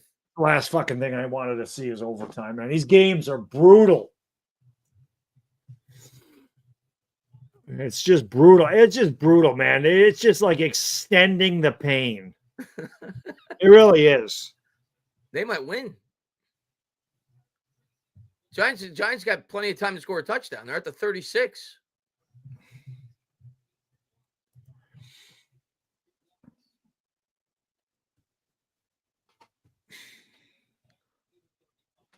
So from the 35, Drew Lock out of the gun. Takes the snap. Saints come with 4. Lock throws. That's caught by Neighbors. Neighbors spins out of a tackle. Neighbors to the 20. Neighbors to the 15. Neighbors to the 12. Giants without timeout, so they'll probably spike it. Yep.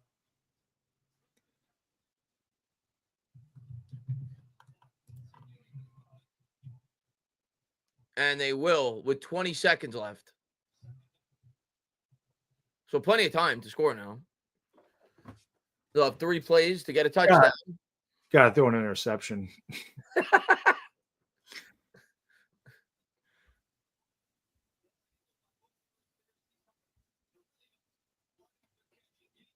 And LT says Locks in the chat. Yeah. Winning does what? Gives us a worse draft pick. That's what it does. Yep.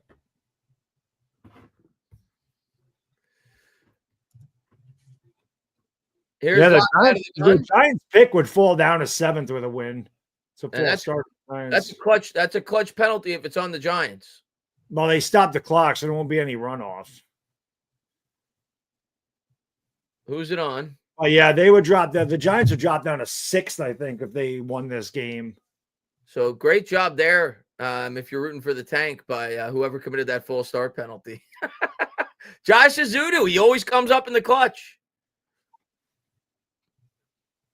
So now it'll be 1st and 15. Yep, the Giants would be 3-10, so they would fall all the way down to 7th with a win here because they have the highest strength of schedule.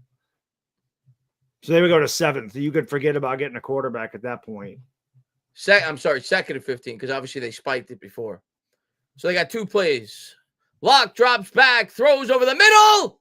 Incomplete. Was looking for Wandell. Harrison the coverage. 3rd and 15.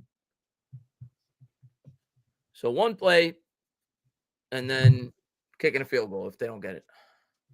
And the other thing, you can't throw it. This has to be in the end zone or it has to be at least be a first down because you can't spike it if you don't get it. So this has to be in the end zone or on the sideline because the first down's at the 2-yard line, right? So actually, if the Jets lost and the Giants would drop down to 8th. And here's Locke. He'll take the snap, drops back, throws towards the corner. Incomplete. So we're going to get bonus time of the shittiest football game of all time. Oh, God. Can Graham Gano shank one from 30 yards? Is it possible? Oh, I'm just so sick of watching this team. I don't need to delay this crap every week. If Graham Gano misses this, there's going to be Giants fans that want to build him a statue. 35-yard field goal attempt. Snap, hold, kick. They blocked the kick. Graham Gano missed the kick. And the Giants continue the tank. The tank lives on, Giants fans. The tank lives on. Daboll's like, yes, the tank. God. Yes. 14-11, 8 seconds. Yes. They blocked a 35-yarder. It looked like a low kick, so I think Gano might have been tanking there. Yeah, if Gano was trying to miss, he kicked it right into the line. He's like, I'm doing my job, man. Oh, we know what's going on here. See if he kicked it right into a guy in the face. That was definitely, well, a guy jumped like it was like Isaiah Simmons there, but that was very low. And it's not like he was like 50 yards out where you have to. He was kicking that thing into the line. All right, Gano. And Chris Bad Dogs. All right, we stay second. All right. God, this is not good for my tank dream. Well, that was. That was great. That was a tank wet dream right there. Fucking Eco says Gano needs to come up clutch. That was his clutchest kick as a Giant. That was very clutch. Read the Vito, he's like, yeah, well, we competed.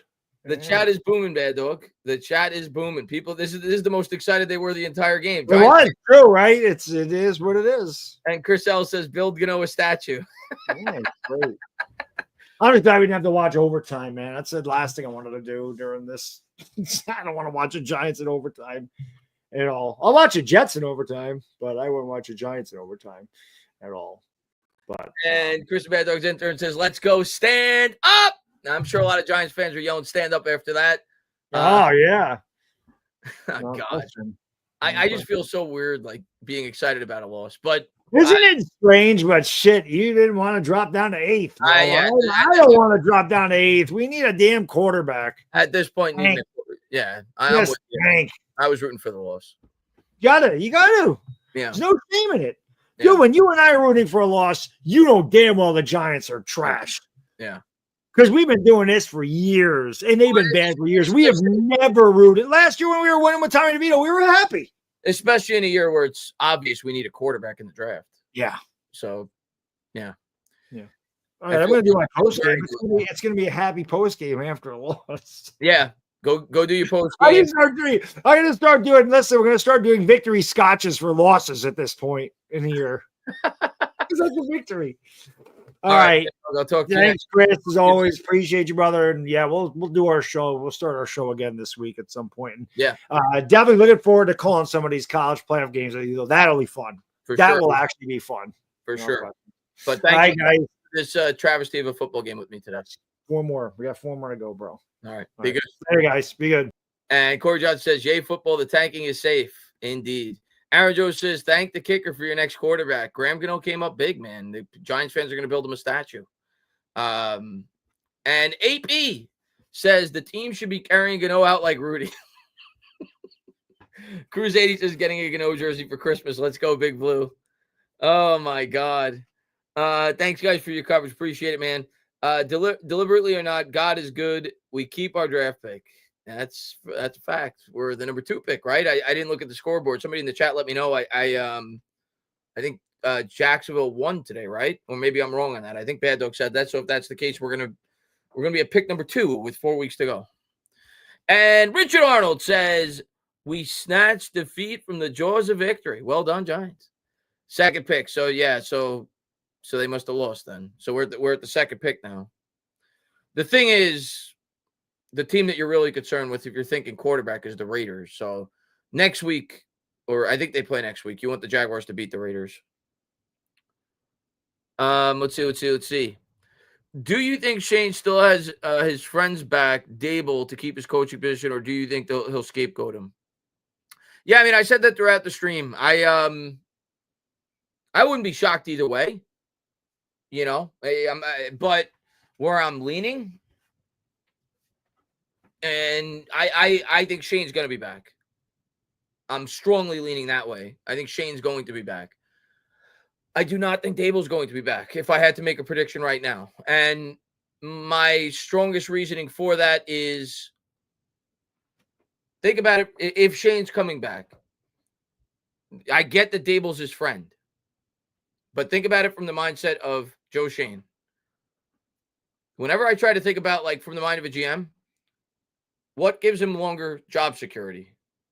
Bringing Brian Dable back or getting an opportunity to hire another coach? I think it's getting the opportunity to hire another coach. And then the other thing is,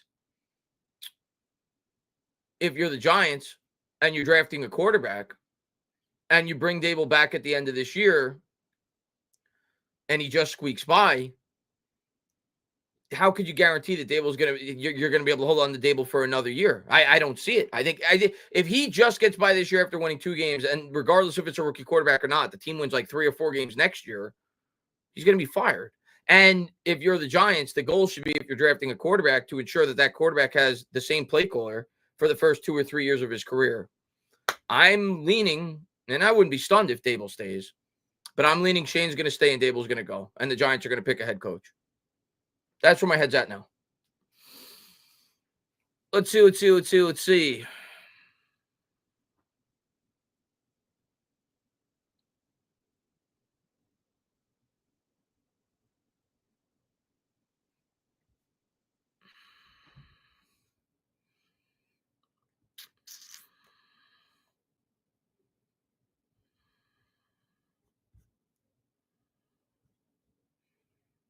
Biggest choke show on the planet. Fire everybody. They might. They might. Raiders play the Falcons. Keeping Shane and firing Dave will be a complete disaster. Josh, anything that the Giants do is going to be a complete disaster. I'm completely convinced at this point. Whether they fire both, whether they keep both, whether they fire one, everything we do is a disaster.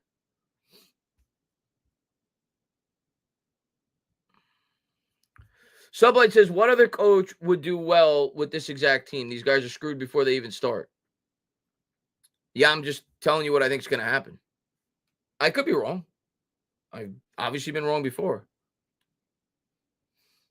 Let's see.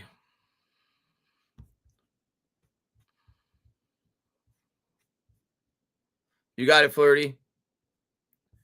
If they fire both, who do you think would want the job as a GM? Not the best candidate. I'll tell you that right now.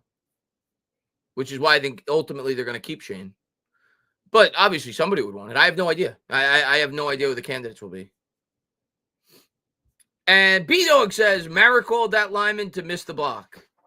Yeah. And Dante says, well, Chris, that was absolutely pathetic today by the New York Giants. I am upset right now. The team let us down again. I don't know what the heck was Gettleman doing. Well, Gettleman hasn't been the GM here for 3 years. Maybe you mean Shane. Gettleman hasn't been here for 3 years. Let's see. You should be the candidate. No, you wouldn't want me as the candidate. In terms of Shane's philosophy, I agree. I have no idea what players I would select that I would want, but I agree with a lot of the things he's done. So you wouldn't want me as the candidate.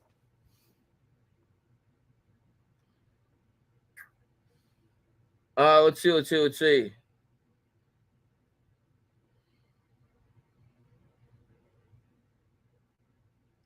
They'd have a top 2 pick with Neighbors on offense. Who wouldn't want it? Well, Tommy, if I'm a GM, we could say that, sure. First off, we don't know how the GM candidates are going to view these quarterbacks in this draft. Secondly, if you're a GM, ideally, if you're a hot candidate, if it was me, ideally, I would want to align myself with a position where I felt like I would get a fair opportunity and long-term security. Regardless of what we think of Shane inherited a shit show. And he never got to draft a quarterback. And he only got 3 years in the scenario we're talking about where you fire him.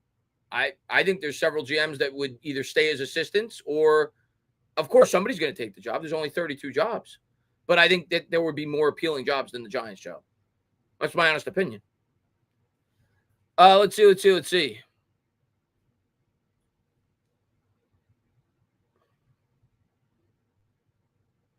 And Bird Dog says we aren't replacing Shane. There's no way we gave Gettleman 4 years without. I mean, it's possible, but I'm with you. I'm predicting he won't be replaced. Number 1 pick is going to fix everything. I hope you're right, Roger. I pray you're right, but the number 1 pick has not fixed a lot of teams' problems in the past. I pray you're right, but there's a lot of number 1 picks that don't work out. Of course, if it works out and the guy ends up being an elite quarterback, yeah, it'll fix a lot of things. Let's see. Chris, do you really think that 3 years as a GM is the right thing to do to fire the guy? I wouldn't fire Joe Schoen. I obviously understand fans who want to. I get the arguments, and I don't have a strong argument to rebut it. The team's a mess. So I get it. I wouldn't fire him. I would fire Dable for the reasons that I stated before. At the end of the day, the fan base is going to want blood. Somebody's going to have to take the fall. Last year, you replaced the entire coaching staff. You replaced the offensive coordinator. You replaced the defensive coordinator. You made Brian Dable the play caller himself. You replaced the offensive line coach. You replaced the entire coaching staff. And the team is equally as bad, if not worse. Where does Dable point the finger now? Like, I think I'm not rooting for it. I wanted these guys to get 4 or 5 years. But if you're asking me what I think is going to happen, thinking about it from the mindset of knowing how the Giants operate and think about it from the mindset of Joe Schoen and what gives him the longest leash to continue to build this team, which is ultimately what GMs decide to do with the majority of their decisions. I think he's going to fire Brian Daboll. I think he's going to fire Brian Daboll to save his job. Let's see.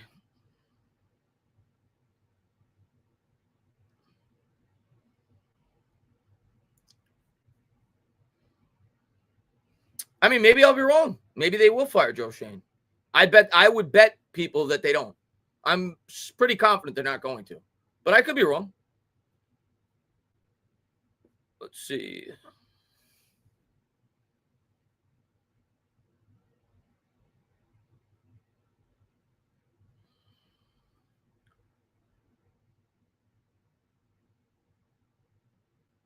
That playoff appearance effed everything up. Yeah.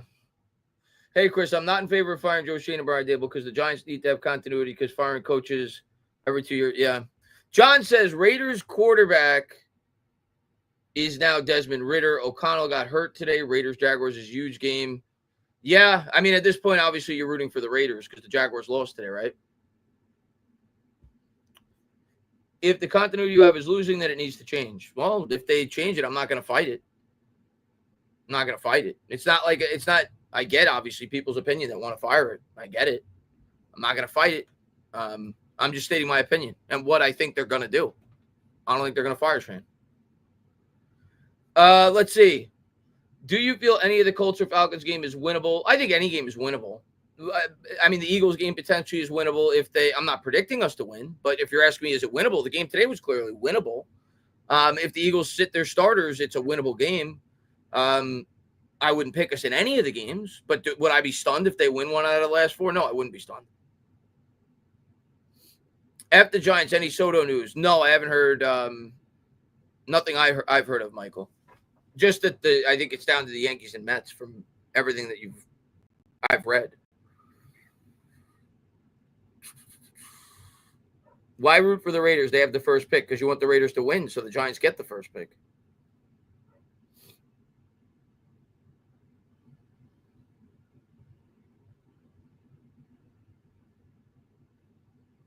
You think Shane might go outside Buffalo for? Yeah, 100%. I have no idea what the coach would be, but yeah, I obviously think he'd be willing to go outside Buffalo.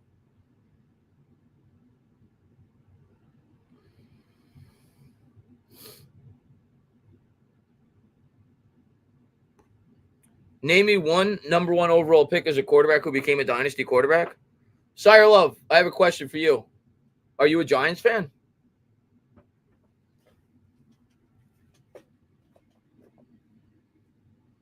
Are you a Giants fan? Because he won 2 Super Bowls.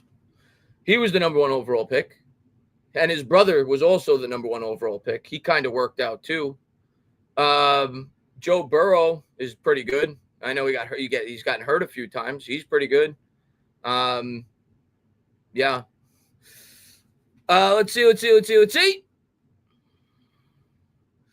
Hey, Chris, when has a team built a dynasty after firing coach? I mean, it happens a lot. It happens. We see. I mean, I don't know if dynasty is the right word, but you see teams that, they're able to turn from shitty to good quick in the NFL.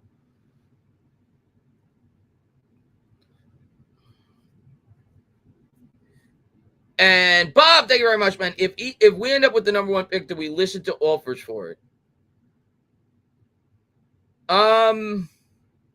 No. Well, Bob, if the Giants don't love a quarterback, of course, but I think they're taking a quarterback. So the answer is no. If you have the first pick and you need a quarterback and you like a quarterback in this draft, you identify the quarterback you like the most and you take him. It's too important of a position. You don't trade back and try to get cute and hope that the guy falls in your lap. Obviously, if they didn't like a quarterback, yeah, you would trade back in that scenario. But I'm of the belief that they're taking a quarterback. Dope says, no, Joe Schoen did have a chance to pick his quarterback. He chose not to. Bo Nix looks good. I'm not going to argue with you on it, Dope. I don't think we're firing Joe Schoen. Maybe I'll be dead wrong. Been dead wrong before. I do think there's a good chance we're firing Brian Daboll.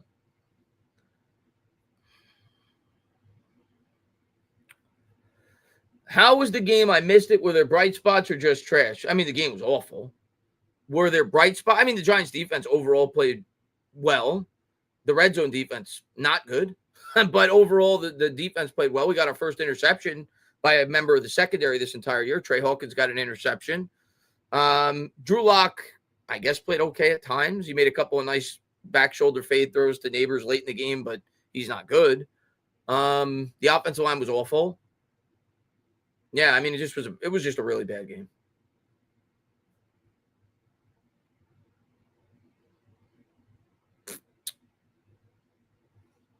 Our special teams was actually really good in this game. Jamie Gillen, I think he pinned them inside the 10-yard line like 3 times. We had a punt return for a touchdown that was called back. So I guess if you're looking for things like that.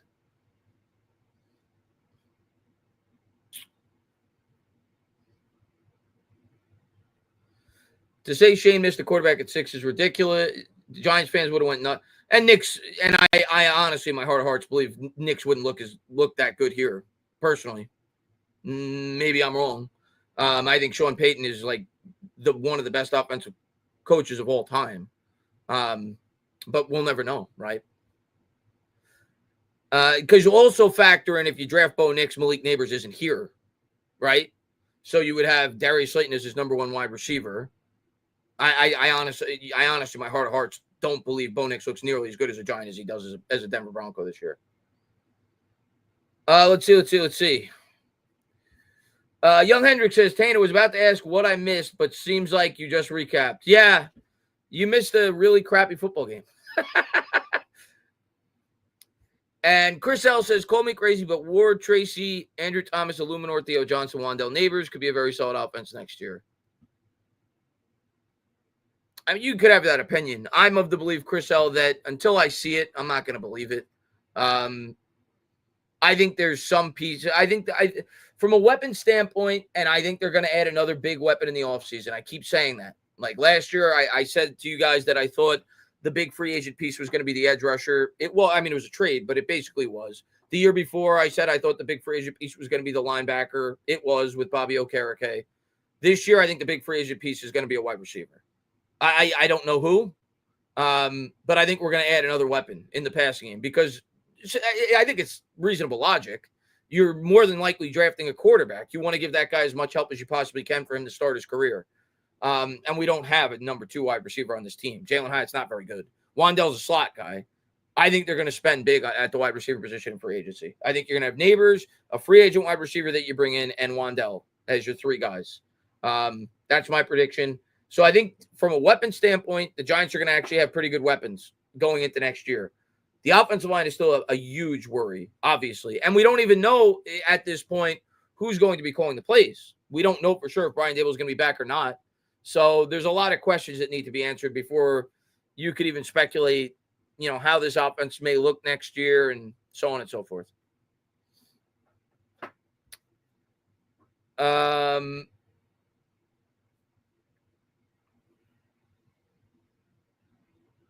I was never a meat rider of Jalen Hyatt. I mean, I was hoping he'd work out, and I like the pick for value in the 3rd round, but he was always a project for me.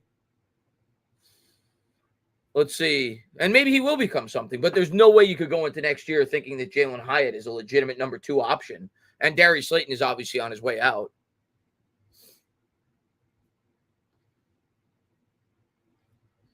Well, yeah, that's why I think they're going to sign a receiver. I wouldn't use the term terrible, but it's certainly not league average. That's for sure.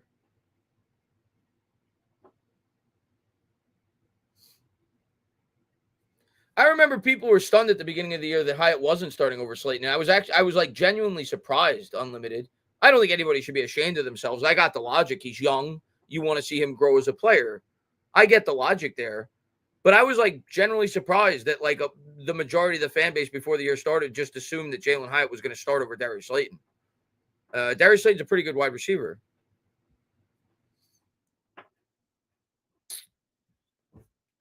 Six says, how could anybody overlook that kid, Aller? He had a pretty good arm. I don't think we're taking Aller. Not at the top of the draft. I'm gonna tell you right now. I think Aller is gonna stay in school. I think he's coming out next year. Just because says Shane should get fired. Labs for the quarterback room last year that never happened. Russ for a mill, but was told this is DJ's team. Fields for cheap. That's a fair argument. Here's what I'll say, just because, and we don't know the conversation that Russell Wilson and the Giants have had. We don't. We know that he came to the Giants first, but what does that mean? That doesn't mean he preferred the Giants.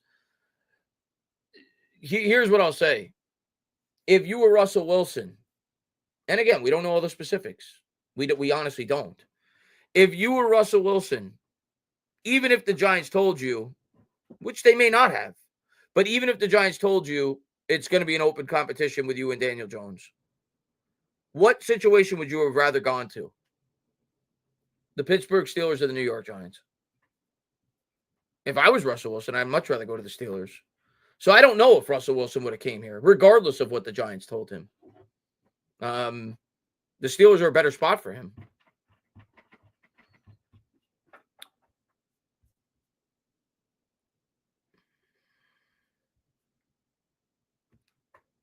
Why does this organization refuse to hire head coaches who have experience? Well, Pat Shurmur had experience. He was a head coach for, I think, at least one team. Might have been two. Definitely the Cleveland Browns. I think there was another team. I can't recall. Obviously, the majority of his success in the NFL was as an offensive coordinator. He grew a ton of, like Case Keenum, for example, had a career year with the Minnesota Vikings. His last year as the play caller. He was the play caller with the Eagles when Nick Foles had like 120 quarterback rating. And there's another quarterback who had like a career year under him. I can't recall off the top of my head. So that was his bread and butter. That's why he got the job as the Giants. But he did have experience as a head coach in the NFL. McAdoo was obviously an in-house guy. They moved him up for the offensive coordinator. I never liked that hire. Obviously, I was more open to it after his first year when the Giants had a good season, but I never liked that hire. Joe Judge, no experience at all. I don't know what the Giants were thinking there. Maybe they were trying to think outside of the box. And this time around, I think they just let Shane make the decision, right? He was the new GM. They both came from Buffalo. Makes sense, right? That was his guy. Dable was a hot commodity throughout the league. That one made sense. I'm with you, though, this time around. If they do fire Dable, which I don't know if they will or won't, I would prefer a head coach that has some experience as a head coach in the NFL. I don't know how many good candidates there would be. Mike Vrabel is one that obviously is going to come to mind for a lot of people. I'm not a big fan of Mike McCarthy. If the Cowboys fire him, I'm not a big fan of his. I'd have to really look at it, but Mike Vrabel is the one name that would come to mind. TCO says, rather Knicks or any of the current top rookie quarterbacks than Malik or anyone in the 25's class. Genty Hunter and wait for Arch, not making the Super Bowl the next 2 years. Would rather Knicks. Let me read the rest of that.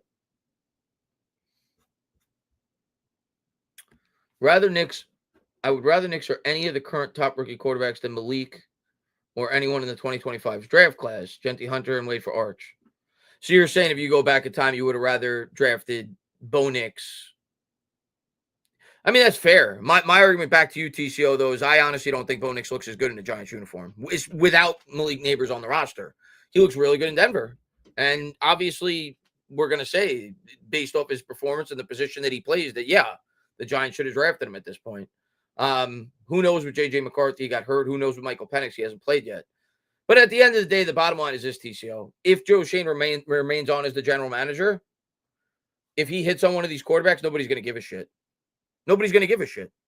If Shedeur Sanders works out and Malik Neighbors looks really good with him next year, nobody's going to talk about Bo Nix. Nobody's going to talk about J.J. McCarthy. Nobody's going to talk about Michael Penix. They're going to say, okay, he hit on his quarterback. So ultimately, that's what it comes down to. If Joe Schoen stays on as the head coach next year, if he takes Shedeur Sanders, that's his guy. That's who he put his job on the line for. Obviously, Joe Schoen tried to trade up last year for Drake May. He tried to trade up last year for Jaden Daniels. Couldn't get him. Didn't feel confident, whether it be based off the roster he had, that he didn't feel he'd be able to maximize a guy like a J.J. McCarthy or Knicks or whoever. Didn't feel enough confidence. He said, I want to continue to build my roster for another year before I take that swing. Next year, if he stays on as the GM, he's going to take the swing. And if that quarterback hits, nobody's ever going to talk about Bo Nix. Nobody's ever going to talk about Michael Penix. If it doesn't hit, he's going to be fired. So ultimately, that's what it's going to come down to. And we'll see if he even gets that opportunity. Let's see.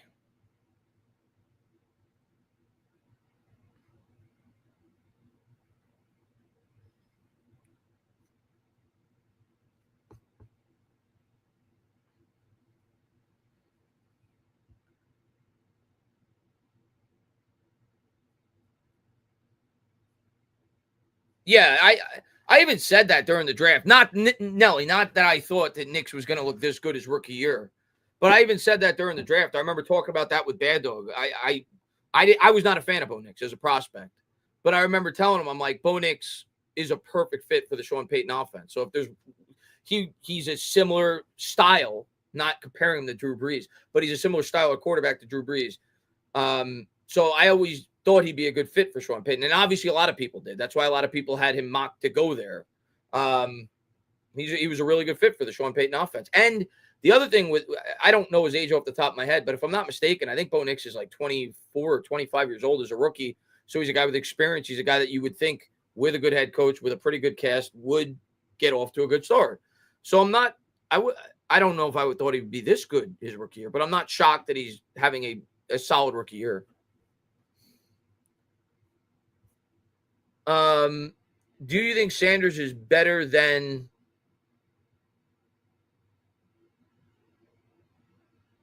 Joe? I don't know who you mean by that, Kelly. Obviously, I'm assuming you mean Shedeur Sanders. I don't know who.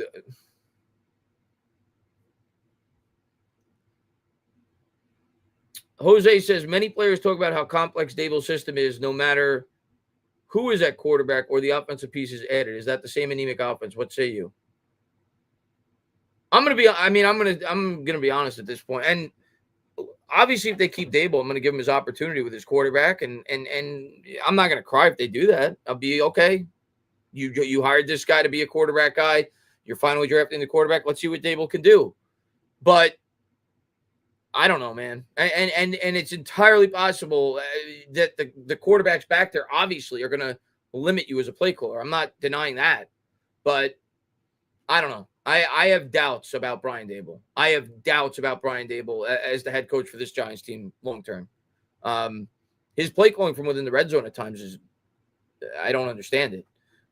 There's been things he's done this year that I don't understand. But maybe if you got a quarterback, it would look a lot different. DM says, I dislike Shane from the first episode of Hard Knocks, egotistical Summer's Eve. It didn't make him look good. I mean, look, I haven't watched it back. I think it would be interesting to watch Hard Knocks back. Because obviously, watching Hard Knocks before the year starts, at least for me, I'm more of a positive guy. I'm amped up for the season. I'm looking for things to be excited about. Obviously, now getting to see how the season played out, I would like to watch it back to because I see a lot of people talk about that, how Joe Schoen came across as this pompous asshole. It's something that I would actually like to watch back after the season to at least see where people are coming from. I'm sure he did because so many people say it. I'd like to watch it back. So I don't want to comment on that without, watching it back again. Because that's not the vibe I got, but I probably wasn't looking for that while I was watching the episodes. I was more so excited about the communication he had with Malik Neighbors, how excited they were to bring in Malik Neighbors. I obviously saw the Saquon Barkley thing, but at the time, I still believe the Giants in the situation they were in shouldn't have signed Saquon Barkley. I was a believer in 2022 they should have, but going into this offseason, I know that fans now play that clip all the time with the year he's having with the Philadelphia Eagles, but that obviously doesn't make him look good. It's not good optics. It was a massive mistake for the Giants to go on Hard Knocks, right? And I get that they're kind of forced to do it at some point, but you're talking about a guy that's a second-year general manager or a third-year general manager at the time, only has 2 years under his belt. I think it was just a mistake in general for the Giants to go on Hard Knocks. It was just a mistake.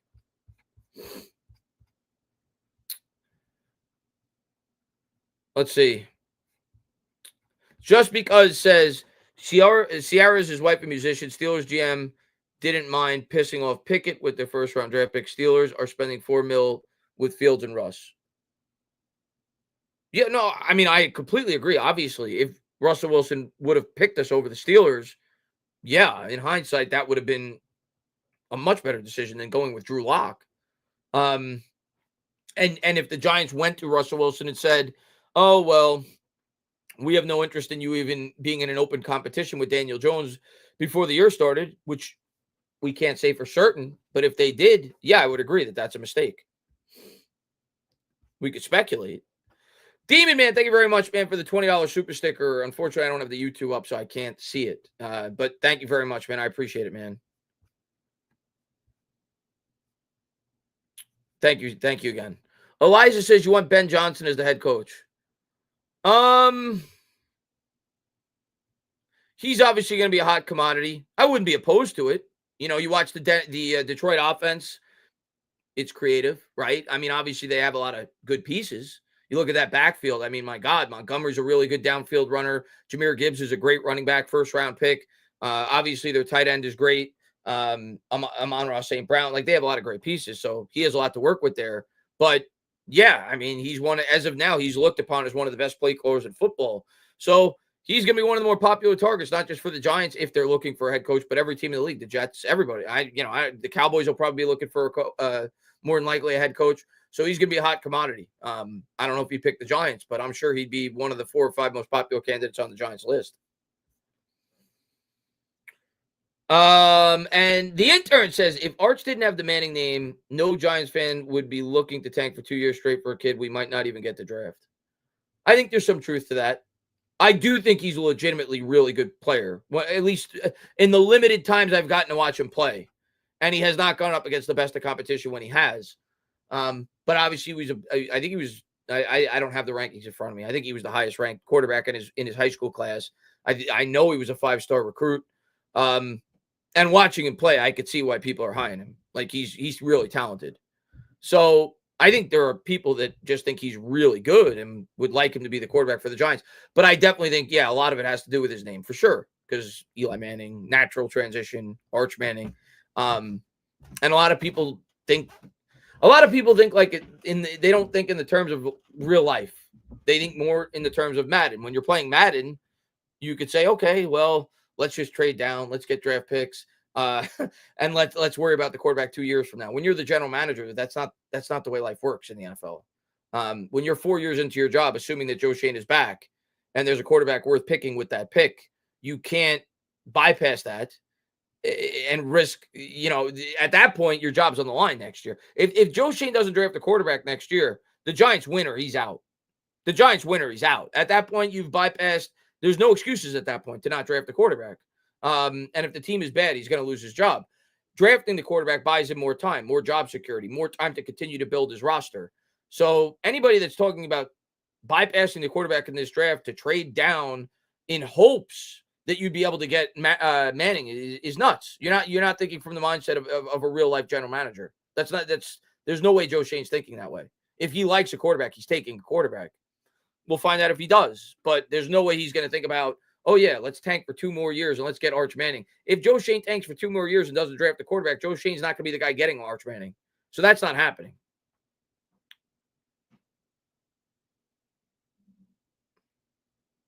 And I said 2 more years, so I don't think he's coming out in 2026. I think he's coming out in 2027.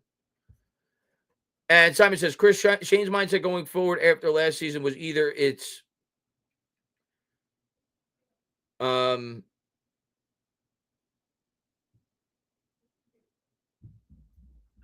Chris Shane's mindset going forward after last season was either it's DJ, we draft our guy, no in between, no signing guys from other teams that could work out. Simple as that. Yeah, I agree, Simon. I think listen, this is ultimately why I think Joe Schoen's coming back. I think first off, I don't think John Mara wants to fire another GM after 3 years. I think he realizes the mess that was inherited. He doesn't like constant turnover. The initial plan was clearly to draft the quarterback his second year as the general manager for the New York Giants. His first year, there was no quarterback worth taking. Kenny Pickett was the best quarterback in that draft class, or was at least the first one drafted. And that draft class is awful. Malik Willis was the other, so on and so forth. So he didn't take a quarterback because of that. His first year as the general manager. His second year as the general manager, it was as clear as day. Joe Schoen's plan before the year started for year 2 was to draft the quarterback in the next draft. Clear as day. He didn't give Daniel Jones the 5th-year option. They were planning going into that year that more likely than not, the team wasn't going to be very good, and they were going to be able to trade up and get a quarterback. Obviously, where they were picking, that no longer was a realistic possibility when they had the 25th pick. So they adjusted. And I think at that point, Joe Schoen sold Mara on the vision. Listen, Daniel Jones was clearly never my quarterback. I didn't draft him. I didn't extend him on the 5th-year option. I clearly didn't believe in him in terms of him being a franchise quarterback. He had a good year. He got the team to the playoffs. Right now, I don't see a better option as a guy that at least potentially could grow into a better quarterback based off where we're picking in the draft. I'm going to sign him. We're going to try to tag him first if we could get a deal done with Saquon Barkley. They weren't able to do that. Obviously, if we go back in time, we would have preferred the tag. It didn't happen. But I think at that point, he went to Mara and he said, for now, Daniel Jones is my quarterback. But I'm not putting my job on the line for Daniel Jones. I'm going to build this team over the next 2 years. And if Daniel Jones doesn't metamorphosize into an elite quarterback or a damn near close to elite quarterback, that's when we're going to make the move for the quarterback. And I think John Mara knew from the start. That's my honest belief. And I don't think John Mara is going to steer away from that plan. It's my honest belief. I think that was the plan the day they signed Daniel Jones. We're going to give him 2 years. If he doesn't grow as a quarterback, we're going to build this team up to put the quarterback we're going to draft in that next year's draft into a much better situation than Daniel Jones ever had. And that's the plan I think they're going to proceed with. And I think they're going to draft the quarterback, and I think Joe Schoen's going to be the guy that makes the pick. That's what I think is going to happen. Let's see.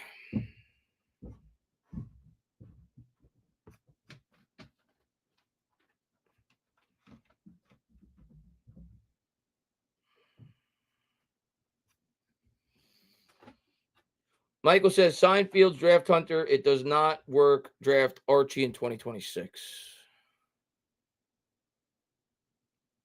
But Shane hasn't built the team, so I don't understand what you're saying. I'm telling you what his plan was 2 years ago. I'm not saying every move he's made has worked out, but I think Mara's going to stay with the plan. I'm not telling you he's done a great job.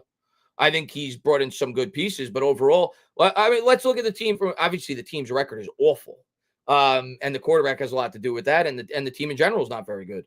Let's look at it position group by position group. Wide receiver group is better since before he took the job. Malik Neighbors, obviously better than any receiver he's had. Offensive line is better, but it still sucks. It still needs vast improvements. And it's not nearly as good as I was hoping it would be after 3 years. So I agree there. Joe Schoen hasn't done a good enough job, not near a good enough job improving the offensive line. Josh Azudu, garbage. JMS, underwhelming. Evan Neal, garbage. John Runyon, solid, I suppose, but not great. Illuminor, pretty good. But overall, the offensive line is still bad. It's satisfactory when we have Andrew Thomas, but not good. He's improved the pass rush. Kayvon Thibodeau, maybe not as good as you were hoping he would be, but he's a good pass rusher. Brian Burns, good player. He's improved the pass rush. But the team overall is still not good.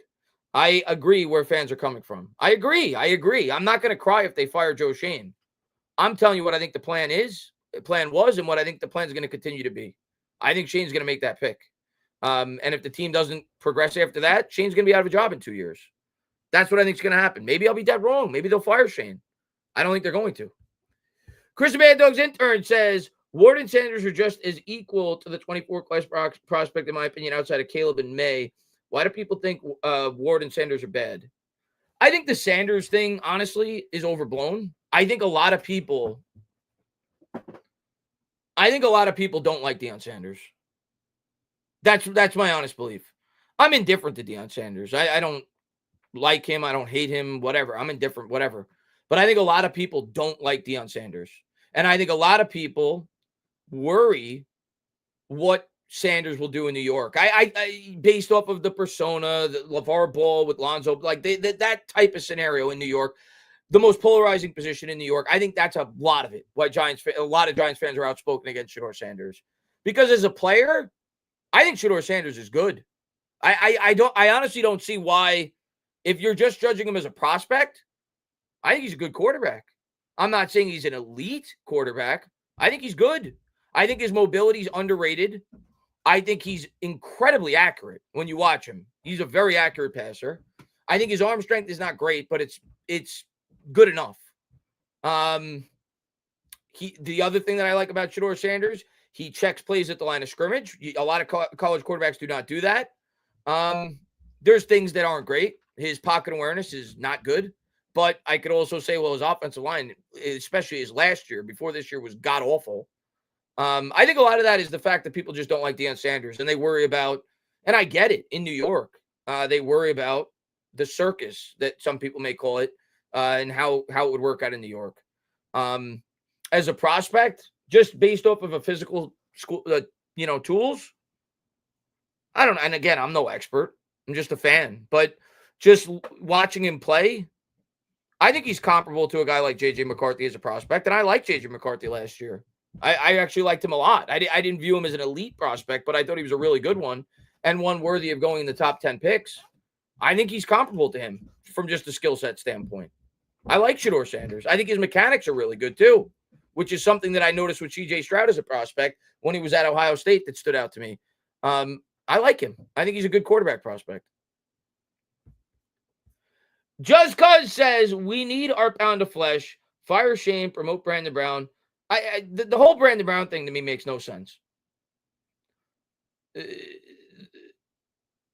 whole Brandon Brown thing to me makes no sense. I disagree with that, Chris L, but I like McCarthy. I know a lot of people didn't. I like McCarthy. So that means I'm telling you I like Shedeur Sanders. But Just Cuz says, we need our pound of flesh. Fire Shane, promote Brandon Brown. There's nothing really but makes some of us happy that someone gets fired. That logic makes no sense to me. Other than the fact that, and again, I have to go back and watch Hard Knocks because people said that Brandon Brown came across well in Hard Knocks. Other than the fact that you liked a few clips from Hard Knocks about Brandon Brown, why would you hire? If you're telling me that Joe Schoen has done such a bad job that he inherited what Dave Gettleman left, and you're going to fire this guy after 3 years, if that's what you're telling me, that he's that bad, why in the world, if I'm John Mara, would I promote his lead assistant? Why would I do that? If you're going to fire Joe Schoen, I'm looking outside. And then I've heard people bring up the argument, well, Brandon Brown came from the Eagles. Okay, Joe Schoen came from the Bills.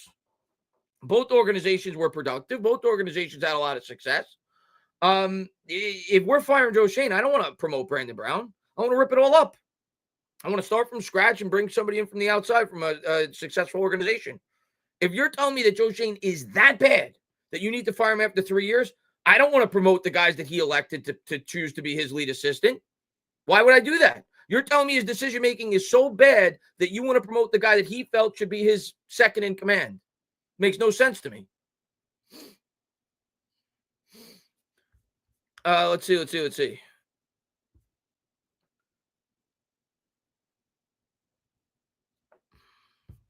B. Robbie says J.J. McCarthy, one of the better lines in the country. That's a fair opinion. I like Sanders. I think Sanders is the best quarterback in this class. I don't know anything about Brandon Brown other than the fact that he definitely comes across as a smart guy. He came from a really good organization. And he seems to be respected throughout the league. I'm sure he will get an opportunity at some point to be a general manager. I just don't understand the logic. If the Giants are that piss poor and you think Joe Schoen's done that bad of a job, I don't see how you sell the fan base that we're just going to promote the guy that was his lead assistant. I just don't see. I don't see it.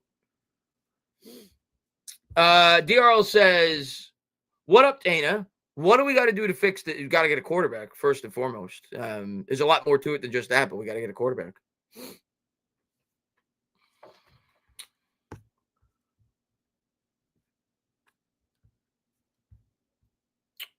Look at the Rams, man. I'm talking to you guys in the chat. The Rams are beating the Bills 17-7. I got Josh Allen on my fantasy team. He can't be doing too good. Bills are a weird team, man. 1 week they will look like by far the best team in the NFL, and then other weeks they'll play down to their competition. They're a weird team, and it's on the road, but still, I'm surprised. Just Cuz says he embarrassed you on TV. He embarrassed you on TV? Who embarrassed me on TV? Oh, you're talking about Joe Schoen?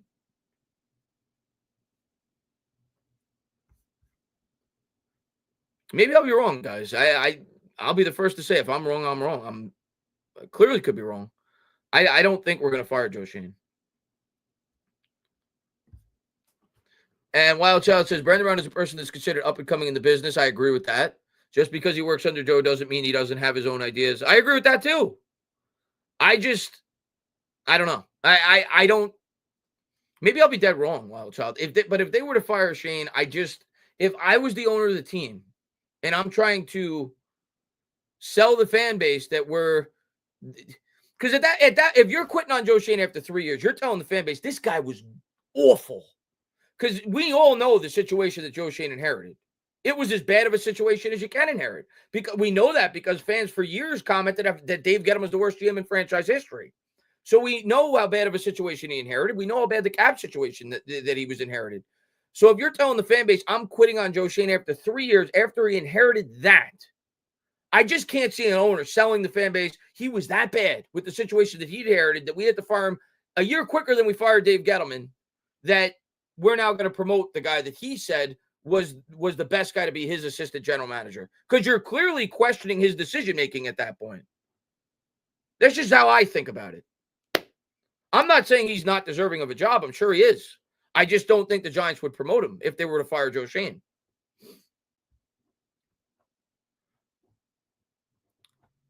Let's see.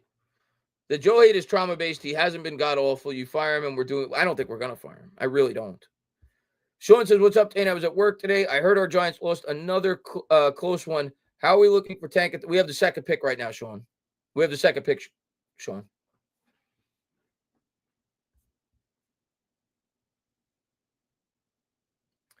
I don't think he needs to fire. I think Dable would be the scapegoat. I don't think you need to fire both if you want to keep it together. I think Dable's the scapegoat. But we'll see. We'll find out in a month, guys.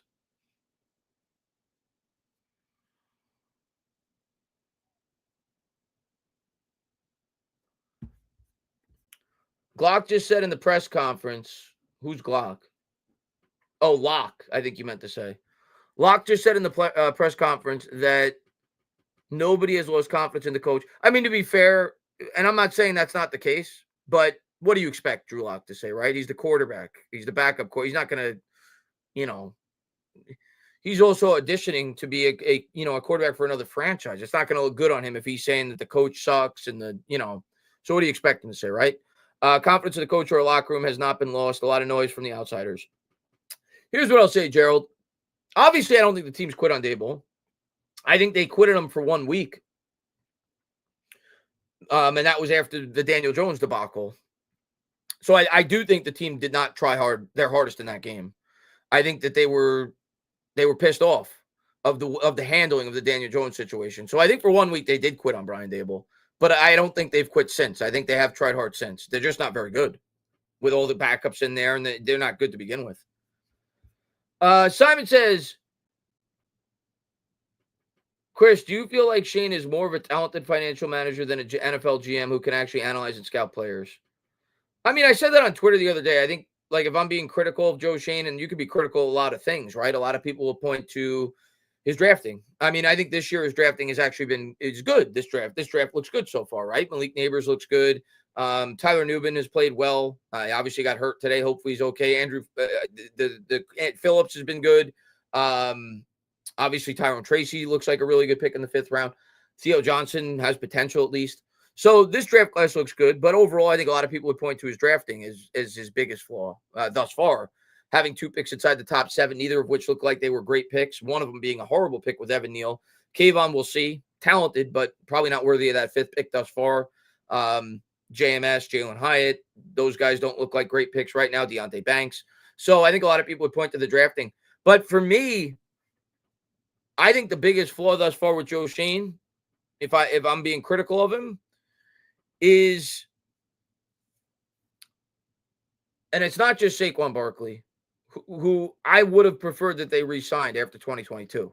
This year, I got it. After you didn't sign him, I got it. I knew he wasn't coming back at 23. But I would have preferred that they signed him in 22. I would have preferred that they got a reasonable extension done after 2022. But it's not just Saquon Barkley. It's Xavier McKinney. It's the handling of the Daniel Jones situation, benching him after, with 7 or 8 weeks to go in the season, but not just benching him, relegating him to the 4th-string quarterback and basically saying we're just going to hold you. The thing with Joe Schoen, if I'm going to be critical of him, I think I think it's important to be an accountant. I think it's important to think from a salary cap standpoint. I think it's important to have positional value for players, for sure. And I appreciate that about him. He's better than that than Dave Gettleman, for sure. Joe Schoen would never draft a running back 2nd overall, right? Dave Gettleman did. Joe Schoen would never have a debacle of a cap situation that Dave Gettleman left Joe Schoen. Dave Gettleman did. So from that standpoint, I think it's important. Obviously, it's one of the most important things a GM can do is being able to be an accountant, as you called it. Obviously, drafting is a big part of his job as well. But I think one thing that he has not done well is he has thought exclusively from that standpoint, and he hasn't factored in the importance of leadership within the locker room enough. And he's a young GM, and maybe he will grow, he will grow over the course of time. But if I had to be critical of him, if I had to nitpick, yeah, that's one thing that I don't think he's done a good job with. I still think he's going to be back. Big Blue says the Giants are fecal matter. Fire Brian Daboll. Well, they are. Big Mike says we put our money towards the wrong free agents, and we could have re-signed Exit Barkley with the money we wasted on Burns. That's a fair criticism, Big Mike. But let me ask you in the chat this. Let's say they did that. Let's say they brought back Saquon Barkley and they brought back Xavier McKinney. At that point, you're not going to be able to sign Runyon, Illuminor, and trade for Brian Burns. Maybe you could argue you'd be able to bring in Runyon, but you're certainly not bringing in Brian Burns. How much better do you think this team is with Saquon Barkley? Saquon Barkley and the Giants last year averaged 3.9 yards a carry. Now, he's a great player. I've always said he's a great player. I think he's one of the most talented running backs in the league, if not the most talented. But the things he's doing in Philadelphia, he wouldn't have done here. Not with this team. So how much better do you think the team would have been if you brought back McKinney and you signed Barkley and you didn't bring in Brian Burns, and maybe you weren't able to bring in either Illuminor or John Runyon? How much better do you think the team would be? You want to say we have 4 wins instead of 2? Maybe 5? I don't know.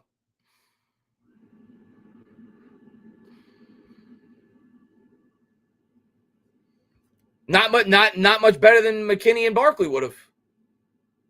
What I'm saying is that it would have been a bad season regardless of what the Giants decided to do, because Daniel Jones is not good. Quarterback's not good.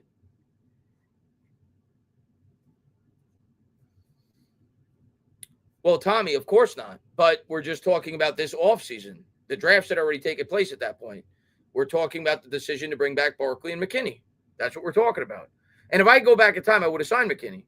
100% I would have signed McKinney. I still wouldn't have signed Barkley. Not this offseason. The previous offseason, I would have.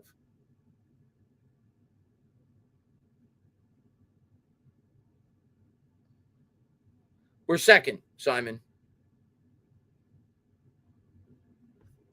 You need the infrastructure for a running back to have an impact. Giants don't have that. Yeah, well, all you got to do through my eyes, why is nobody critiquing Tennessee for letting Derrick Henry go? Why is nobody critiquing the Raiders for letting Josh Jacobs go?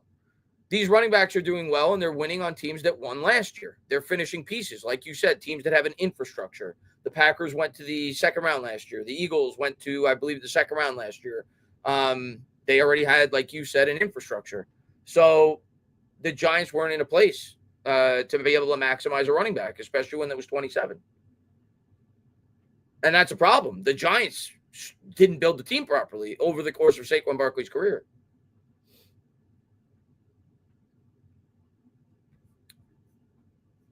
Barkley is more debatable, but McKinney was a clear choice to sign him. I mean, obviously, in hindsight, it's a clear choice. I mean, undeniably. Yeah, if you go back in time, it was a clear choice. He's a good player, very good player as a Giant. Joe Schoen made the decision, and right now it doesn't look like a good one. Joe Schoen made the decision. I would rather spend – he went from the – he did the positional value thing. I would rather spend premium free agent dollars on an edge rusher and try to get a productive safety in the draft. That's what he decided to do. Right now, it looks like a bad decision. That's what he decided to do. I'm going to spend my money on Brian Burns rather than Xavier McKinney, and I'm going to draft Tyler Nubin, and over the course of time, over his rookie contract, I'll be able to get a productive safety. Obviously, the way McKinney looks right now, Brian Burns has been good. He hasn't been great. Nubin's been solid for a rookie. Not great yet. Hopefully he becomes great over the course of his career as a Giant. Right now, it looks bad. Kevin says Giants are 36-74 and won when Barkley was drafted till he left. Just saying, without an O-line, he doesn't matter. Exactly. That's basically what I just said. It's not to downplay Saquon Barkley and the impact he has on a football team, but he wouldn't have had the impact on this team that he had on the Philadelphia Eagles. And that's the Giants' fault. That's not Saquon Barkley's fault. Simon says, I really do think Dable started tanking as soon as Andrew Thomas went down. You don't tank out loud. I don't know. JC says, Chris, how will you approach when to start a rookie quarterback? Do you think we need a bridge quarterback? More than an Andy Dalton who could mentor the kid. JC, if it was up to me next year, like if I'm Joe Schoen, if he's whoever the GM is, if it was up to me, what would I do? I would sign. I don't know what the markets are going to be, but I can't imagine Jameis Winston's market is going to be outrageous. I would imagine it'll be like around what Tyrod Taylor got with the Jets this past year, maybe a little bit higher, maybe 2 years, $20 million. Like I would, or 1 year, 10 or 11 million. I would give Jameis Winston a decent contract or a quarterback like that, a guy that I feel confident could at least start 6 to 8 games for me, not embarrass the franchise, keep the team relatively competitive, keep the locker room together, especially if I'm able to add a wide receiver to help him out with the Malik Neighbors. And I would give a guy like Shedeur Sanders or Cam Ward 5 to 7 to 8 weeks to grow and learn the offense and not rush them in there. That would be what I would do if I was the general manager. And that's what I expect the Giants to do. That's what the Minnesota Vikings did with Sam Darnold and drafting J.J. McCarthy. That's what the New England Patriots did with Jacoby Brissett and drafting Drake May. That's what I would do. I would sign a good quarterback, a solid quarterback that is a fringe starter. And I view Jameis Winston like that.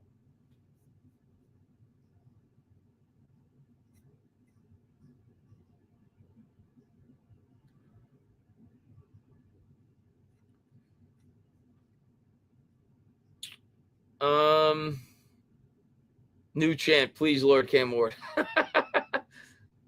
Winston is a turnover machine. He is. I wouldn't want him to be the long-term starter, Mick. I view him as a guy that could start for 6 to 8 weeks as you get the rookie quarterback ready. He's not a franchise quarterback. I'm not trying to insinuate that at all. I think he's a guy that can keep you in games for 6 to 8 weeks as you get the rookie quarterback ready. And Jameis Winston may view that as an attractive option, right? You look at Kurt Warner, not that I'm comparing Jameis Winston to Kurt Warner, I'm not. But you look at Kurt Warner when he came to the Giants, he used that as a springboard to get an opportunity to become a starting quarterback somewhere else after the fact. And I think he would view it similarly.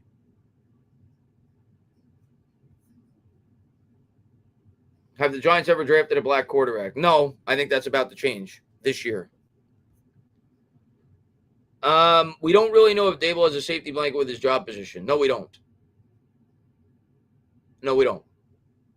I don't think Dable's been tanking all year. There's no way.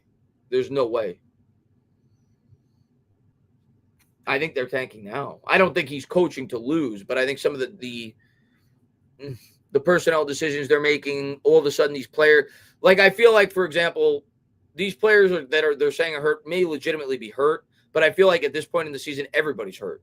Nobody's 100%. And I think they're saying, okay, well, the season's over. Relax. Take it easy. We'll need you next year with guys like Bobby Okereke, players like that. There's been way too many injuries that have popped up over the last 1 or 2 weeks that they've said these guys are out. So that if you view that as tanking, that's kind of what I feel like the organization is doing right now. Free agency, Giant general manager, I gave him a B-, but the draft, I have to give him an A-. Yeah, his draft was good this year.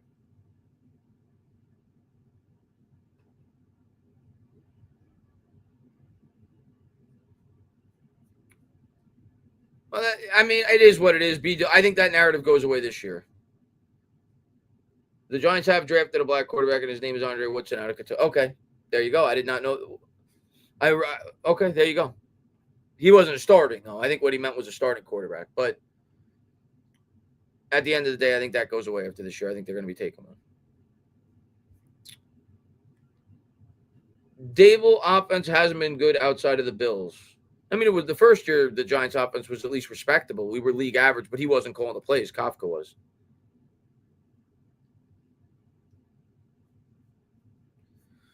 Do you think the Raiders ownership would tell Antonio Pierce to tank? I don't think the Raiders, I mean, I obviously didn't watch the game today. I saw the Chiefs game. They didn't look like they were tanking in that game. They almost beat the Kansas City Chiefs. So, I mean, anything's possible, blue collar, but I just don't think the Raiders are good. I feel I get more vibes that the Giants are tanking than the Raiders. Again, I didn't watch the game today for the Raiders.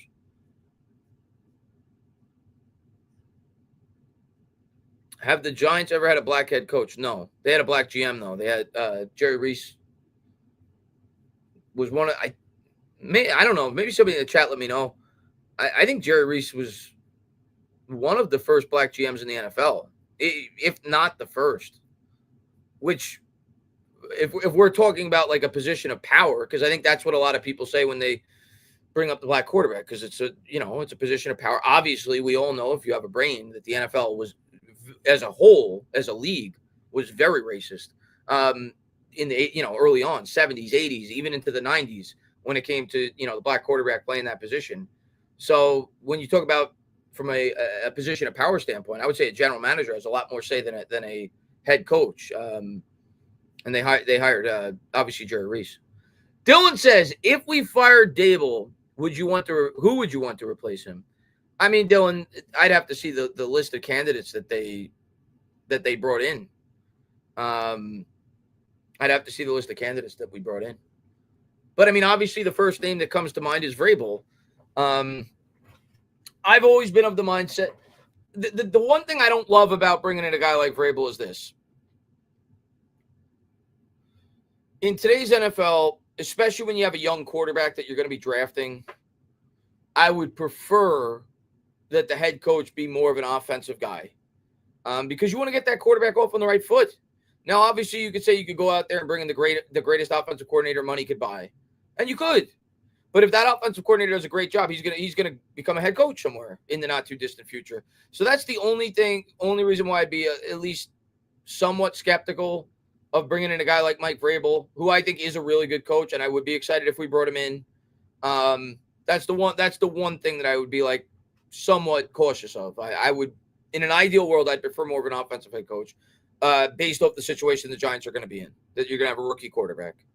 But yeah, I mean, you go back to 2020, you watch my videos. I remember a lot of people did not agree with me on this point. At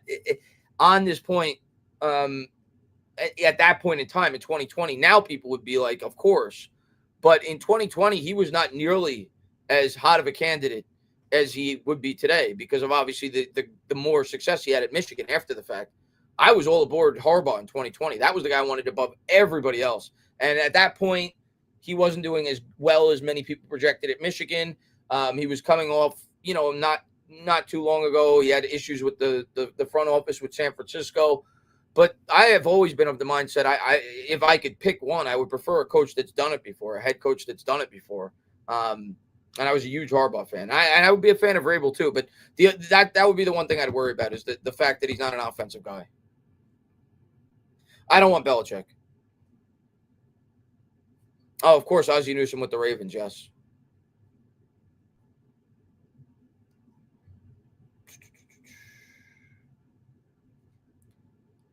I don't think Sherman would come back here. I really don't. Maybe he would for an opportunity to become an offensive coordinator again in the NFL. It would be weird, man. It would be weird to. Oh yeah, Harbaugh was always. Listen, man, that guy, everywhere that guy goes, he flips the program. He goes to Stanford, flips the program. He goes to the 49ers after 10, 15 years, whatever it was, of mediocrity, flips the program right away. Has them competing for Super Bowls. goes to Michigan, wins them a national championship. He's going to go to the Chargers. He's going to flip that program too. I've always been a big fan of Harbaugh. But,